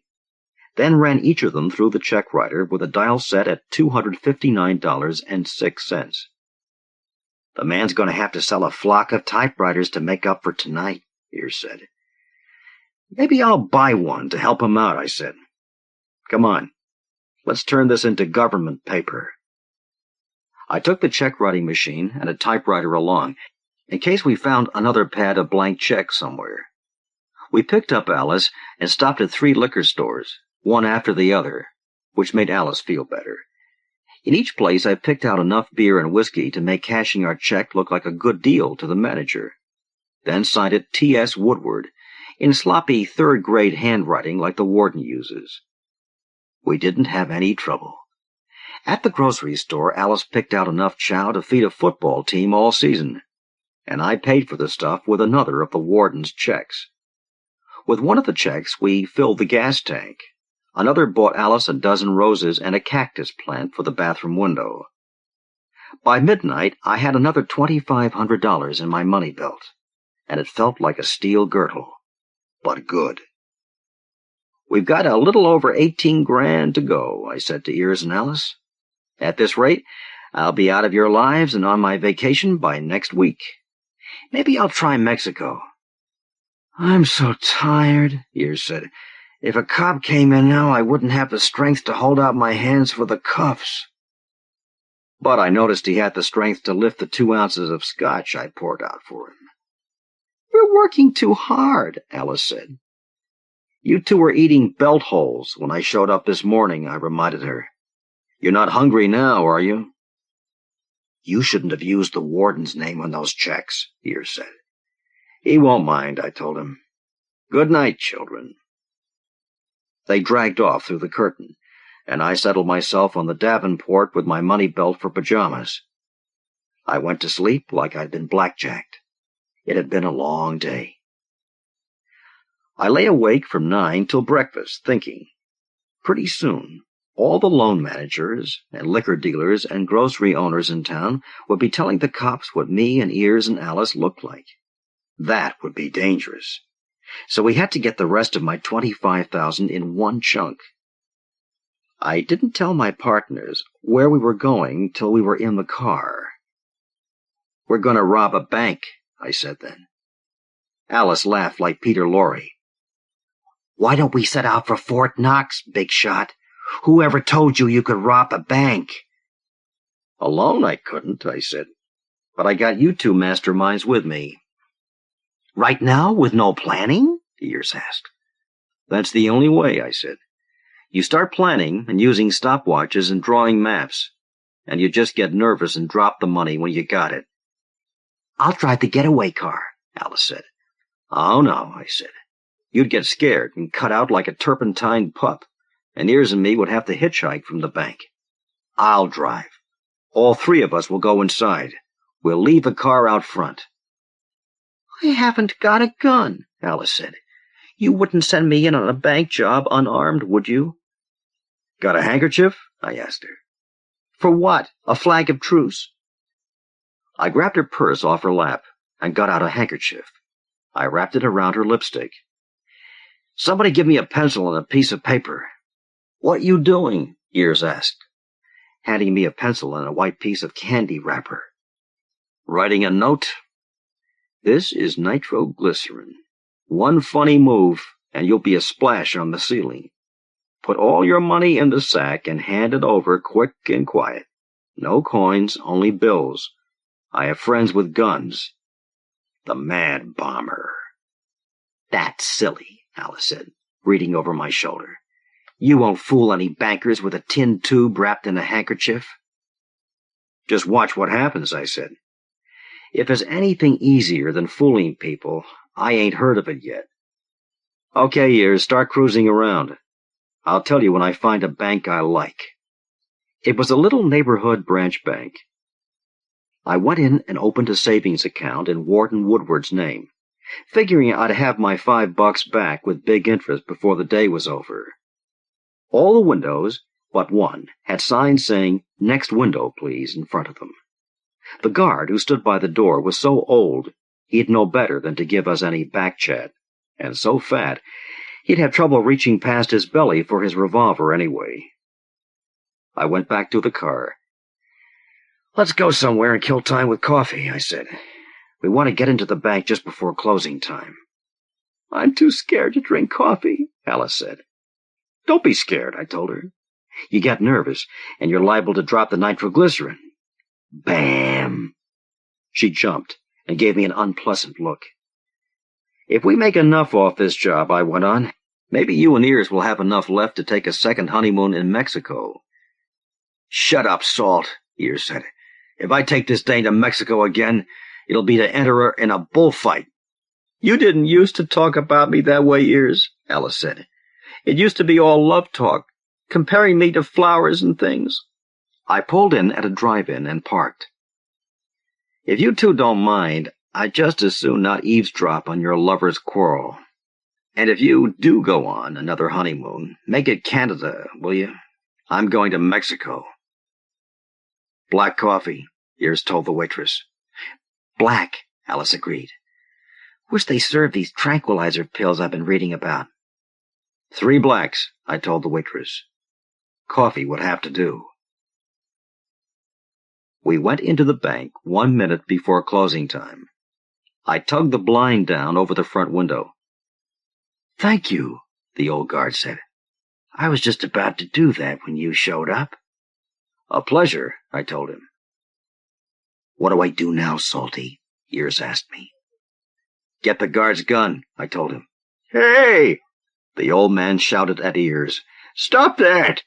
Ears dropped the guard's gun into one of the tabletop wastepaper slots. I scooted over to the counter to keep my eye on the typewriter girls, while Ears used his gun to herd the guard and the 3 customers into a corner. We're going to make a big withdrawal, Ears told them. Our money? An elderly lady moaned. It's insured by the government, lady, Ears said. But I haven't put it in yet, she said, waving a $20 bill at Ears. Ears snatched the money and the woman's bank book. Take the lady's deposit, he told the teller. And when the 20 was marked down in her bank book, Ears gave it back to her. Thank you, the little old woman said, and walked back to stand under his gun. Alice shoved her note through the window. She held up the handkerchief-wrapped lipstick so the teller could see it. If I hear the alarm go off, she said, I'll blow you to smithereens. The teller shoved back the note. Where's the sack? He asked. It says in your note there's a sack for me to fill with money. Alice nodded and brought out the folded shopping bag from under her coat. Fill it up, Jack, she said. No funny moves either. The teller worked fast. Don't drop that nitroglycerin, he said. You'd only spoil the money, too. Hurry up, my arm's tired, Alice said. She was holding up the lipstick like the Statue of Liberty holds her torch. Put in those rolls of halves and quarters, too. Lady, the note says no silver. You should have brought a burlap sack if you wanted coins. They'll just bust through this paper bag. Okay, Alice agreed. No silver. Come on, I yelled. The teller lifted his window and handed Alice the sack of money. I took the wrapped lipstick from Alice. All you people get down on the floor and lie there, I said. When we leave, I'm going to blast the front door shut, and I don't want anybody hurt. Stop them! Stop the thieves! A man shouted from the back of the bank. I shot about 10 feet over his head, and he went for his foxhole. Alice, carrying the bag, was at the door. The teller was down behind his counter, probably holding his ears. The bank manager was creeping back toward his office. I shoved Ears out ahead of me and raised the lipstick. Don't! The guard yelled. I didn't have the heart to disappoint him, so I stuck the lipstick into my pocket and ran out the door after Ears. Alice was behind the wheel, pulling out into the street. The bag lay on the back seat. Get out of sight, Ears, I said. Ears scooched down. The cops will be looking for 3 people, not 2. We were 3 blocks from the bank when the siren broke loose. Pull over, I told Alice. They'll go right past us.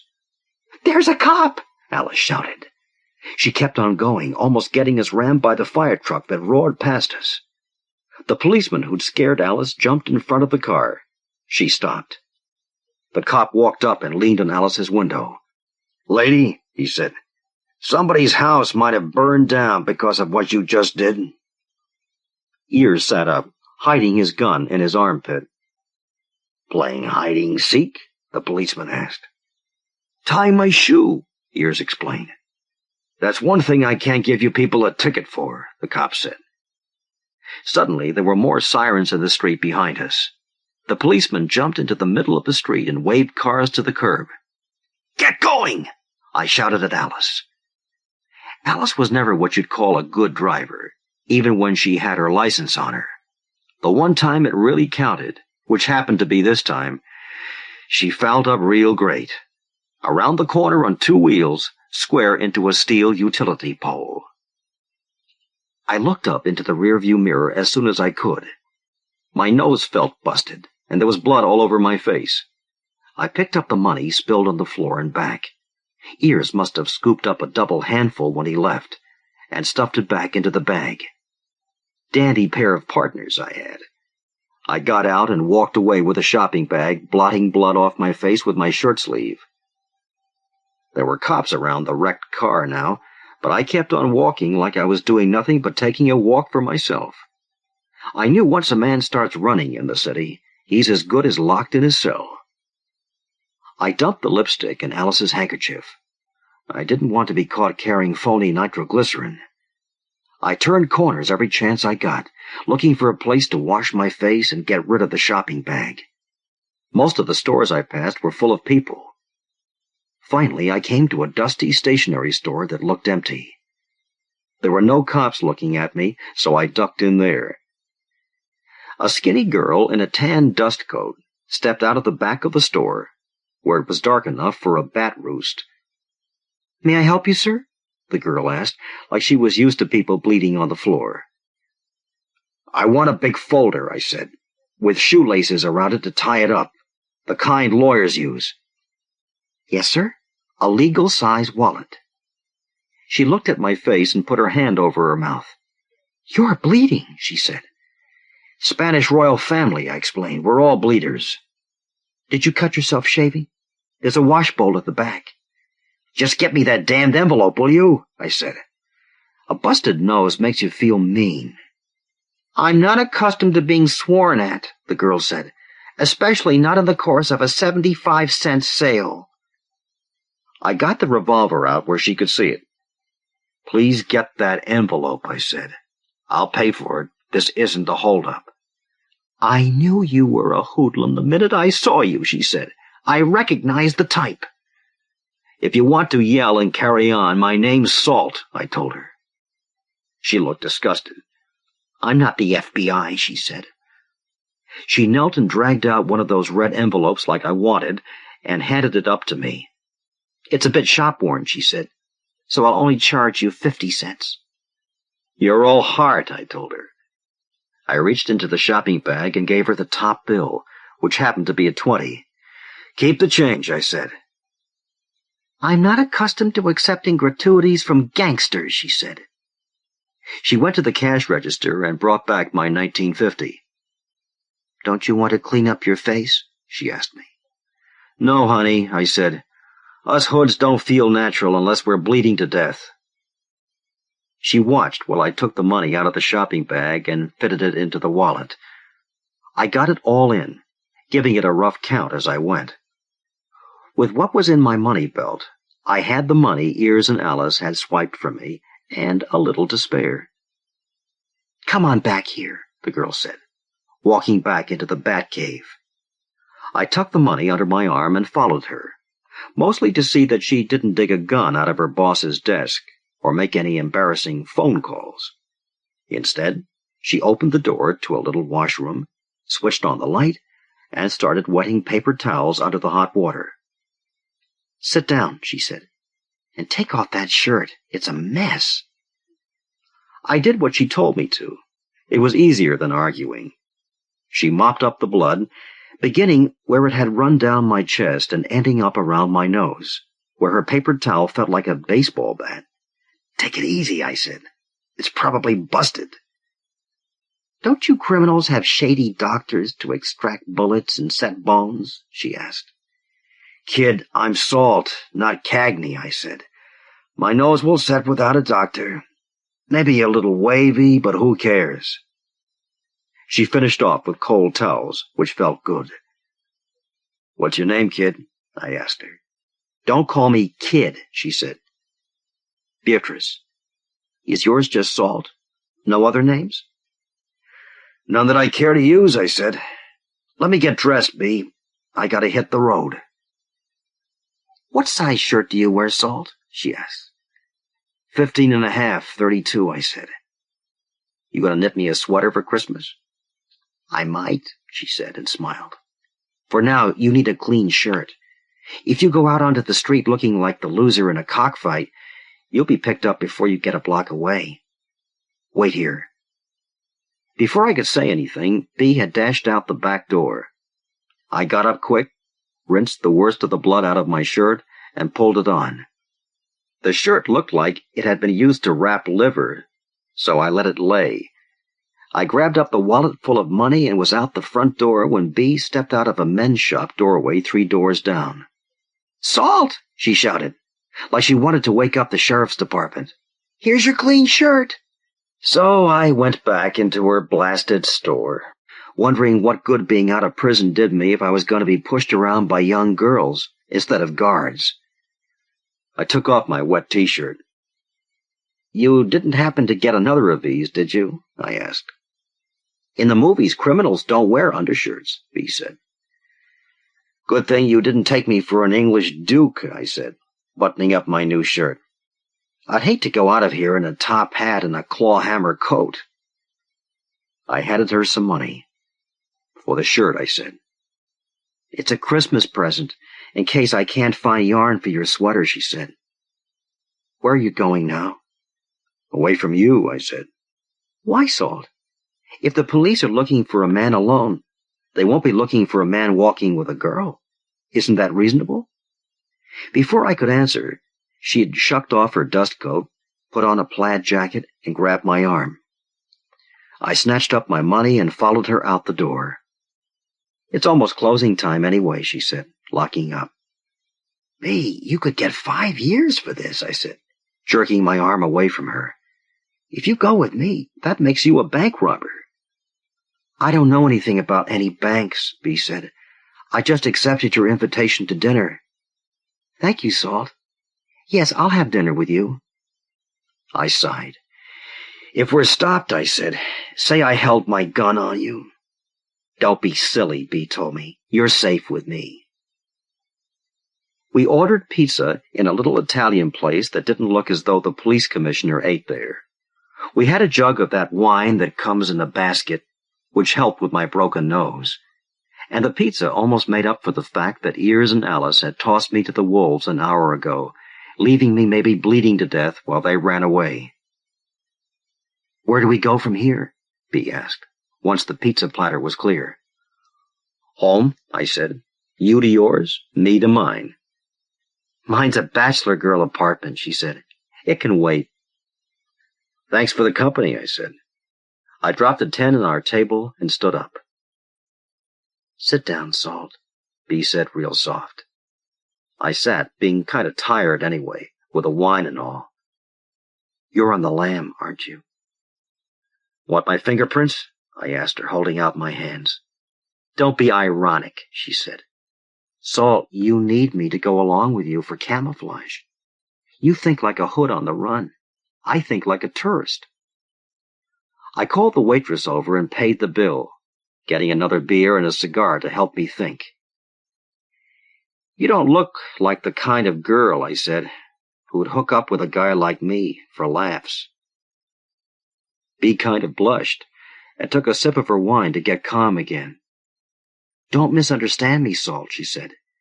"The relationship I propose is to be strictly platonic." "That means I gotta be a brother to you?" I asked, grinning at her. "That's right," Bea said. "We'll even travel as brother and sister. A good point." "I still don't see your angle," I said. "Salt, I'm 26 years old," Bea said. "In all my life, the only excitement I've ever had was when I was 6 years old. My father took me to the roundhouse and let me stand in a locomotive cab." "Real wild kicks," I said. "You know how I feel, Salt?" she asked.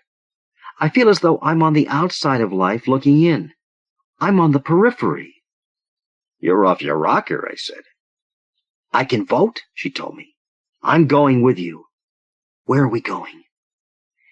"Some friends of mine had a real ball in Old Mexico," I said. "I'd kind of like to see the place." "Okay with you?" "We're en route," Bea said, picking up her purse and getting up. "Come on, brother dear. We have things to do." We got to Mexico like around the world in 80 days, using everything but dog sleds. That was Bea's idea, to make our trail hard to follow. We drove to St. Louis in a used car I bought, and sold the car there for the price of a couple of plane tickets to Dallas, Texas.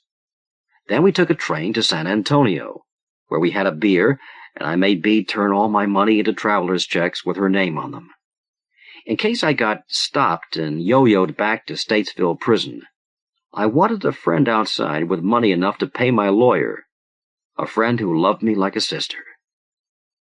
Bee got us birth certificates to cross the border with, and we took the bus to Nuevo Laredo, Mexico. That Rio Grande was the miserablest little creek you ever saw, but it looked prettier to me than the Mississippi at St. Louis, especially with Bee cuddled up against my arm, like that's where she wanted to be. We got off the bus and looked around.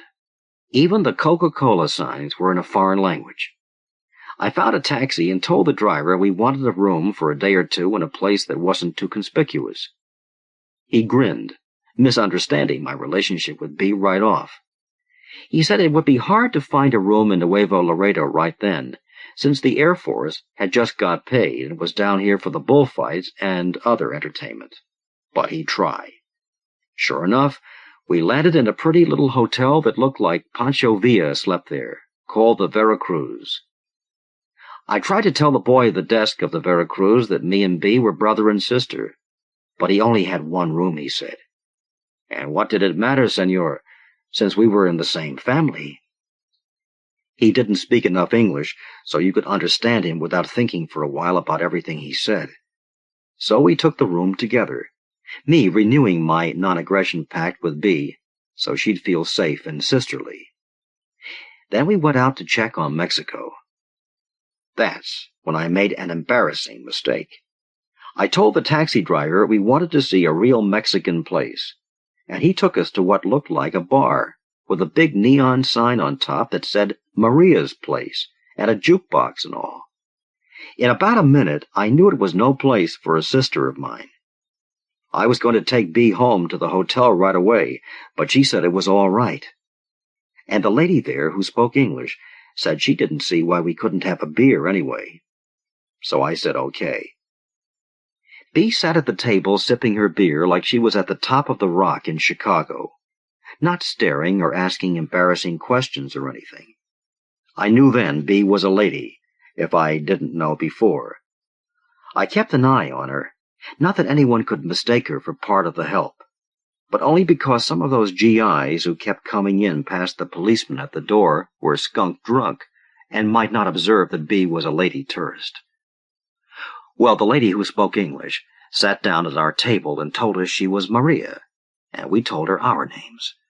I put some nickels in the jukebox and danced with Bee, and then we bought everybody in the place a beer to celebrate being in Mexico. Maria told us we should drink tequila, since we were south of the border.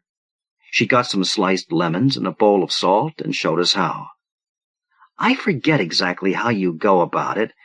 You take a lick of salt and a bite of lemon, or the lemon afterwards, I forget which. But what matters is that you drink the tequila. When I told Maria that Bee was my sister, she just laughed, and me and Bee laughed too. We bought tequila for everybody and said we'd have to go. Maria had the policeman get a cab for us, and we went back to the Veracruz. I never cared much for a man who excused what he did because he was drunk when he did it.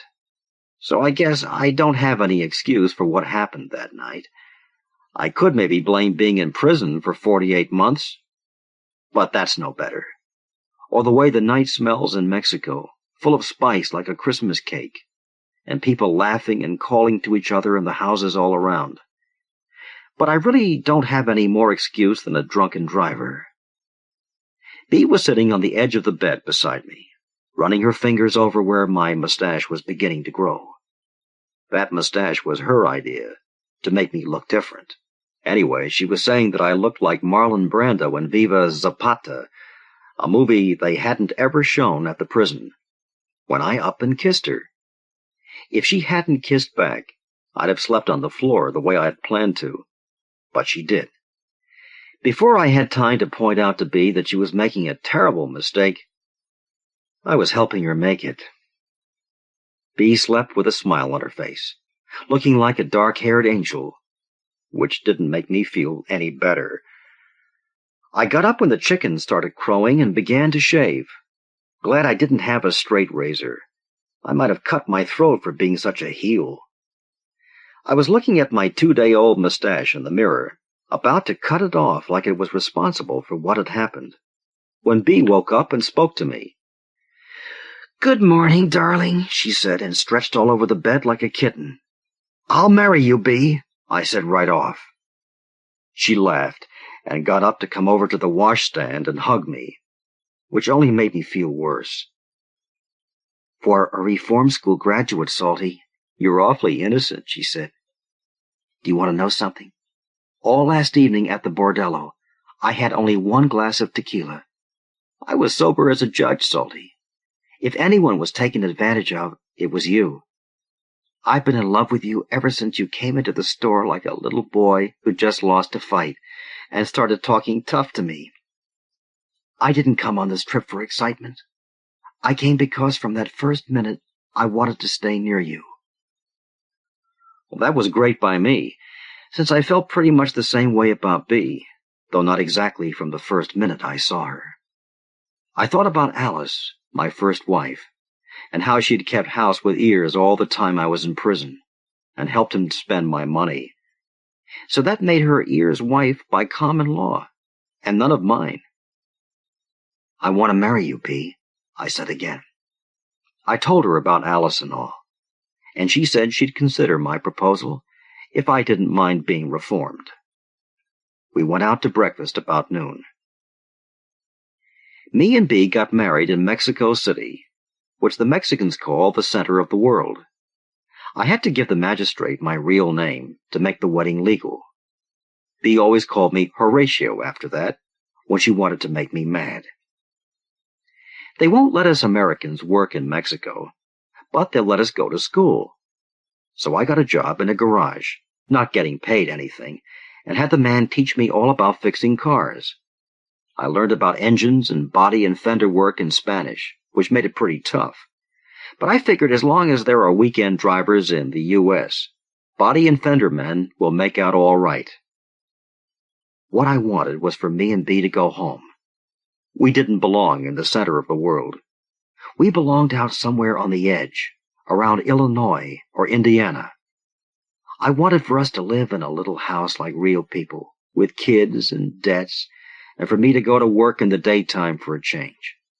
If I couldn't get a job banging out fenders, I was ready to fry hamburgers or wash cars, or even be a cop, if they'd let me. Any kind of legit work that would let me be honest and stay with Bea for the rest of my life. We had money to burn, but we couldn't do these things I wanted to. We couldn't go home. And then Bea told me she was pregnant. To celebrate the news, I took Bea to a place called El Taquito. It's just about the best restaurant in town, all full of suits of light and banderillas and monteras, and even a few bull ears. I don't like bullfighting much, but Bea does, and I love Bea, so I put up with bullfighting. When we'd worked our way through the last of the solid food and were into our second bottle of wine, I grabbed Bea's hand. "We're going home," I told her. "Glad to hear it, Salty," someone said behind my left ear. I jumped up, ready to grab an estoque and fight my way out of the place with Bea in my arms, like the Three Musketeers. But it was Ears. With him, wearing sunglasses and a camera around her neck, dressed in shorts and a blouse like a sunset, was Alice. "Mind if we sit down and chat with you and the ladies, Salty?" Ears asked, tugging out a chair for Alice to sit on. Alice sat down and looked around, like she was wondering whether there was enough light from the candles to take pictures with. "Real classy dive, ain't it?" she asked. "Me and Ears came in here our first time around, so we thought we'd check and see if it was still here." "Bea," I said, "the guy is Ears, who I told you about. And this is Alice. Alice, meet Bea Salt." "Salt?" Alice bellowed, sounding like she was selling newspapers. One thing about Alice hadn't changed, her voice. "Who's she, Salty? Your sister? I never knew you had a sister." "I'm his wife, Alice," Bea said. Alice just stood up and yelled at me, till me and Ears got a couple of judo holds on her and shoved her back in her chair. The captain of waiters came up and asked if the lady, meaning Alice, had any complaint to make about the service, and I said no, she didn't. He went away, but kept watching us from by the door, in case Alice started up again and had to be tossed out. I sneaked down one of those banderillas off the decorations, a stick with a nail in it, like they used to pick up trash paper with in Grant Park, only fancier. I held it ready to rap Alice on the head if she started squalling again. "You okay, Alice?" Ears asked her. "Great," Alice said. "I've been shot out of the saddle, so of course I feel great." "You're looking good, Salty," Ears said. "Lie, and you'll go to hell sure," Alice said. "He's as ugly as ever." She waved for a waiter, and one came up looking like he wished he had a platoon with him. "Bring us a fifth of scotch," Alice told him. "We gotta celebrate a wedding." "How'd you promote this trip?" I asked Ears. "Alice said we should hit a couple of currency exchanges," he said. "Went over great, but one day I saw my picture in the Trib and decided it was time to pick up our stakes and leave." "I never thanked you, partners, for the way you got me out of that wreck," I said, deciding to get down to what I was really thinking about. "I guess maybe we ain't welcome here, Ears," Alice said, starting to get up. But she saw the waiter coming toward the table with a bottle and a bowl of ice cubes, and decided she'd stay a while. Then Bea decided to cut out. "We'd better be going, Salt," she said. "I feel a headache coming on." "You married a headache," Alice said. "It's funny the way that one headache is enough for both of us. What's your husband doing now, Bea? Still writing fancy checks?" "Salt is an auto mechanic," Bea said, looking like she wished she had a switchblade to use on Alice. "A mechanic?" Alice said. "How the mighty have fell. One day he's the Napoleon of crime, the next he's messing around with a Ford carburetor." She scooted back her chair. "If you ladies and gents will excuse me, I got to powder my nose." Alice picked up her purse and walked off to the women's john. I don't know, to this day, how she did it, but she came back to our table with powder on her nose and a Mexico City policeman on each side of her. "Senor Salt," one of the cops said, "this lady has made a serious charge against you. I must ask you to come with us to headquarters." This was in Spanish, which I understood enough of now to be able to read. The end. "Say nix till I buy you a mouthpiece," Bea said to me quietly. The same policeman bowed. "Madam, I am bilingual," he said in English. "Your advice is excellent. Senor Salt, shall we go?" Alice looked at me grim and satisfied, like I was a horsefly she'd just swatted.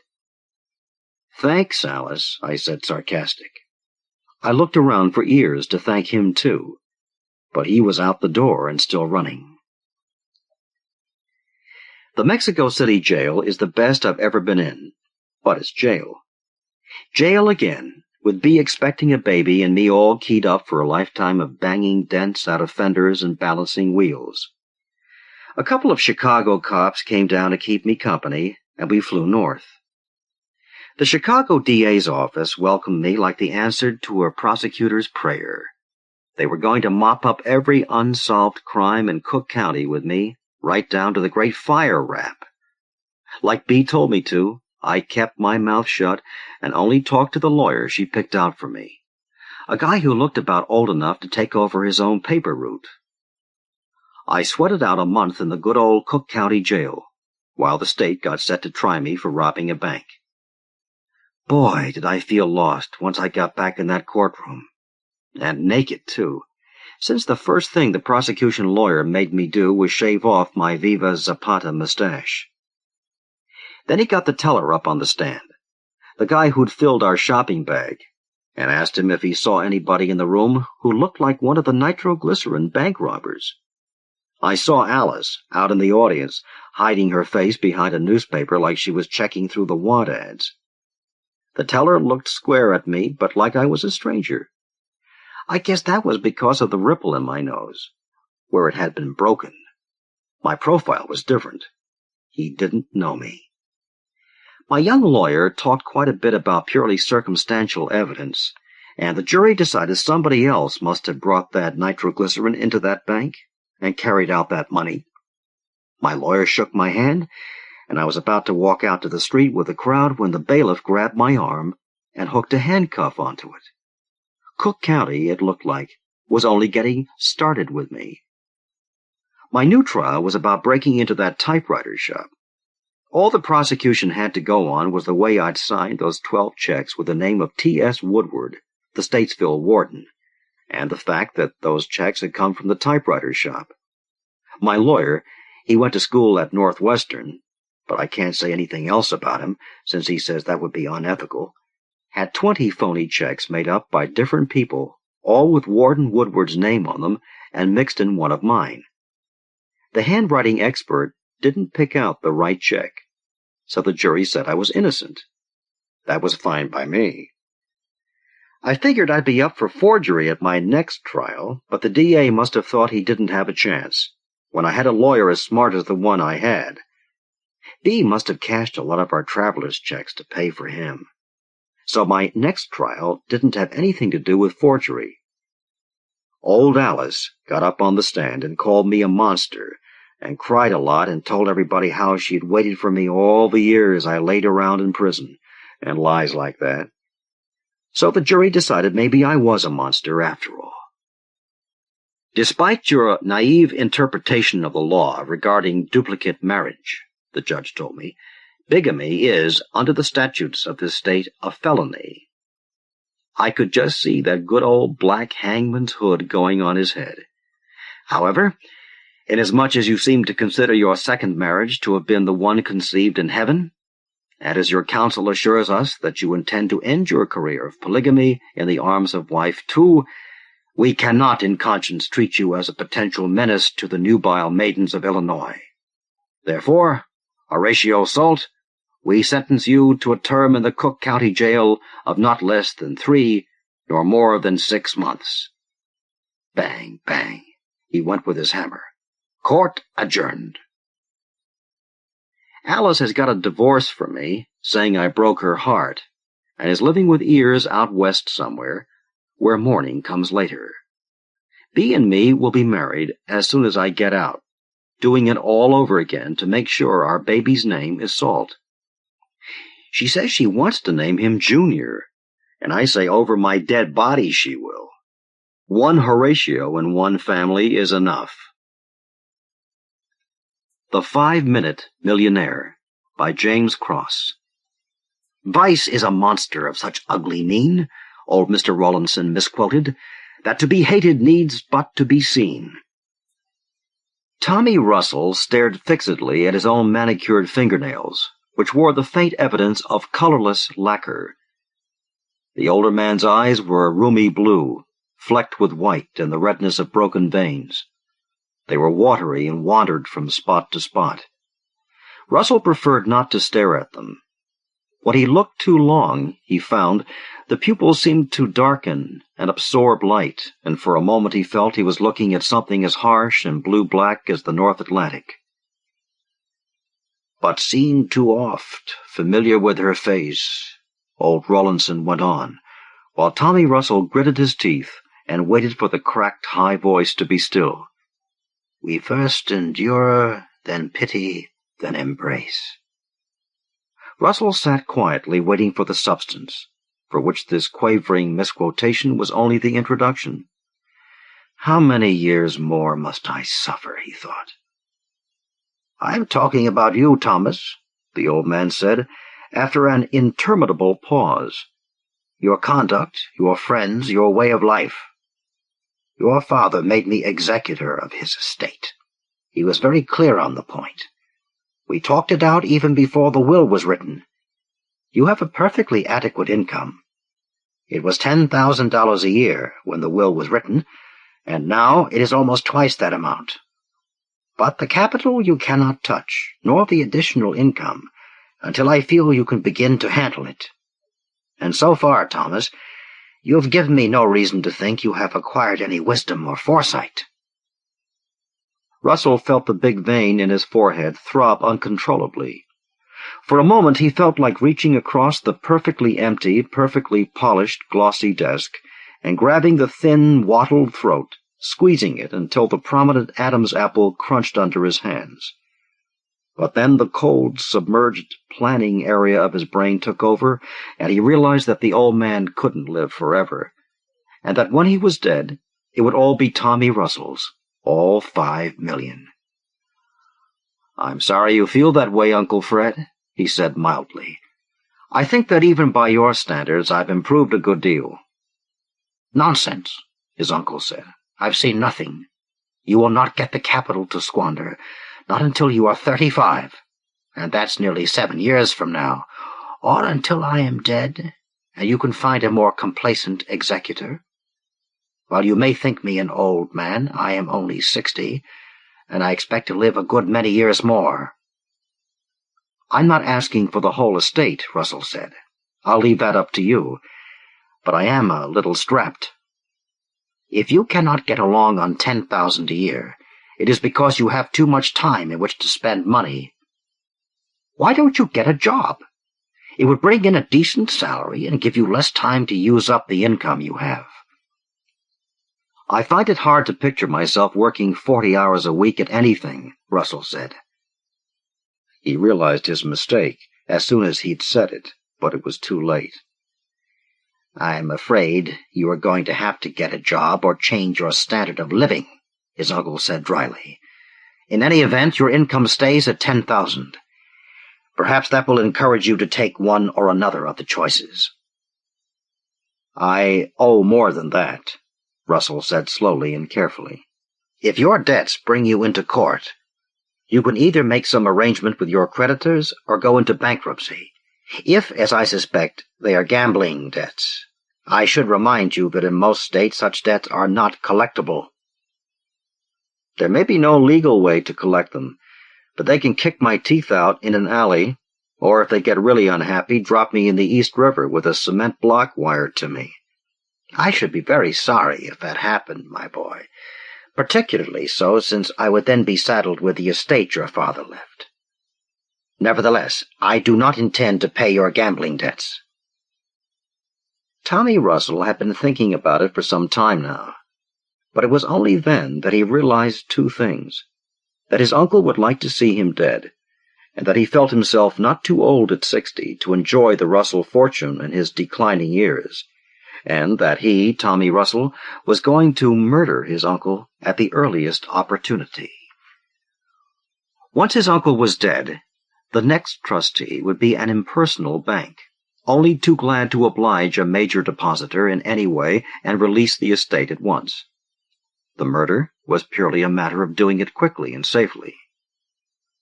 For a moment Tommy considered the possibility of the simple garrote with his silk scarf, there and then. The thought of the watery blue eyes popping from the dark red face was attractive, but he cast it aside at once. A dozen people, from the doorman to the elevator operator, had seen him arrive at the suite his uncle kept at his club. Anything on home grounds would hang him quickly. In the next weeks, Tommy lived frugally on his allowance checks, and studied his uncle's habits very closely. At the end of 2 months, he admitted defeat. A typical self-sufficient bachelor, his uncle was screened off from the world 24 hours a day. Breakfast at his club, a visit to his broker's by taxi, lunch with a friend, return to his club and a nap, cocktails at the club or outside with other friends, dinner either at the club or, as a wealthy and still quasi-eligible bachelor, making up the odd man at a dinner party, or to the theater, again with a group, and finally back to the club. He was never alone, and at every moment there was a screen of servants to pass or a screen of witnesses to avoid. Old Rawlinson was about as safe as a man can be from violent death. He did not drive. In New York he took taxis. On his infrequent weekend visits he took trains. He was a healthy 5 pounds underweight for his age and build. His temperament was equable and self-satisfied. His 4 grandparents had all lived to be 90. He was temperate and abstemious in his life. At the end of 2 months of careful investigation and planning, Russell came to the conclusion that his uncle, left to natural causes, would possibly outlive him, and that, still worse, he was almost impossible to kill with impunity. He put it that way to his current mistress one evening when he was on his 6th Armagnac. Phyllis was very attractive. She had majored in psychology in college, and she prided herself on her understanding of human behavior and motivation. She was not shocked. Russell's decision to kill his uncle seemed logical and economical. What did bother her was his inability to come to the heart of the matter. "The way he lives," she said, "it just can't be done." "Then I had better get used to living like a ribbon clerk for the next 7 years. Does that appeal to you?" "I didn't say it couldn't be done. I just said you have to change his way of life, break up his habits." "He's had them for 30 years. What am I supposed to do? Invite him on a hunting trip he'd never even consider, and then have an accident? Drown him in a canoe?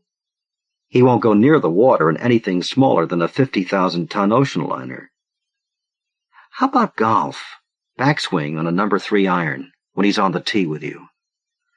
He once told me his only game is helping to carry the coffins of his friends who went in for athletics. Well then, the only way is to change his environment, and the best way to do that is to get him married. He's 60 years old, and he's kept away from it so far, with a long succession of debutantes and post-debutantes and divorcees and widows throwing themselves at his head. He's immune. A smart woman could do it. Like who? Like me." Russell paused for a moment to consider the new factor. "You know," he said slowly, "I think you could. You're young, but not too young. You're smart, but smart enough not to show it. You can play almost any role you want. I think you just could do it. I know I could, and I could do it in 3 months. I know these old bachelor types. You could get him out of the club and living in the country, away from everything. And way out there, anything could happen. Baby, I think you've got it solved." "Just one thing," she said. "What's the rate of payment for decoy ducks?" "You'd be a wealthy widow. I figure the old boy has about $50,000 to leave. Most of his money's tied up, goes to Harvard when he's gone." "Have you ever tried living on the income of $50,000? It's just about champagne money. How about you? How much do you stand to get? Don't bother to con me. I can find out." "About 5 million? What do you want?" "I want you to marry the widow. You're mean, but I've kind of got used to you, and it's a lot of fun. I think we could make it together." "Would have to wait quite a while. It wouldn't be safe." "I know that. I just want your promise. Tell me you'll marry me after he's dead, and I'll believe it. And remember," she went on, "we'd both be in it together. It would be the smartest thing for both of us, and the safest. Honey, it would be a pleasure. Just get him lined up, and I'll take care of everything. You want my promise? You have it." He reached over, tilting her chin toward his kiss, thinking how little the years of psychology had taught her if she believed that a man worth 5 million would marry her. "Baby," he said, "let's make it fast. I don't want to wait for you." When it happened, it was almost as fast as she had predicted. Russell brought Phyllis with him purposefully to Central Park, where his uncle frequently took what he called a constitutional. On the 3rd day they met. It was a matter of 5 minutes for Russell to take them all to lunch, to celebrate with champagne a prospective job, to pay the bill, and leave old Rawlinson with Phyllis, while he kept a non-existent appointment in connection with a job he had described. Over coffee and cognac, Phyllis and Rawlinson became friends. For the first time in his life, Rawlinson had met a woman who seemed to be attractive and intelligent and non-predatory. Within a week, he was taking her to the theater and giving her the benefit of his theories of dramatics. He was lecturing to her on Hellenistic art at the Metropolitan. Within 2 weeks, He was in her apartment for a nightcap.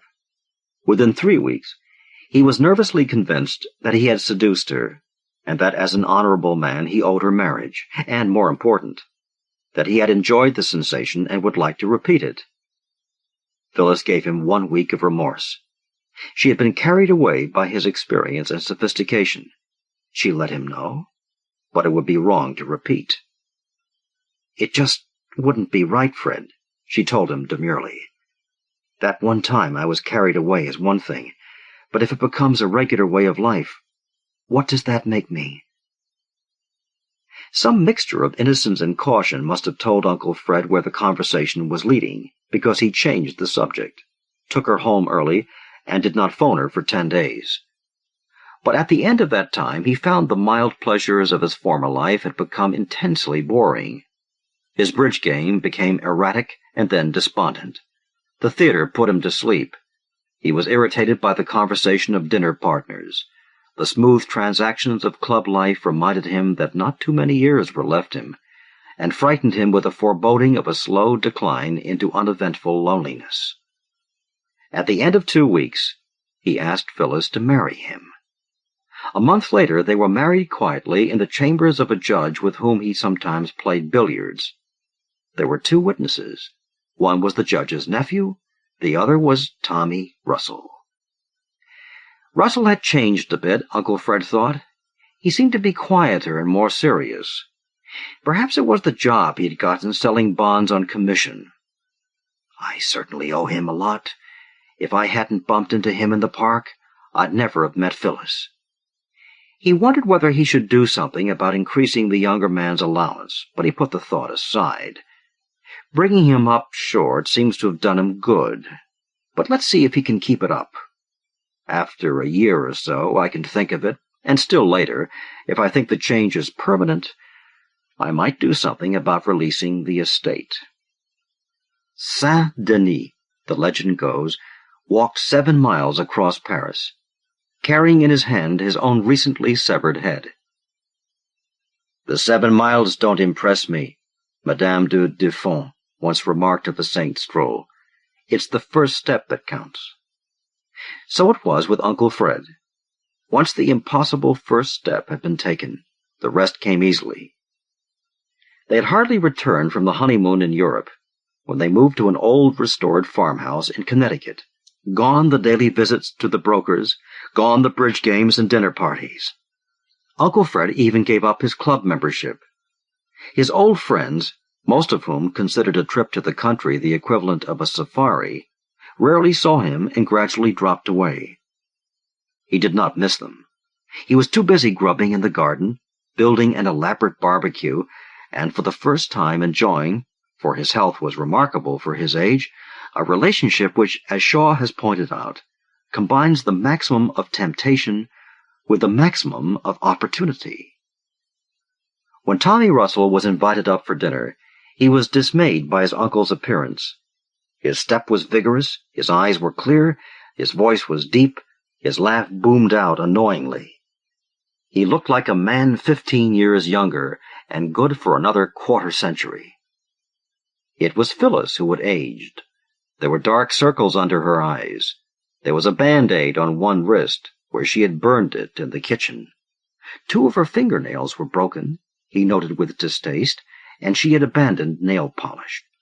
Her hair was only adequately clean, and set in an unbecoming way. She still was alert enough to listen to Uncle Fred admiringly, to laugh at his jokes, to touch and pat him with an air of proprietorship from time to time. But Russell noticed that when Uncle Fred's attention was taken from her for a minute, she relaxed gratefully into a sort of dull stupor. The thought of marrying her as she was now, even for $5 million, was something less than pleasant. They were alone only once that evening, and then only for a few minutes. "I can't stand much more of this, Tommy," she said. "We'll have to do it fast." "I'd hoped the old boy might kill himself. Natural causes, much simpler all around. But he looks like a man of 45. It's killing me. No help except a cleaning woman. I had to learn to cook. I have to help him garden. I can't find a hairdresser." He seems to be happy. He should be. I thought you said he was shy with women. I work all day, and then I can't get a night's sleep. We've got to do something. A month more, and I'll end up taking an axe to him right here. Come into New York this Thursday to my apartment. I have it all arranged. We can move pretty fast, and—" He broke off as Uncle Fred came down the stairs, humming tunelessly. Russell was shown the barbecue under the patio floodlights. He saw the sights of the projected herb garden and swimming pool, and then left as soon as he could and drove back to New York. Phyllis found it was not so easy to plan a day in New York as Russell had seemed to believe. Once Uncle Fred had changed his way of life, he had cut himself off completely. He had not gone into town himself since they had moved to Connecticut, and he saw no reason why his wife should. He wanted her around to minister to whatever need or desire occurred to him. He had broken off with his old way of living.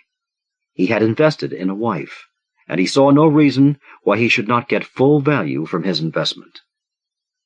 It would have to be a very good excuse, Phyllis knew, and it was a day before she had it. At first he couldn't understand why she wanted to take a train all that distance just to see her doctor. There was a perfectly good if elderly GP in the next village and a hospital in Danbury.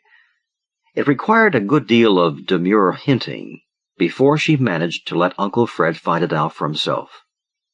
"A father," he said, "at my age? I never could have imagined it."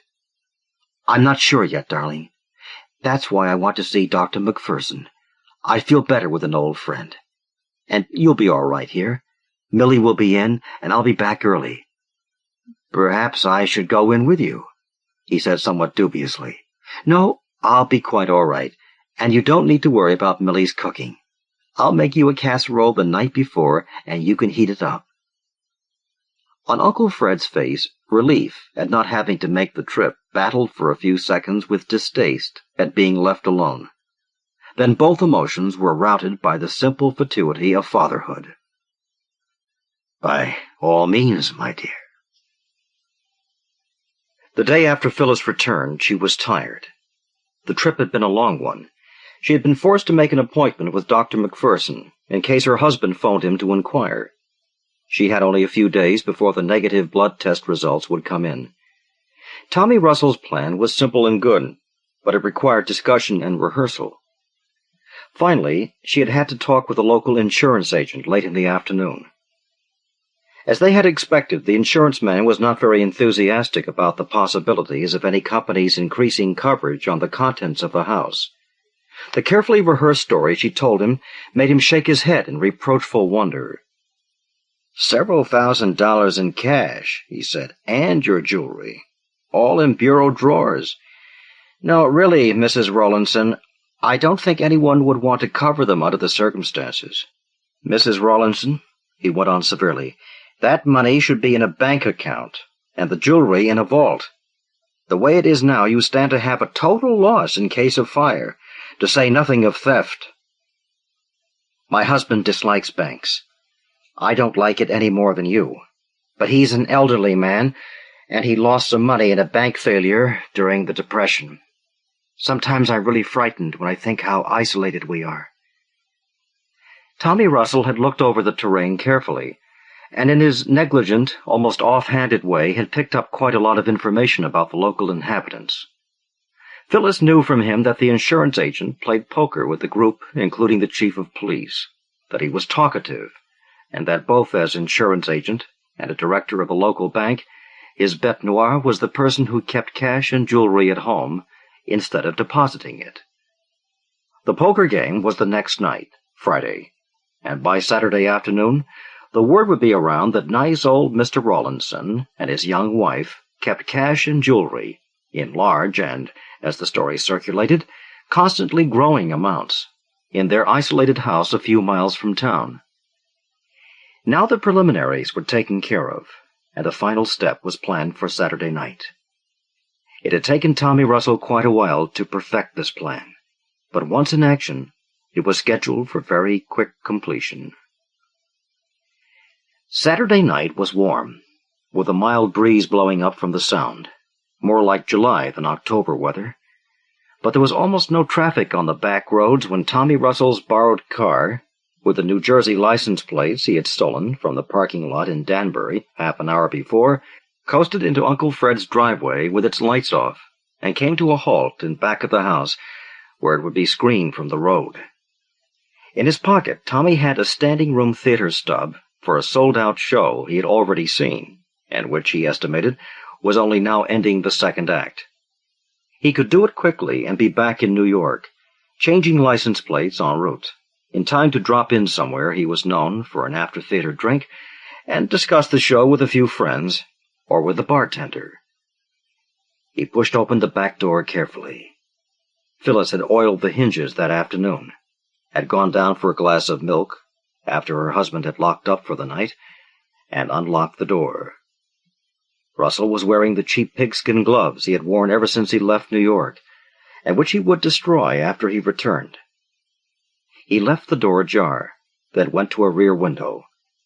There was a piece of sacking near a low shed adjoining the house, and next to it a short hatchet. He wrapped the hatchet head in the burlap and tapped the glass near the window lock, hearing it tinkle to the floor inside. He opened the lock quickly and lifted the window. Then he trotted back to the door and entered. Upstairs, Fred was asleep, but his wife heard the signal and tugged at his shoulder. "Wake up! There's someone downstairs." Fred heard the back door opening and closing gently in the wind, tapping against the frame. He heard nothing else. "It's the door," he said grumpily. "You must have forgotten to lock it. Please close it. It's keeping me awake." All right. He was still not completely awake when he reached the bottom of the stairs, moving without difficulty in the bright moonlight. He had turned into the dining room toward the kitchen and taken 2 steps when Russell, who was crouching in the old-fashioned open stairwell, stepped up behind him and hit him on the head with a hatchet twice, the second time as he was falling.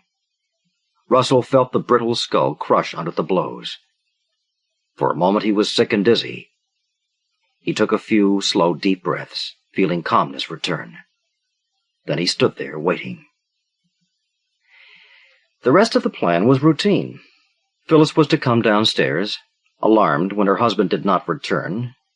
She would be knocked out from behind without seeing her attacker and tied up. Russell would loot the house, taking whatever jewelry there was and the $50-odd that were actually all Uncle Fred carried. And that would be it.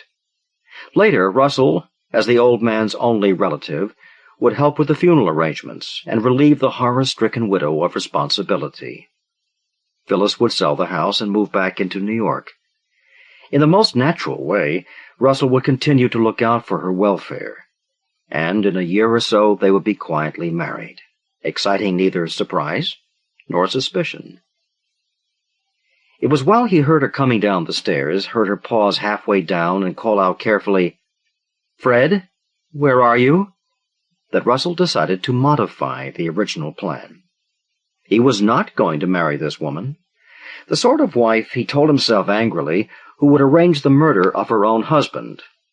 She was not wearing well. She was becoming petulant. She was drinking too much.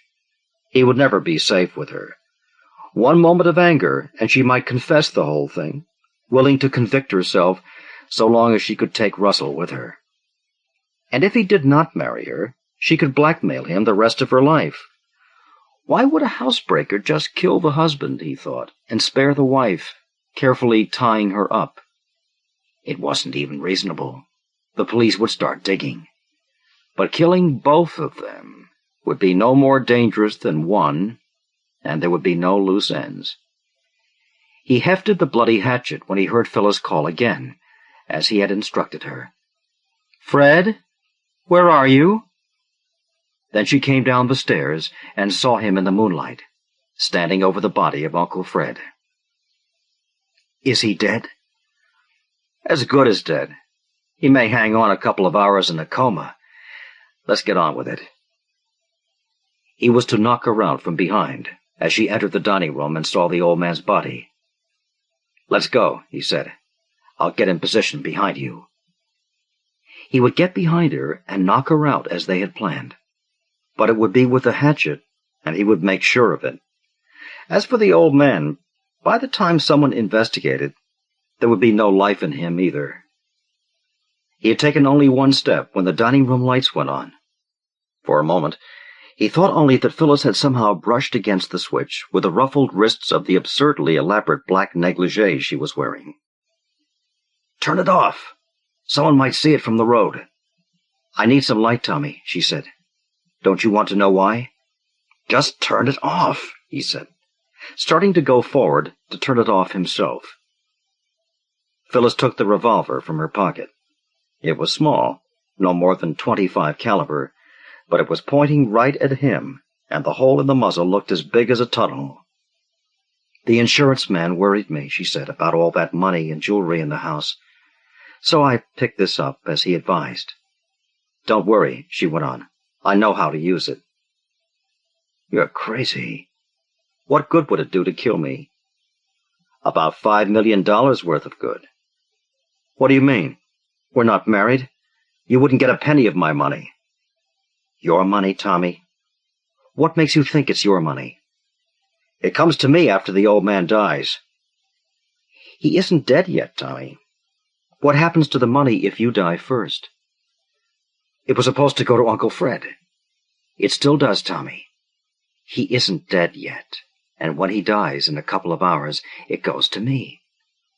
"He'll never come out of it. He's as good as dead." "If there's a pulse, the slightest breath, the barest heartbeat, he's still alive. If you died just 5 minutes before him, he'd inherit in that 5 minutes before he died, and his heirs would get it. There's a library in town, Tommy. I read all about it the day I bought the gun." "How could you prove it, you stupid witch?" "There was a burglar, Tommy. He battered poor Fred with a hatchet, but I came down and shot him in the dark, and he died instantly. Then I turned the light on, and it was Tommy Russell. Everyone knows Tommy wanted the money. Everyone knows Fred kept him short of cash. I know they quarreled when Tommy came up for dinner. He murdered Fred and tried to make it look like a housebreaker, and he would have murdered me too. And when the police came, they'll find Fred still not quite dead. But not you, Tommy. You won't be breathing." For a moment, Russell thought he could run at her and get the gun, but the muzzle was very steady on him, and he knew it was no use. 5 minutes, he thought. For 5 minutes I was rich. The last emotion he felt was disbelief. "Goodbye, Tommy," she said, and shot him twice, very accurately, through the heart and head. But she was careful. She leaned over him and tested for breathing with a little pocket mirror. It was only when she was absolutely certain that she made the phone call to the police. While she was waiting for them to come, poor Fred groaned once or twice. It was a little unpleasant, but she knew it wouldn't be long. After all, life is not all pleasantness. Christmas Gift by Robert Turner. There was no snow, and the temperature was a mild 68 degrees, and in some of the yards nearby the shrubbery was green, along with the palm trees. But still you knew it was Christmas Eve. Doors on the houses along the street held wreaths, some of them lighted. A lot of windows were lighted with red, green, and blue lights. Through some of them you could see the lighted glitter of Christmas trees. Then, of course, there was the music, which you could hear coming from some of the houses, the old familiar songs. White Christmas, Ave Maria, Silent Night. All of that should have been fine, because Christmas in a Florida city is like Christmas any place else, a good time, a tender time. Even if you're a cop. Even if you pull duty Christmas Eve and can't be home with your own wife and kid. But not necessarily if you're a cop on duty with 4 others, and you're going to have to grab an escaped con and send him back, or more probably have to kill him because he was a lifer and just won't go back. In the car with me was McKee, a 3rd grade, only away from a beat a few months. Young, clear-eyed, rosy-cheeked, all-American boy type, and very, very serious about his work, which was fine, which was the way you should be. We were parked about 4 houses down from the rented house where Mrs. Bogan and her 3 children were living. At the same distance, the other side of the house was a sedan in which sat Lieutenant Mortel and Lieutenant First Grade Thrasher.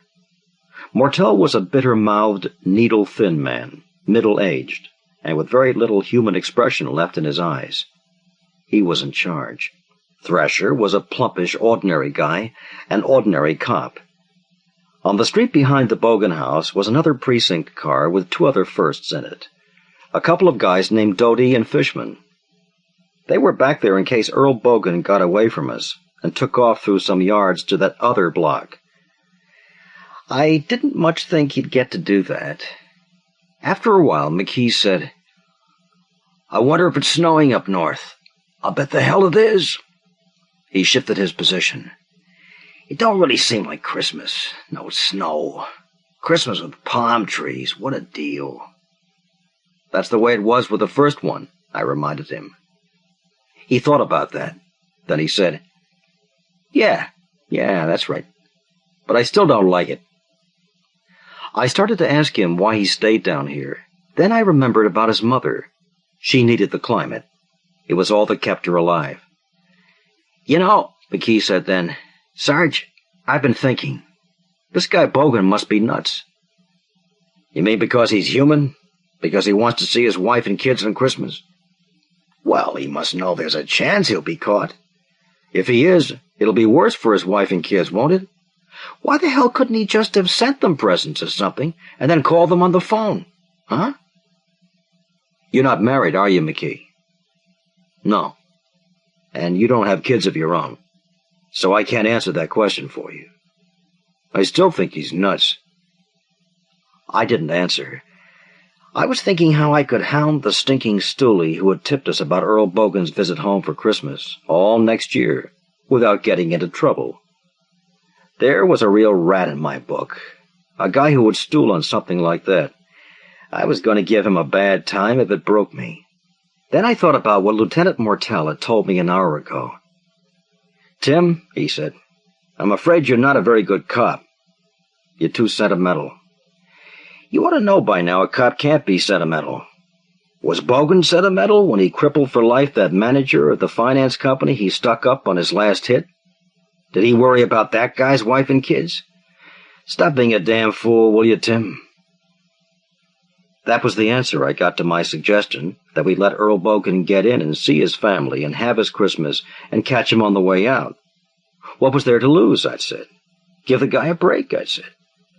I'd known, of course, that Mortel wouldn't have any part of that, but I'd had to try anyhow. Even though I knew the lieutenant would think of the same thing I had, that when it came to time to go, Bogan might be twice as hard to take. McKee's bored young voice cut into my thoughts. "You think he'll really be armed? Bogan, I mean." "I think so." "I'm glad Mortel told us not to take any chances with him. That if he even makes a move that looks like he's going for a piece, we give it to him. He's a smart old cop, Mortel." "That's what they say. But did you ever look at his eyes?" "What's the matter with his eyes?" McKee said. "Skip it," I said. "A bus has stopped." We knew Earl Bogan had no car. We doubted he'd rent one or take a cab. He was supposed to be short of dough. A city bus from town stopped up at the corner. When he came, he'd be on that, most likely. But he wasn't on this one. A lone woman got off and turned up the avenue. I let out a slight sigh and looked at the radium dial of my watch. 10:50. Another hour and 10 minutes, and we'd be relieved. It wouldn't happen on our tour. I hoped that was the way it would be. It was possible. The stoolie could have been wrong about the whole thing. Or something could have happened to change Bogan's plans, or at least to postpone his visit to the next day. I settled back to wait for the next bus. McKee said, "Have you ever killed a guy, Sarge?" "No," I said. "I never had to, but I've been there when someone else did." "Yeah? What's it like?" McKee's voice took on an edge of excitement. "I mean for the guy who did the shooting. How'd he feel about it?" "I don't know. I didn't ask him. but I'll tell you how he looked. He looked as though he was going to be sick to his stomach, as though he should have been, but couldn't be. "Oh," McKee said. He sounded disappointed. "How about the guy that was shot? What did he do? I've never seen a guy shot." "Him?" I said. "Oh, he screamed." "Screamed?" "Yeah. Did you ever hear a child scream when it's had a door slammed on its fingers? That's how he screamed. He got shot in the groin." "Oh, I see," McKee said, but he didn't sound as though he really did. I thought that McKee was going to be what they called a good cop, a nice, sane, completely insensitive type guy. For the millionth time, I told myself that I ought to get out. Not after tonight's tour, not next month, next week, tomorrow, but right now. It would be the best Christmas present in the world I could give myself and my family. And at the same time, I knew I never would do that. I didn't know exactly why. Fear of not being able to make a living outside. Fear of winding up a burden to everybody in my old age the way my father was. Those were some reasons, but not the whole thing. If I talk about how after being a cop so long, it gets in your blood no matter how you hate it, that sounds phony. And it would sound even worse if I said one reason I stuck was in hopes that I could make up for some of the others, that I could do some good sometimes. "If I get to shoot Bogan," McKee said, "he won't scream." "Why not?" "You know how I shoot. At close range like that, I'll put one right through his eye." "Sure you will," I told him, "except that you won't have the chance. We'll get him quietly. We don't want any shooting in a neighborhood like this on Christmas Eve." Then we saw the lights of the next bus stop up at the corner. A man and a woman got off. The woman turned up the avenue. The man, medium height but very thin, and his arms loaded with packages, started up the street. "Here he comes," I said. "Get out of the car, McKee." We both got out, one on each side. The man walking toward us from the corner couldn't see us. The street was heavily shaded by strings of Australian pine planted along the walk. "McKee," I said, "you know what the orders are. When we get up to him, Thrasher will reach him first and shove his gun into Bogan's back. Then you grab his hands and get the cuffs on him fast. I'll be back a few steps covering you. Mortel will be behind Thrasher covering him. You got it?" "Right," McKee said. We kept walking, first hurrying a little, then slowing down some, so that we'd come up to Bogan, who was walking toward us just right, before he reached the house where his family were, but not before he'd passed Mortel and Thrasher's car. When we were only a few yards from Bogan, he passed through an open space, where the thin slice of moon filtered down through tree branches. Bogan wore no hat, just a sport jacket and shirt and slacks. He was carrying about 6 packages, none of them very large, but all of them wrapped with gaudily colored paper, foil and ribbon. Bogan's hair was crew-cut instead of long the way it was in police pictures, and he'd grown a mustache, but none of that was much of a disguise. Just then he saw us and hesitated in his stride. Then he stopped. Thrasher, right behind him, almost bumped into him. I heard Thrasher's bullfroggy voice say, "Drop those packages and put your hands up, Bogan, right now." He dropped the packages. They tumbled about his feet on the sidewalk, and 2 of them split open. A toy racing car was in one of them. It must have been still slightly wound up, because when it broke out of the package, the little motor whirred and the tiny toy car spurted across the sidewalk 2 or 3 feet. From the other package, a small doll fell and lay on its back on the sidewalk, its big painted eyes staring upward. It was what they call a picture doll, I think. Anyway, it was dressed like a bride. From one of the other packages, a liquid began to trickle out onto the sidewalk, and I figured that had been a bottle of Christmas wine for Bogan and his wife. But when Bogan dropped the packages, he didn't raise his hands. He spun around, and the sound of his elbow hitting Thrasher's face was a sickening one.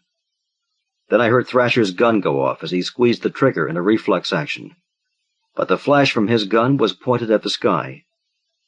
I raised my own gun just as Bogan reached inside his jacket, but I never got to use it. McKee used his. Bogan's head went back as though someone had jolted him under the chin with the heel of a hand. He staggered backward, twisted, and fell. I went up to Bogan with my flash. The bullet from McKee's gun had entered Bogan's right eye, and there was nothing there now but a horrible hole. I moved the flash beam just for a moment. I couldn't resist it to McKee's face. The kid looked very white, but his eyes were bright with excitement, and he didn't look sick at all. He kept licking his lips nervously. He kept saying, "He's dead. You don't have to be worrying about him now. He's dead." Front door lights began to go on then in nearby houses, and people began coming out of them. Mortel shouted to them, "Go on back inside. There's nothing to see. Police business. Go on back inside." Of course, most of them didn't do that. They came and looked, although we didn't let them get near the body. Thrasher radioed back to headquarters. Mortel told me, "Tim, go tell his wife, and tell her she'll have to come down and make final identification for us." "Me?" I said. "Why don't you send McKee? He's not the sensitive type." "Well, why don't you go? This whole cute little bit was your idea anyhow, Lieutenant, remember?" "Are you disobeying an order?" Then I thought of something. "No," I told him. "It's all right. I'll go." I left them and went to the house where Bogan's wife and kids lived. When she opened the door, I could see past her into the cheaply, plainly furnished living room that somehow didn't look that way now, in the glow from the decorated tree. I could see the presents placed neatly around the tree. And peering around a corner of a bedroom, I saw the eyes, big with awe, of a little girl about 6 and a boy about 2 years older. Mrs. Bogan saw me standing there and looked a little frightened. "Yes," she said. "What is it?" I thought about the newspapers then. I thought, what's the use? It'll be in the newspapers tomorrow anyhow. Then I remembered that it would be Christmas Day. There wouldn't be any newspapers published tomorrow, and few people would bother about turning on radios or television sets. "Don't be alarmed," I told her then. "I'm just letting the people in the neighborhood know what happened. We surprised a burglar at work, ma'am, and he ran down the street. We caught up with him here and had to shoot him. But it's all over now. We don't want anyone coming out creating any more disturbance. So just go back to bed, will you please?" Her mouth and eyes opened very wide. Who was it?" she said in a small, hollow voice. "Nobody important," I said. "Some young hood." "Oh," she said then, and I could see the relief come over her face. And I knew then that my hunch had been right, and Bogan hadn't let her know he was coming. He'd wanted to surprise her. Otherwise she would have put 2 and 2 together. I told her good night and turned away and heard her shut the door softly behind me. When I went back to Mortel, I said, "Poor Bogan. He walked into the trap for nothing. His folks aren't even home. I asked one of the neighbors, and she said they'd gone to Mrs. Bogan's mother's and wouldn't be back until the day after Christmas." "Well, I'll be damned," Mortel said, watching the men from the morgue wagon loading Bogan onto a basket. "Yes," I said. I wondered what Mortel would do to me when he learned what I'd done, and he undoubtedly would eventually. Right then, I didn't much care. The big thing was that Mrs. Bogan and those kids were going to have their Christmas as scheduled. Even when I came back and told her what had happened the day after tomorrow, it wouldn't take away the other. Maybe it wasn't very much that I'd given them, but it was something. I felt a little better.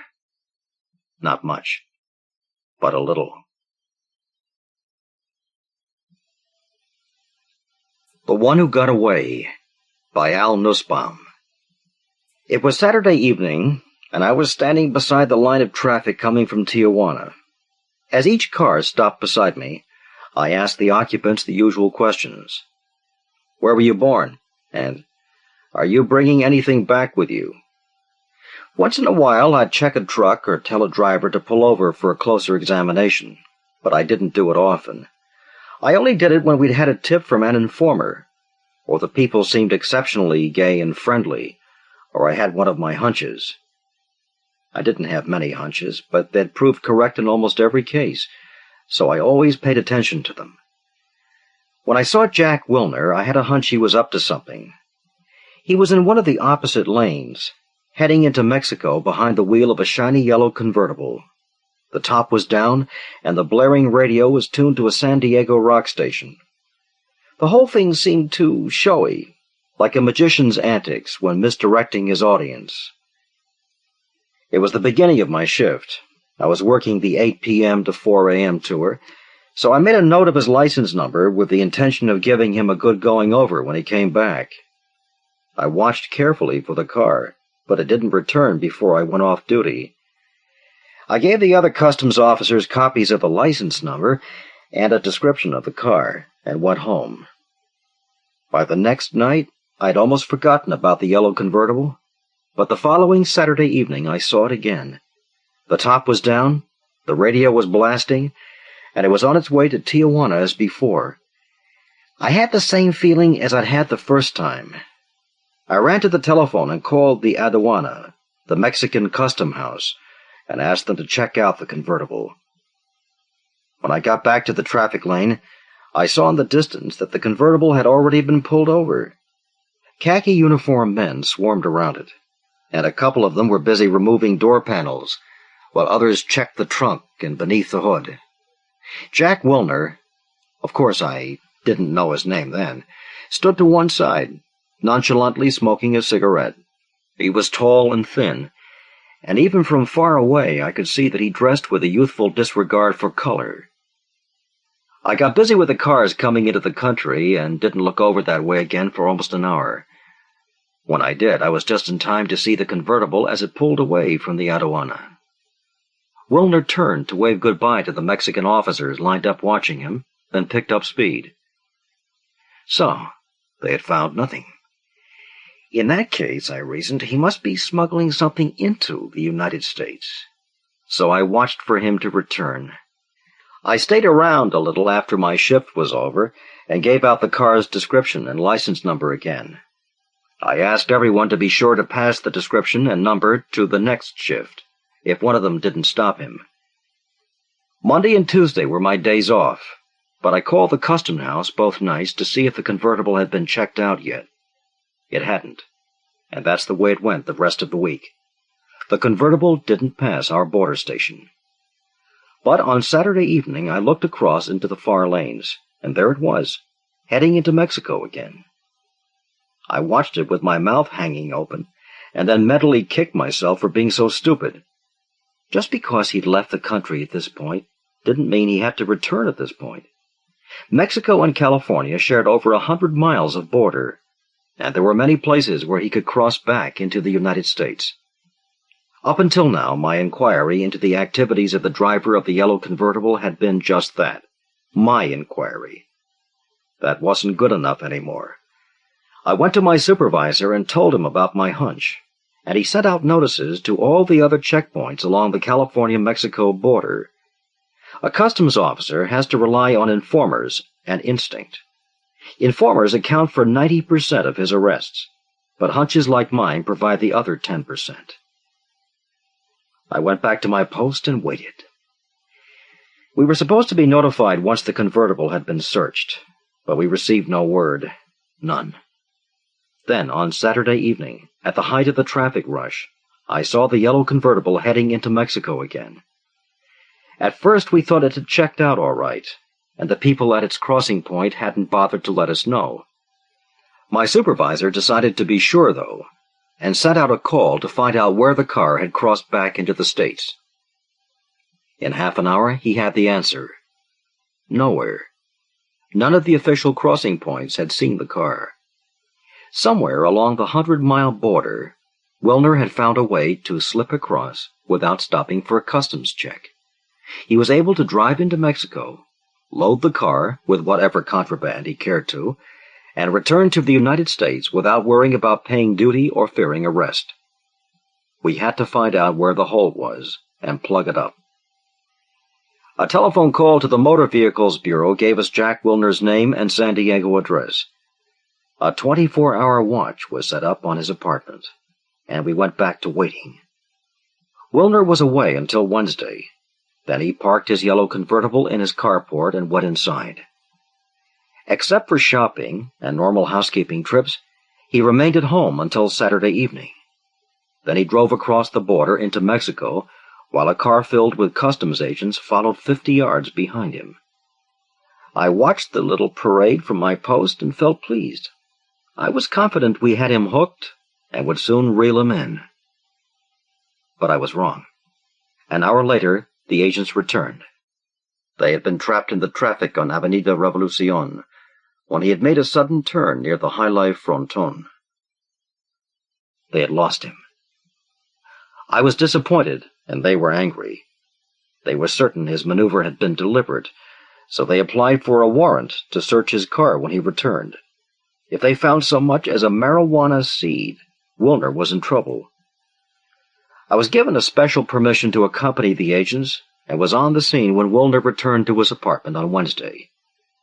It was obvious, from the way his jaw fell when they presented the warrant, that he hadn't lost his followers intentionally on Saturday.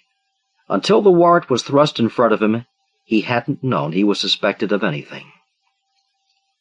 We went over his car and found it spotless, literally spotless. It must have been cleaned recently, both inside and out, because even the ashtrays were empty.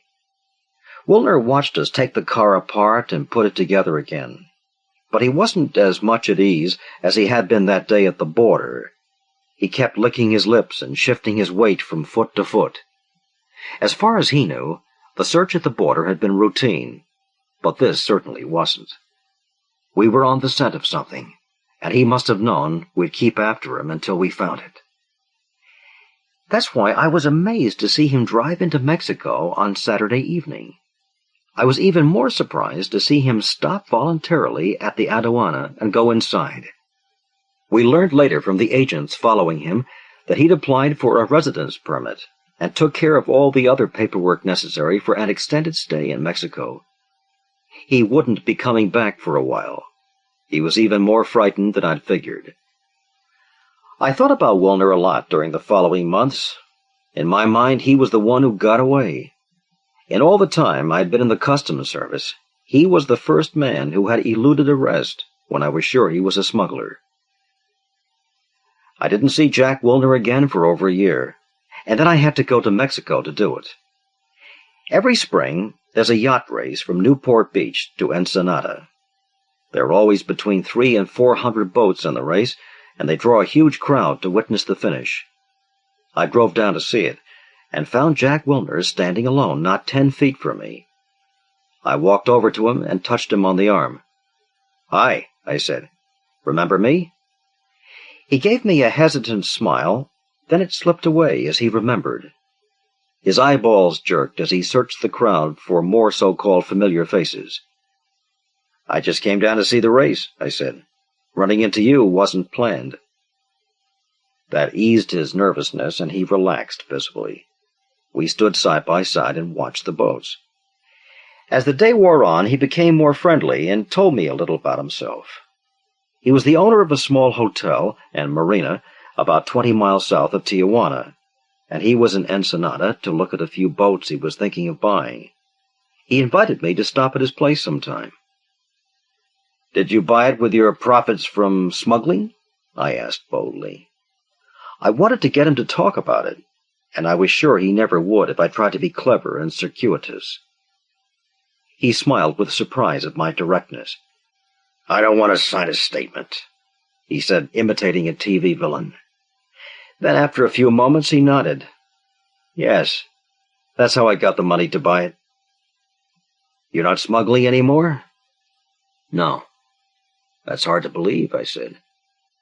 "You must have been pretty successful to afford a business, and few professional smugglers quit before being caught." I'd made up my mind to quit if anyone became curious about me. You people were too curious, so I quit. We bought tacos from a street vendor and stood eating them. "In that case, you won't mind telling me how you managed to return to California without being noticed when all the border stations were watching for you," I said. "No, I don't mind. It was easy. I simply stuck my license plates under my jacket, and walked back across the border, he said with a grin. I was smuggling yellow convertibles. A new one every week. Not Exactly Love, by Fletcher, Flora. Staring out the high casement window, open to the late afternoon, Marcus could see for miles across the wide river valley beyond the clustered multicolored roofs of suburban homes. He could see in the valley, besides a shining silver fragment of the river itself, a remote and casual pattern of farms and fields in the reds and browns and tenacious greens of autumn. It was a pretty sight, inviting and comforting to the eye, and he would have liked, had it been possible, to stand and view it at his leisure for the good of his soul. But it was not possible. At his feet, on the floor of the small room in which he stood, a room with only 3 walls, was another sight which neither invited nor comforted. It was the body of a girl, and the girl was dead, and she had priority, however reluctantly granted, over rivers and fields and farms in the tag end of a year that was not yet dead, but only dying. With a soft sigh, barely audible to Sergeant Bobo Fuller in the shadows behind him, he lowered his eyes and sank slowly to one knee. The girl was lying face down, her head turned on the dark green composition floor to expose the left profile of a face in which death had left the blind eyes open and the lips turned back in a snarl of anger or pain or ultimate effort. Her feet pointed toward the open side of the room at which Fuller stood. Her body, tangential to a metal desk fastened to one wall of the room and supported on the opposite side by a pair of slender steel legs. Her arms were flung out ahead of her, the fingers of the small hands curved like claws, as if, in the instant of dying, she had desperately sought a hold on the smooth surface to prevent herself from being carried away by whatever dark angels had come for her. Well, the angels had won, and she had lost, and so, thought Marcus, had he. He had been left with what was left of her, which wasn't much to leave in a world so fair with colored farms, and it was, after all, his own fault for being what he was. With his fingers he probed among the short, fair hairs of her head, finding the pulpy spot behind the crown, feeling with fastidious distaste the slight and sticky seepage on the fingertips. He stood up, sighing softly again. At the metal desk, really nothing more than a simple working surface, a single straight chair, also metal, was pushed neatly into place, its seat entirely beneath the surface, its back touching the edge. There were no books, no papers, nothing at all on the desk. She was struck from behind with something smooth and heavy, Marcus said. What was it? In the shadow, Sergeant Bobo Fuller stirred and stepped forward. He did not like Marcus, who was blandly aware of the dislike, and he took a perverse satisfaction in speaking only when spoken to, and in contributing only what was specifically requested or routinely expected. As for Marcus, he did not share Fuller's animus, which he usually found amusing.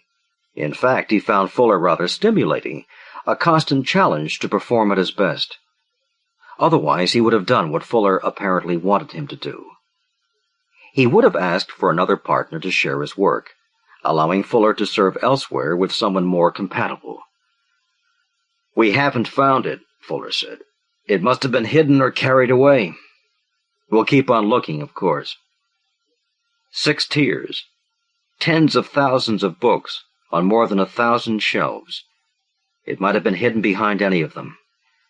You've got a job, Fuller. If it's here, we'll find it. It probably isn't. Good luck, anyhow. Marcus stepped back, his eyes moving about the tiny room with an effect of casualness, almost of indifference, stopping on the tour briefly, just once, when they reached the open casement window and the far-off colored pattern beyond. "Abby Randall," he said. "Is that what you said her name was?" "That's right. Abby for Abigail. I'd guess she's been dead about an hour. You agree?" "That's close enough." "I wonder where her books and papers are." "Books and papers? What makes you think she had any?" Well, these little rooms or carrels at the rear of each tier of the stacks are to study in. Ordinarily, you need books and paper to study. Books, at least. I wonder where they are. It strikes me that you could use these rooms for other things besides studying, if you wanted to. What I have in mind doesn't require any books. You have a naughty mind, Fuller, and so have I. Lovers quarrel, you think? I wouldn't say so. Since you ask, one lover doesn't crack another lover over the head. Not in my opinion. What I mean is, it's not exactly an act of love. Quondam lovers, then. A not-so-tender parting. Jealousy sometimes becomes malevolent, Fuller. Then he went again, showing off as usual. What the hell did quondam mean? Well, Fuller wasn't about to ask, and he could, anyhow, being no fool, guess pretty accurately from the context. Former lovers? Was that what Marcus meant? If it was, why didn't he say so? Could be, Fuller said. Well, I'd better clear out of here now so the crew can get in.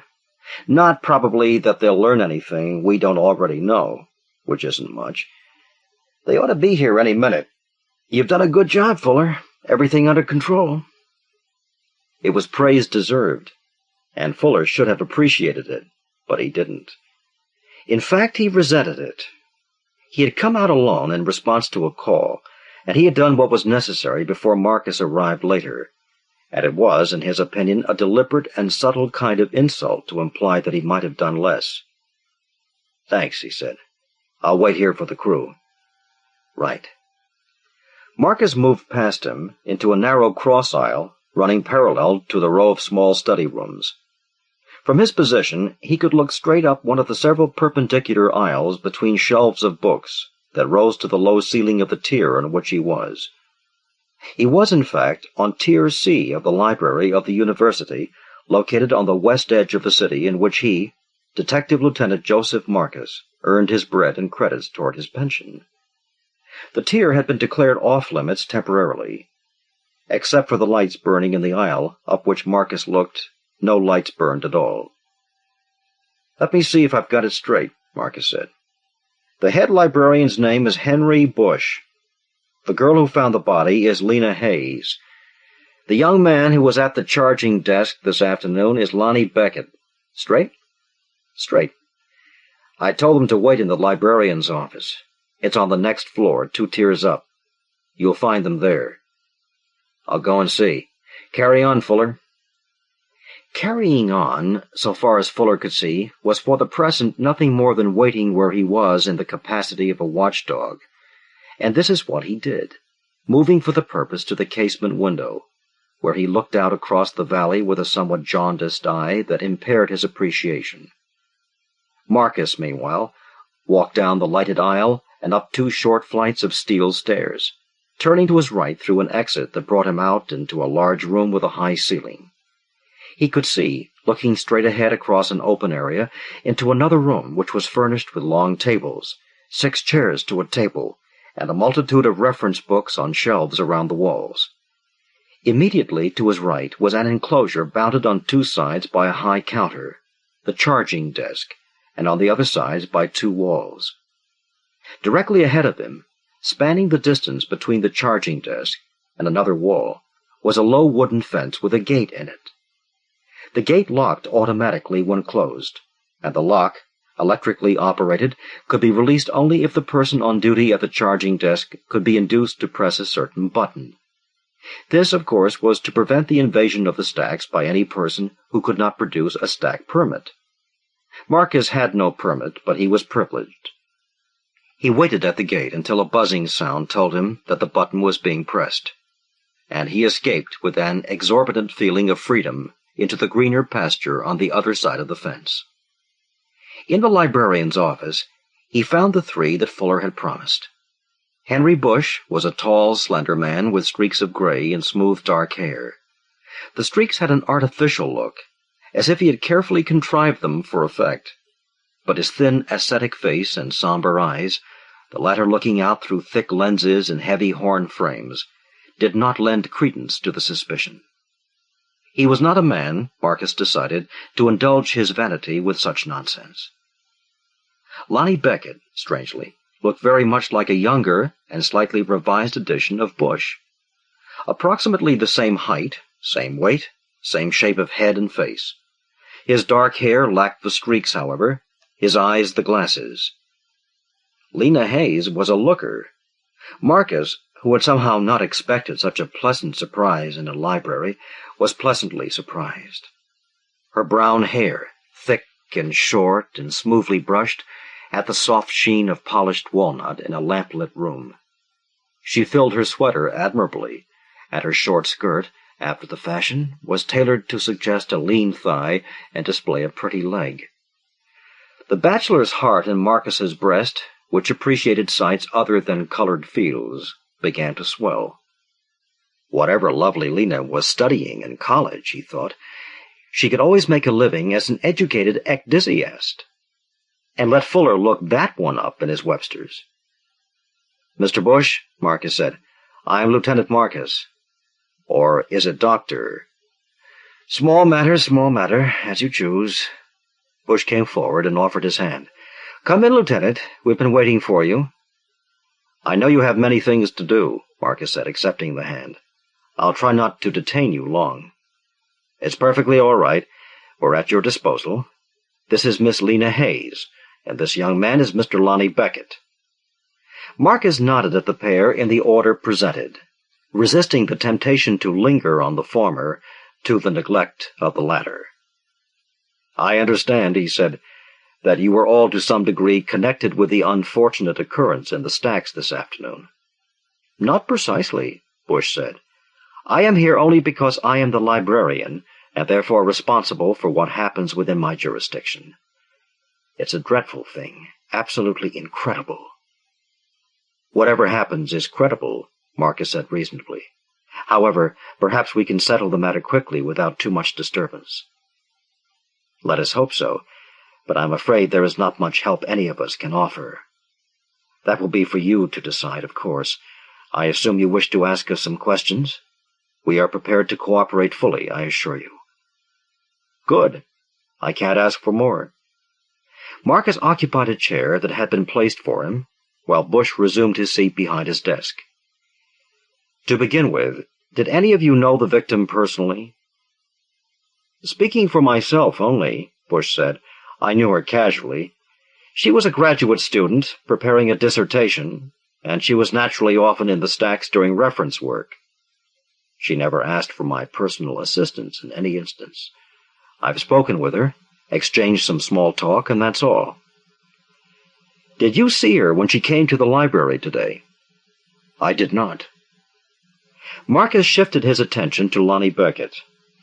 "I understand that you were at the charging desk today when she entered the stacks. You must have admitted her." "That's right, I did." "Did she speak to you?" "Yes. I didn't notice her when she came up, and she asked me to release the lock on the gate." "Was she carrying anything? Any books or papers, I mean?" "I don't think so. No, I'm sure she wasn't. She always carried her materials in a briefcase, and she didn't have it with her. Now that I think of it, she wasn't even carrying a purse." "Wasn't that a little odd?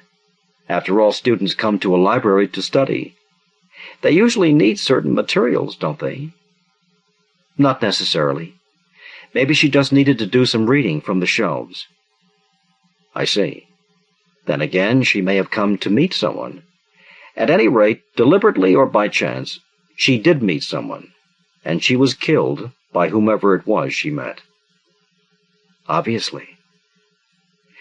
The remark was innocent enough, a simple concession of a plain truth, but Marcus thought he detected in it a faint inflection of sarcasm. Not that his comment had deserved any better response. The plain truth rarely requires a commentary, especially when it is supported by a corpse. Still, he was not sure that he liked Lonnie Beckett. He felt that men in their middle 20s should show a certain amount of tenderness toward the senilities of men in their early 40s. Even young men, he added sourly in his mind, who were too slick and assured by half.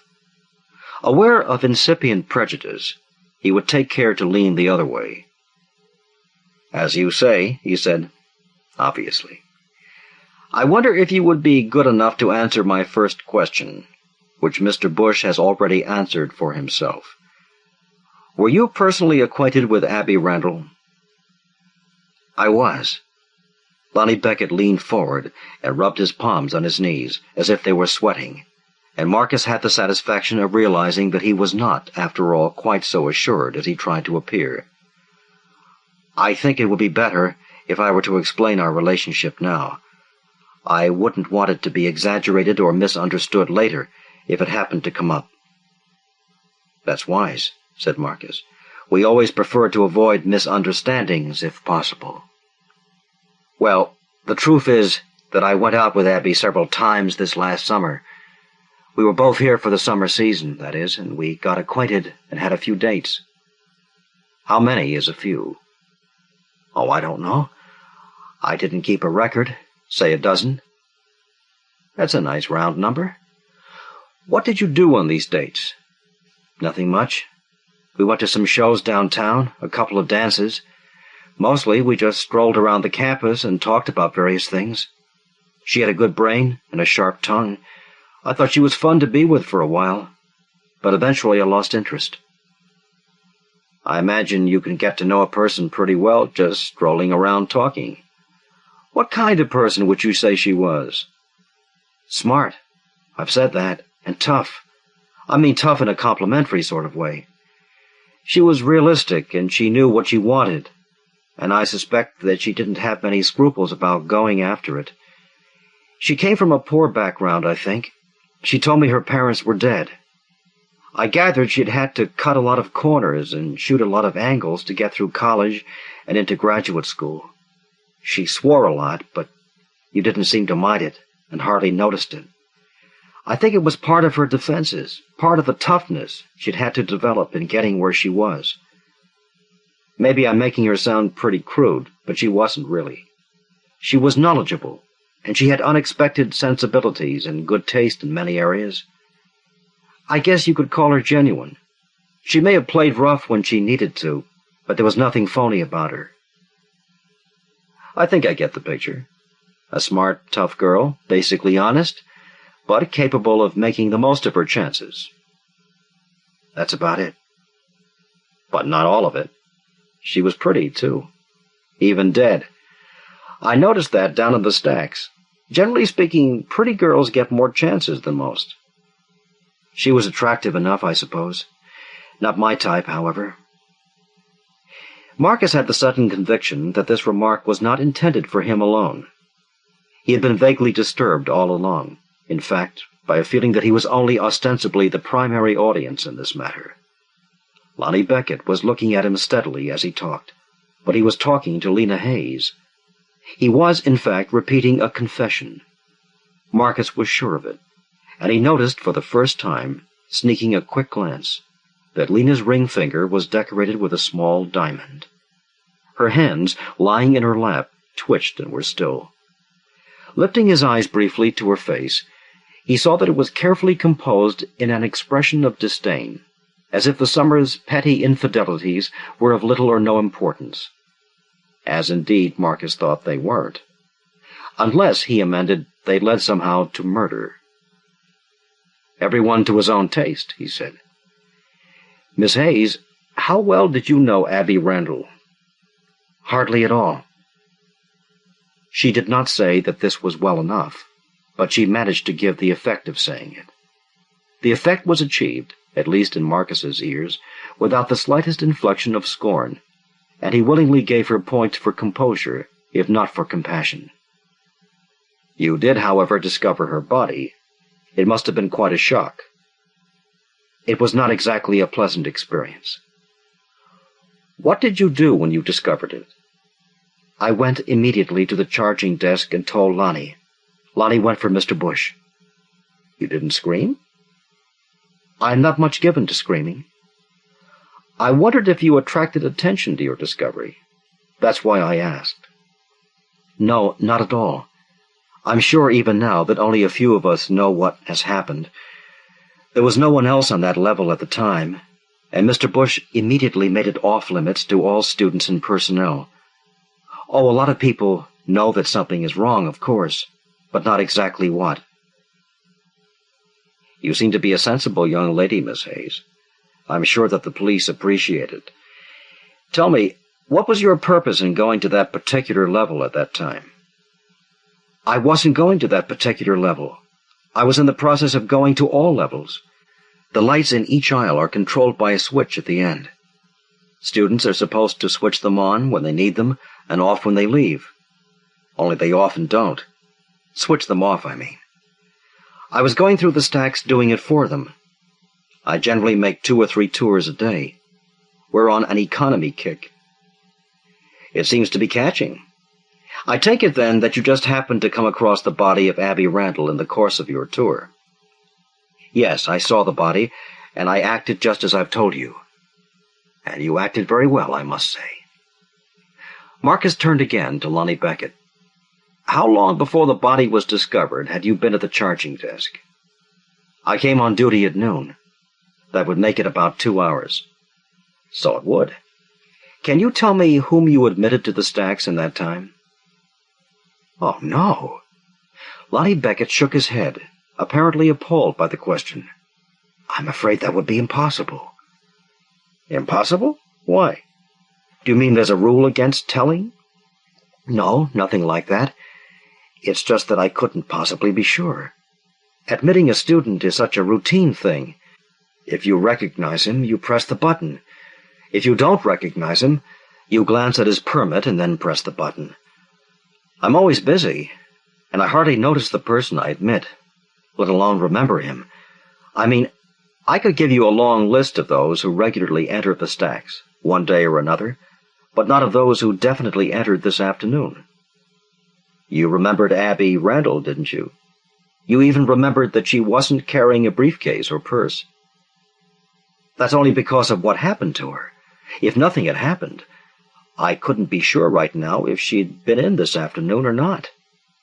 Maybe, if I try, I can be reasonably certain about a few people, but I wouldn't have the least notion of the times they came and left. Do you remember the time when Abby Randall arrived? No. If I guessed, I might be 30 minutes off. You're not much help. I'm sorry. Well, if you happen to be certain about something all of a sudden, make a note of it. Marcus abruptly returned full cycle to his starting point, which was Henry Bush. Are there any other entrances to the stacks? Yes, certainly. At least one on each floor of the building, besides an outside door leading to the drive in the rear. Could anyone have entered the stacks this afternoon through one of those entrances? It's possible, I suppose, but improbable. It's the policy to keep them locked at all times. The only ones who use them regularly are library personnel who have keys. Then any of the personnel could have entered through one of them? Yes. This question brought a fleeting expression of fastidious distaste to the librarian's thin face, as if he found the implication both untenable and presumptuous. Anyone, as I said, who had a key. Can these doors be opened from inside without a key? They can. Each is equipped with a bar. When the bar is depressed, the lock is released. In that case, at least, they are all possible exits. The murderer could have left the stacks through any one of them. That's true. Well, that's just fine. There's nothing like having plenty of complications. Marcus stood up abruptly and slapped his thigh, apparently out of patience with the whole difficult and sordid affair. I guess I'd better get out of here and let you go back to work.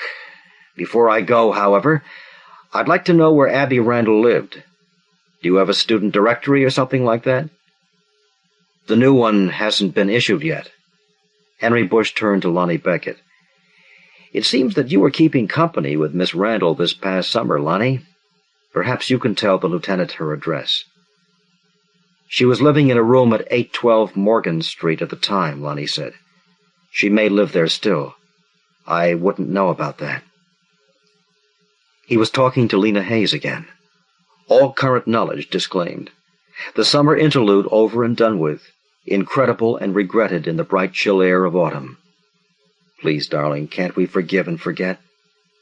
Marcus couldn't say. He could only make a note of the address and say goodbye. He went down through the stacks again and saw Fuller on the way. The medical examiner had been and gone, and Abby Randall, in a basket, was about to go. A couple of technicians were completing a routine that would probably gain them nothing. Leaving Fuller to wind things up, he descended through the stacks to a lower level, where he used the outside door and went out past the police ambulance in the concrete drive. He walked around the library, climbing a flight of steep steps up the slope on which the building stood, and so back to his car in the street. In his car, he drove slowly off the campus and found Morgan Street, on which, in short order, he found 812. The house was a two-story frame structure that had been painted white at some remote time. There was a high front porch that Marcus crossed to reach the front door. The landlady, who responded after a while to his ringing, was an elderly woman with a sad, depleted air of one who was expiring slowly and interminably with a diminishing whisper of life through a slow leak. She was, Marcus guessed, one of the many widows near the campus who supplemented Social Security by renting rooms to students. After identifying himself, Marcus asked for permission to examine Abby Randall's room, and the landlady, after expressing proper shock at what might be an improper request, demanded firmly to know the reason for it. Marcus had no objection to telling her what would soon be general knowledge, and he did so, thereby intensifying her shock to such a degree that he feared for a moment that Social Security was about to lose an obligation. She recovered sufficiently, however, to accompany him upstairs. She stood in the doorway, leaning for support against the jamb, while Marcus examined the room and went through its late occupant's effects. He might have saved himself the trouble. There was a meager wardrobe hanging in the closet, a pair of heels and a pair of flats on the floor beneath. There was a bookcase packed with good books, mostly quality paperbacks, and on the walls, incompatible with a faded background of printed paper, there were 2 tolerable copies of 2 excellent paintings. There had been nothing wrong with Abby Randall's taste, but she had clearly lacked the funds to pamper it. There were no letters, not a single one. Apparently, she had not only been an orphan, as Lonnie Beckett had said, but also lacking in friends. Or the friends didn't write. Or if they wrote, Abby had not kept their letters. There was nothing, in brief, to indicate who she really was, or who might have had reason to kill her. In the top drawer of the dresser, Marcus came across $23, and he wondered where she got her money. Well, she probably worked for it, and that was something he might need to pursue. In the meanwhile, he was able to assign her a certain character. A pretty girl, a smart, tough girl, a poor girl with a taste for quality. Who were her friends, he asked. Did she have many? Not many. The landlady was still breathing rather heavily from the excitement, or the climb up the stairs, or both. She was pleasant enough with the 3 other girls who lived here, but not what you'd call friendly. Last summer she went out with a young man, but I think that's finished. She told me his name was Beckett, Lonnie Beckett. That's all I know about, except for Mr. Carroll, she added. Carroll? Who's he? Richard Carroll, one of the teachers at the university. He's young, just an assistant, I think. Last summer he tutored Miss Randall in French. She was working on a dissertation, and she needed a reading knowledge to do some of her research. I see. Perhaps Mr. Carroll can give me a little more information about Abby Randall. Do you know where I can find him? Not offhand. He should be listed in the city directory if he has a telephone. Well, there's nothing more to be done here. Let's go look at the directory. They descended the stairs, and the landlady switched on a light in the lower hall, so Marcus could see the fine print in the directory. Locating the C's, he followed his finger to Carroll, Richard. Wymore Hall, he read aloud. That's on campus, isn't it? You might say so. It's just off it. It's reserved for bachelors on the faculty, but they take graduate students if there's any room for them after the faculty has been accommodated. You've been helpful. Marcus closed the directory and headed for the door. Thanks very much. Glad to do what I could. That poor little Miss Randall. Poor little thing. Yes, thought Marcus, driving back toward the campus, poor little thing. He supposed that was an apt description of all that had been left of Abby Randall in the library stacks. It was beginning to get dark, and he drove with his lights on. Crossing the campus, he came to Wymore Hall on the other side. It was a long brick building of 2 stories. Within, beyond a foyer, was a small lounge where shaded lamps burned cozily. In the foyer, a young man was doing desk duty. Marcus reported. "I'd like to see Mr. Carroll. Detective Lieutenant Joseph Marcus calling." The title worked its immediate magic, as he had anticipated. He was told to make himself comfortable in the lounge, and Mr. Carroll, who had lately returned, would be fetched at once. Marcus did as he was told, and approximately 5 minutes later Mr. Carroll appeared. He was a young man with pale blonde hair, cropped close to a well-shaped skull, and candid blue eyes. His hand grip was firm. "Lieutenant Marcus," he said, not troubling to disguise a degree of natural apprehension. "I am Richard Carroll. What can I do for you?"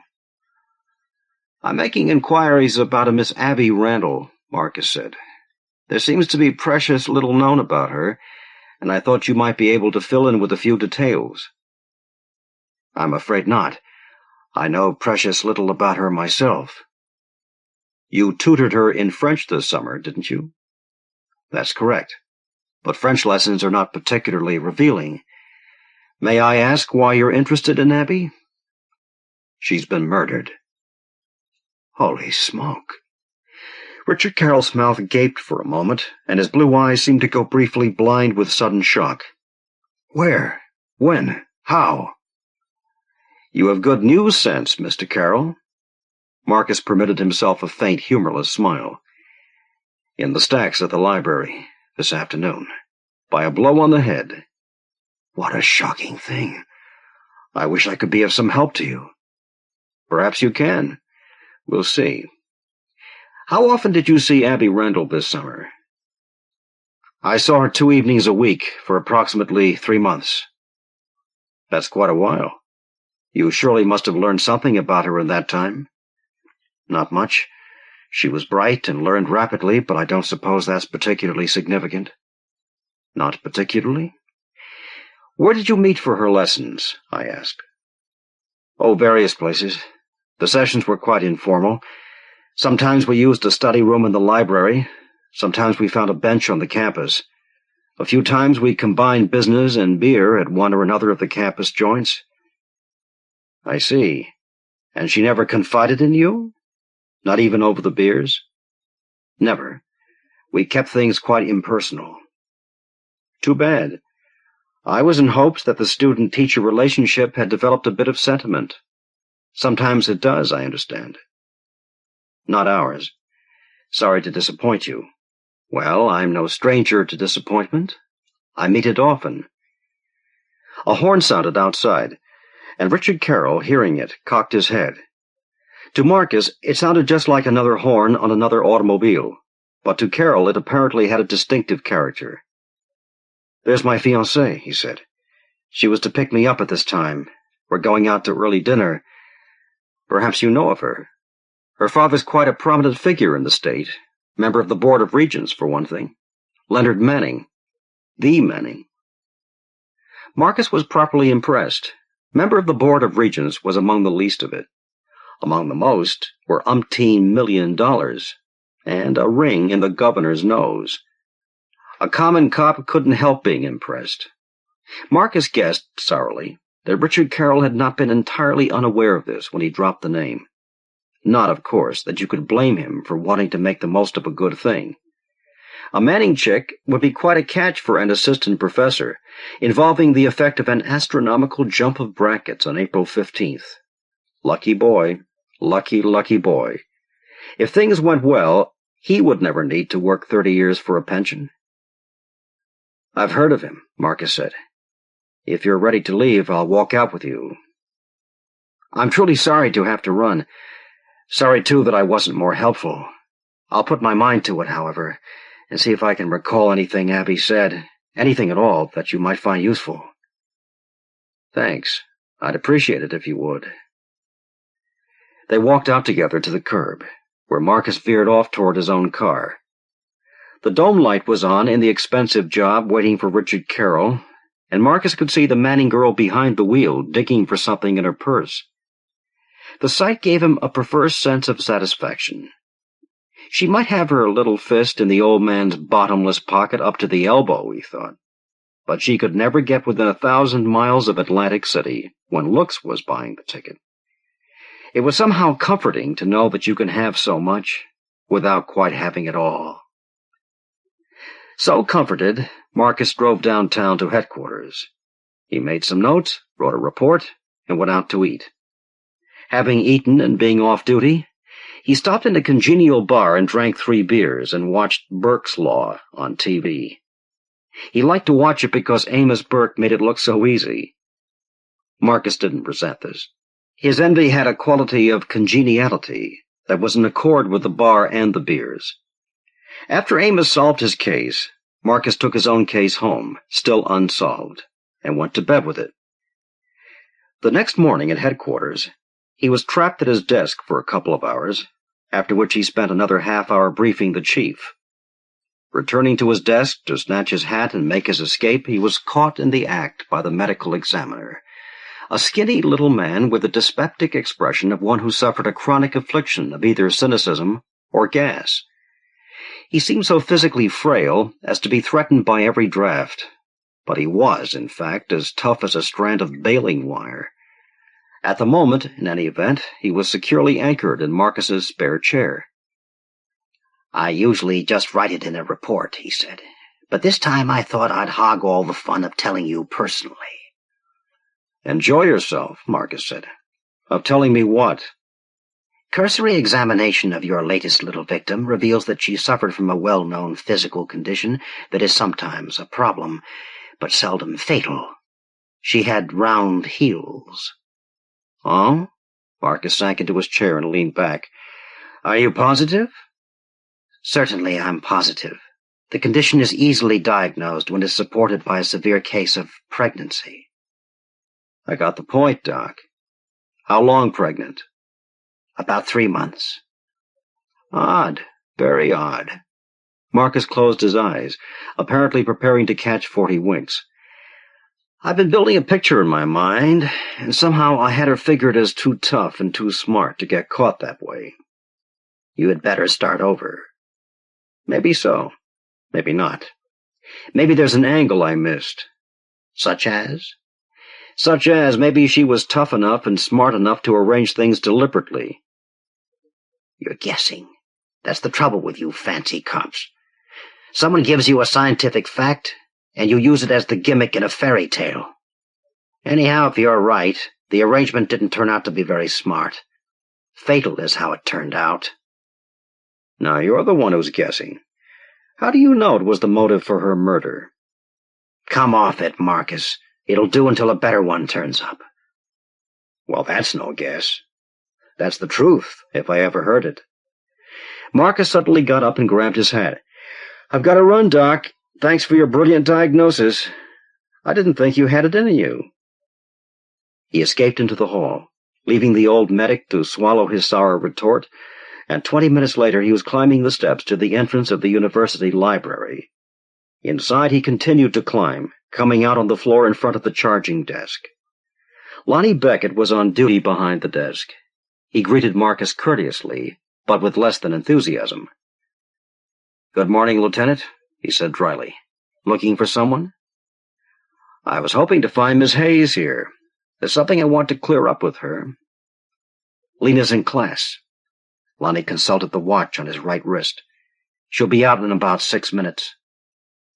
"Where does the class meet?" "Grover Hall. That's the stone building just around the curve in the street out front. But maybe I can tell you what you want to know." "I don't think you can. There's something else, though. You told me yesterday afternoon that Abby Randall was tough and smart. But that wasn't all of it. Why didn't you tell me that she was also capable of excessive generosity?" "I don't know what you mean." Generous with what? I told you she was hard up. She didn't have much with which to be generous. All girls have something. As my friend Fuller would say, it's not exactly love. Sometimes it passes for love. Lonnie Beckett's thin face was drained and pinched.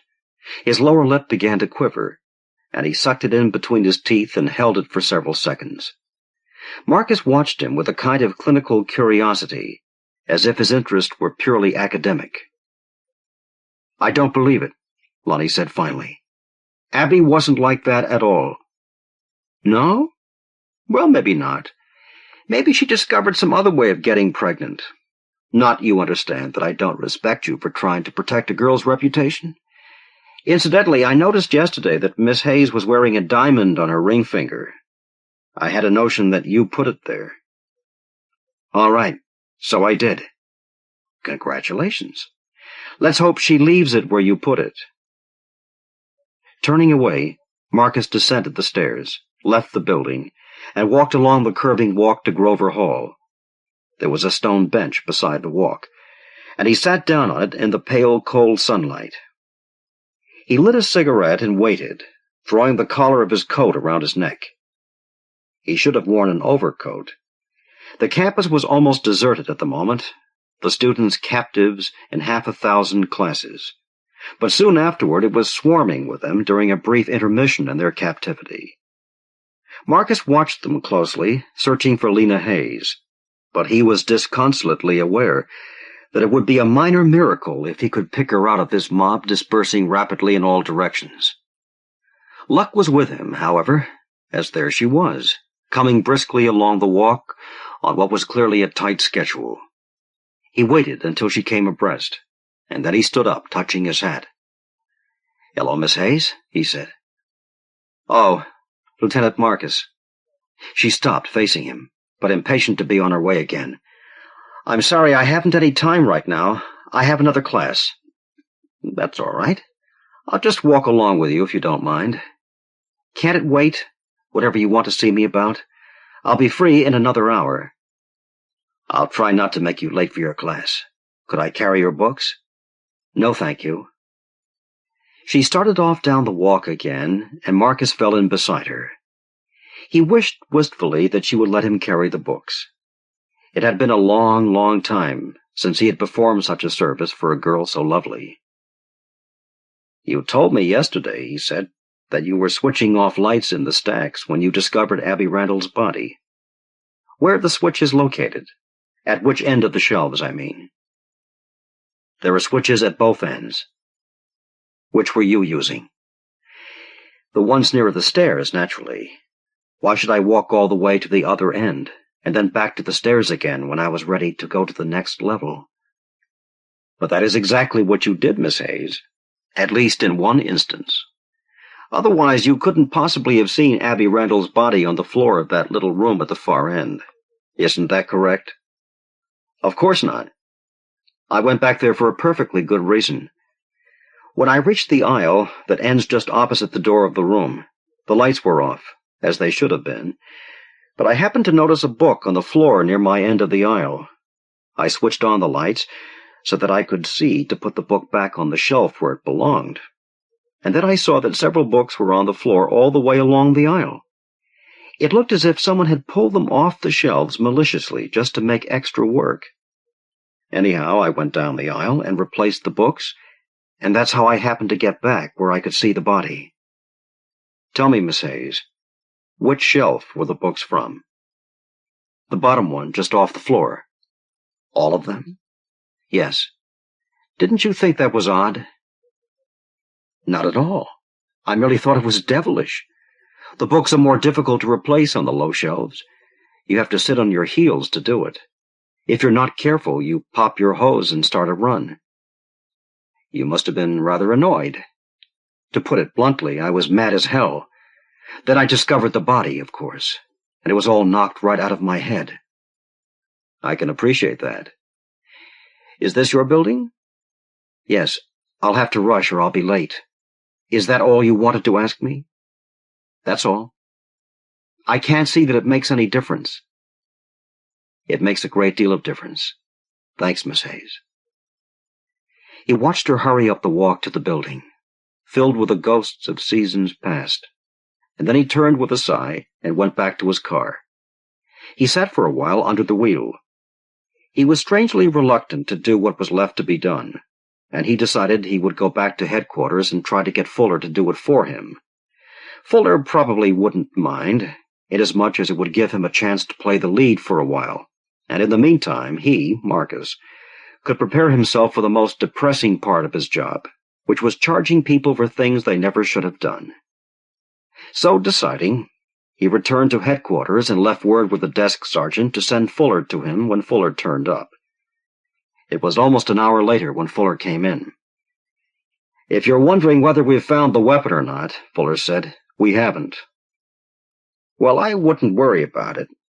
It was probably a length of lead pipe or something that could be carried in a briefcase or under a coat. I wonder if you'll do me a favor." "I'll do anything," said Fuller carefully. "That's part of my job." "You always do your job, Fuller." "Thanks. What's the favor?"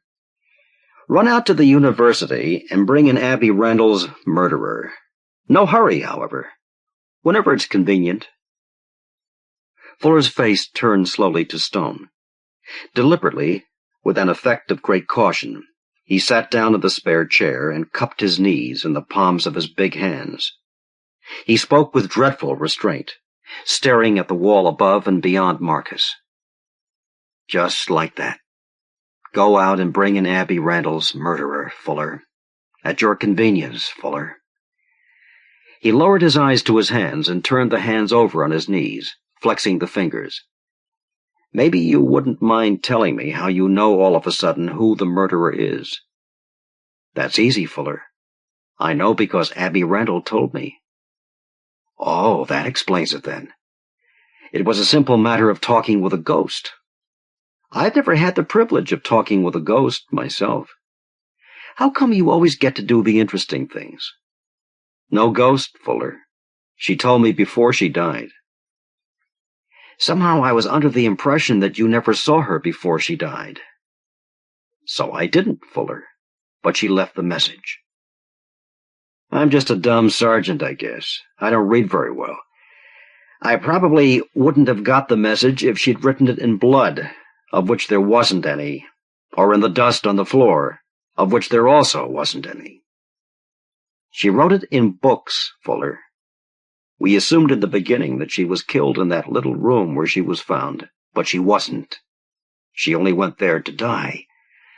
I had suspicions even in the beginning, because the chair was pushed neatly under the desk, as you'll remember. She obviously hadn't been there long enough to use the room, at any rate, but that didn't preclude the possibility of her being struck down as she entered. That's what the position of the body suggested. I learned this morning, however, that she was attacked at the far end of the aisle.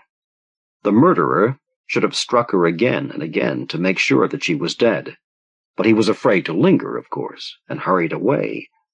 That was a mistake, because Abby Randall didn't die. Not immediately. She was tough. She was smart. Even dying, in pain and fear, she thought of a way to leave us the name of her murderer. She dragged herself down that aisle all the way, pulling books off the bottom shelf to mark her path and let us know that there was a reason for what she was doing. When she got to that little room, she was where she wanted to go. She crawled in and died. Why? Why, Fuller? I suppose, said Fuller with heavy sarcasm not unmixed with despair, that she wanted to die in privacy. No. She crawled there because that was the one way she could name her murderer. Do you know what those little study rooms are called, Fuller? They're called Carrolls. There's a guy on the faculty out there whose name is Richard Carroll. He tutored Abby Randall in French last summer, and he had a lot to lose. Name of Manning, from becoming a premature papa in collaboration with the wrong mama. He said his sessions with Abby were informal, and they must have been. And I'll give you odds, Fuller, that their last one was held yesterday afternoon in the library stacks. Is this all the evidence you've got? It may be true, but you'll have a hell of a time proving it. That's right.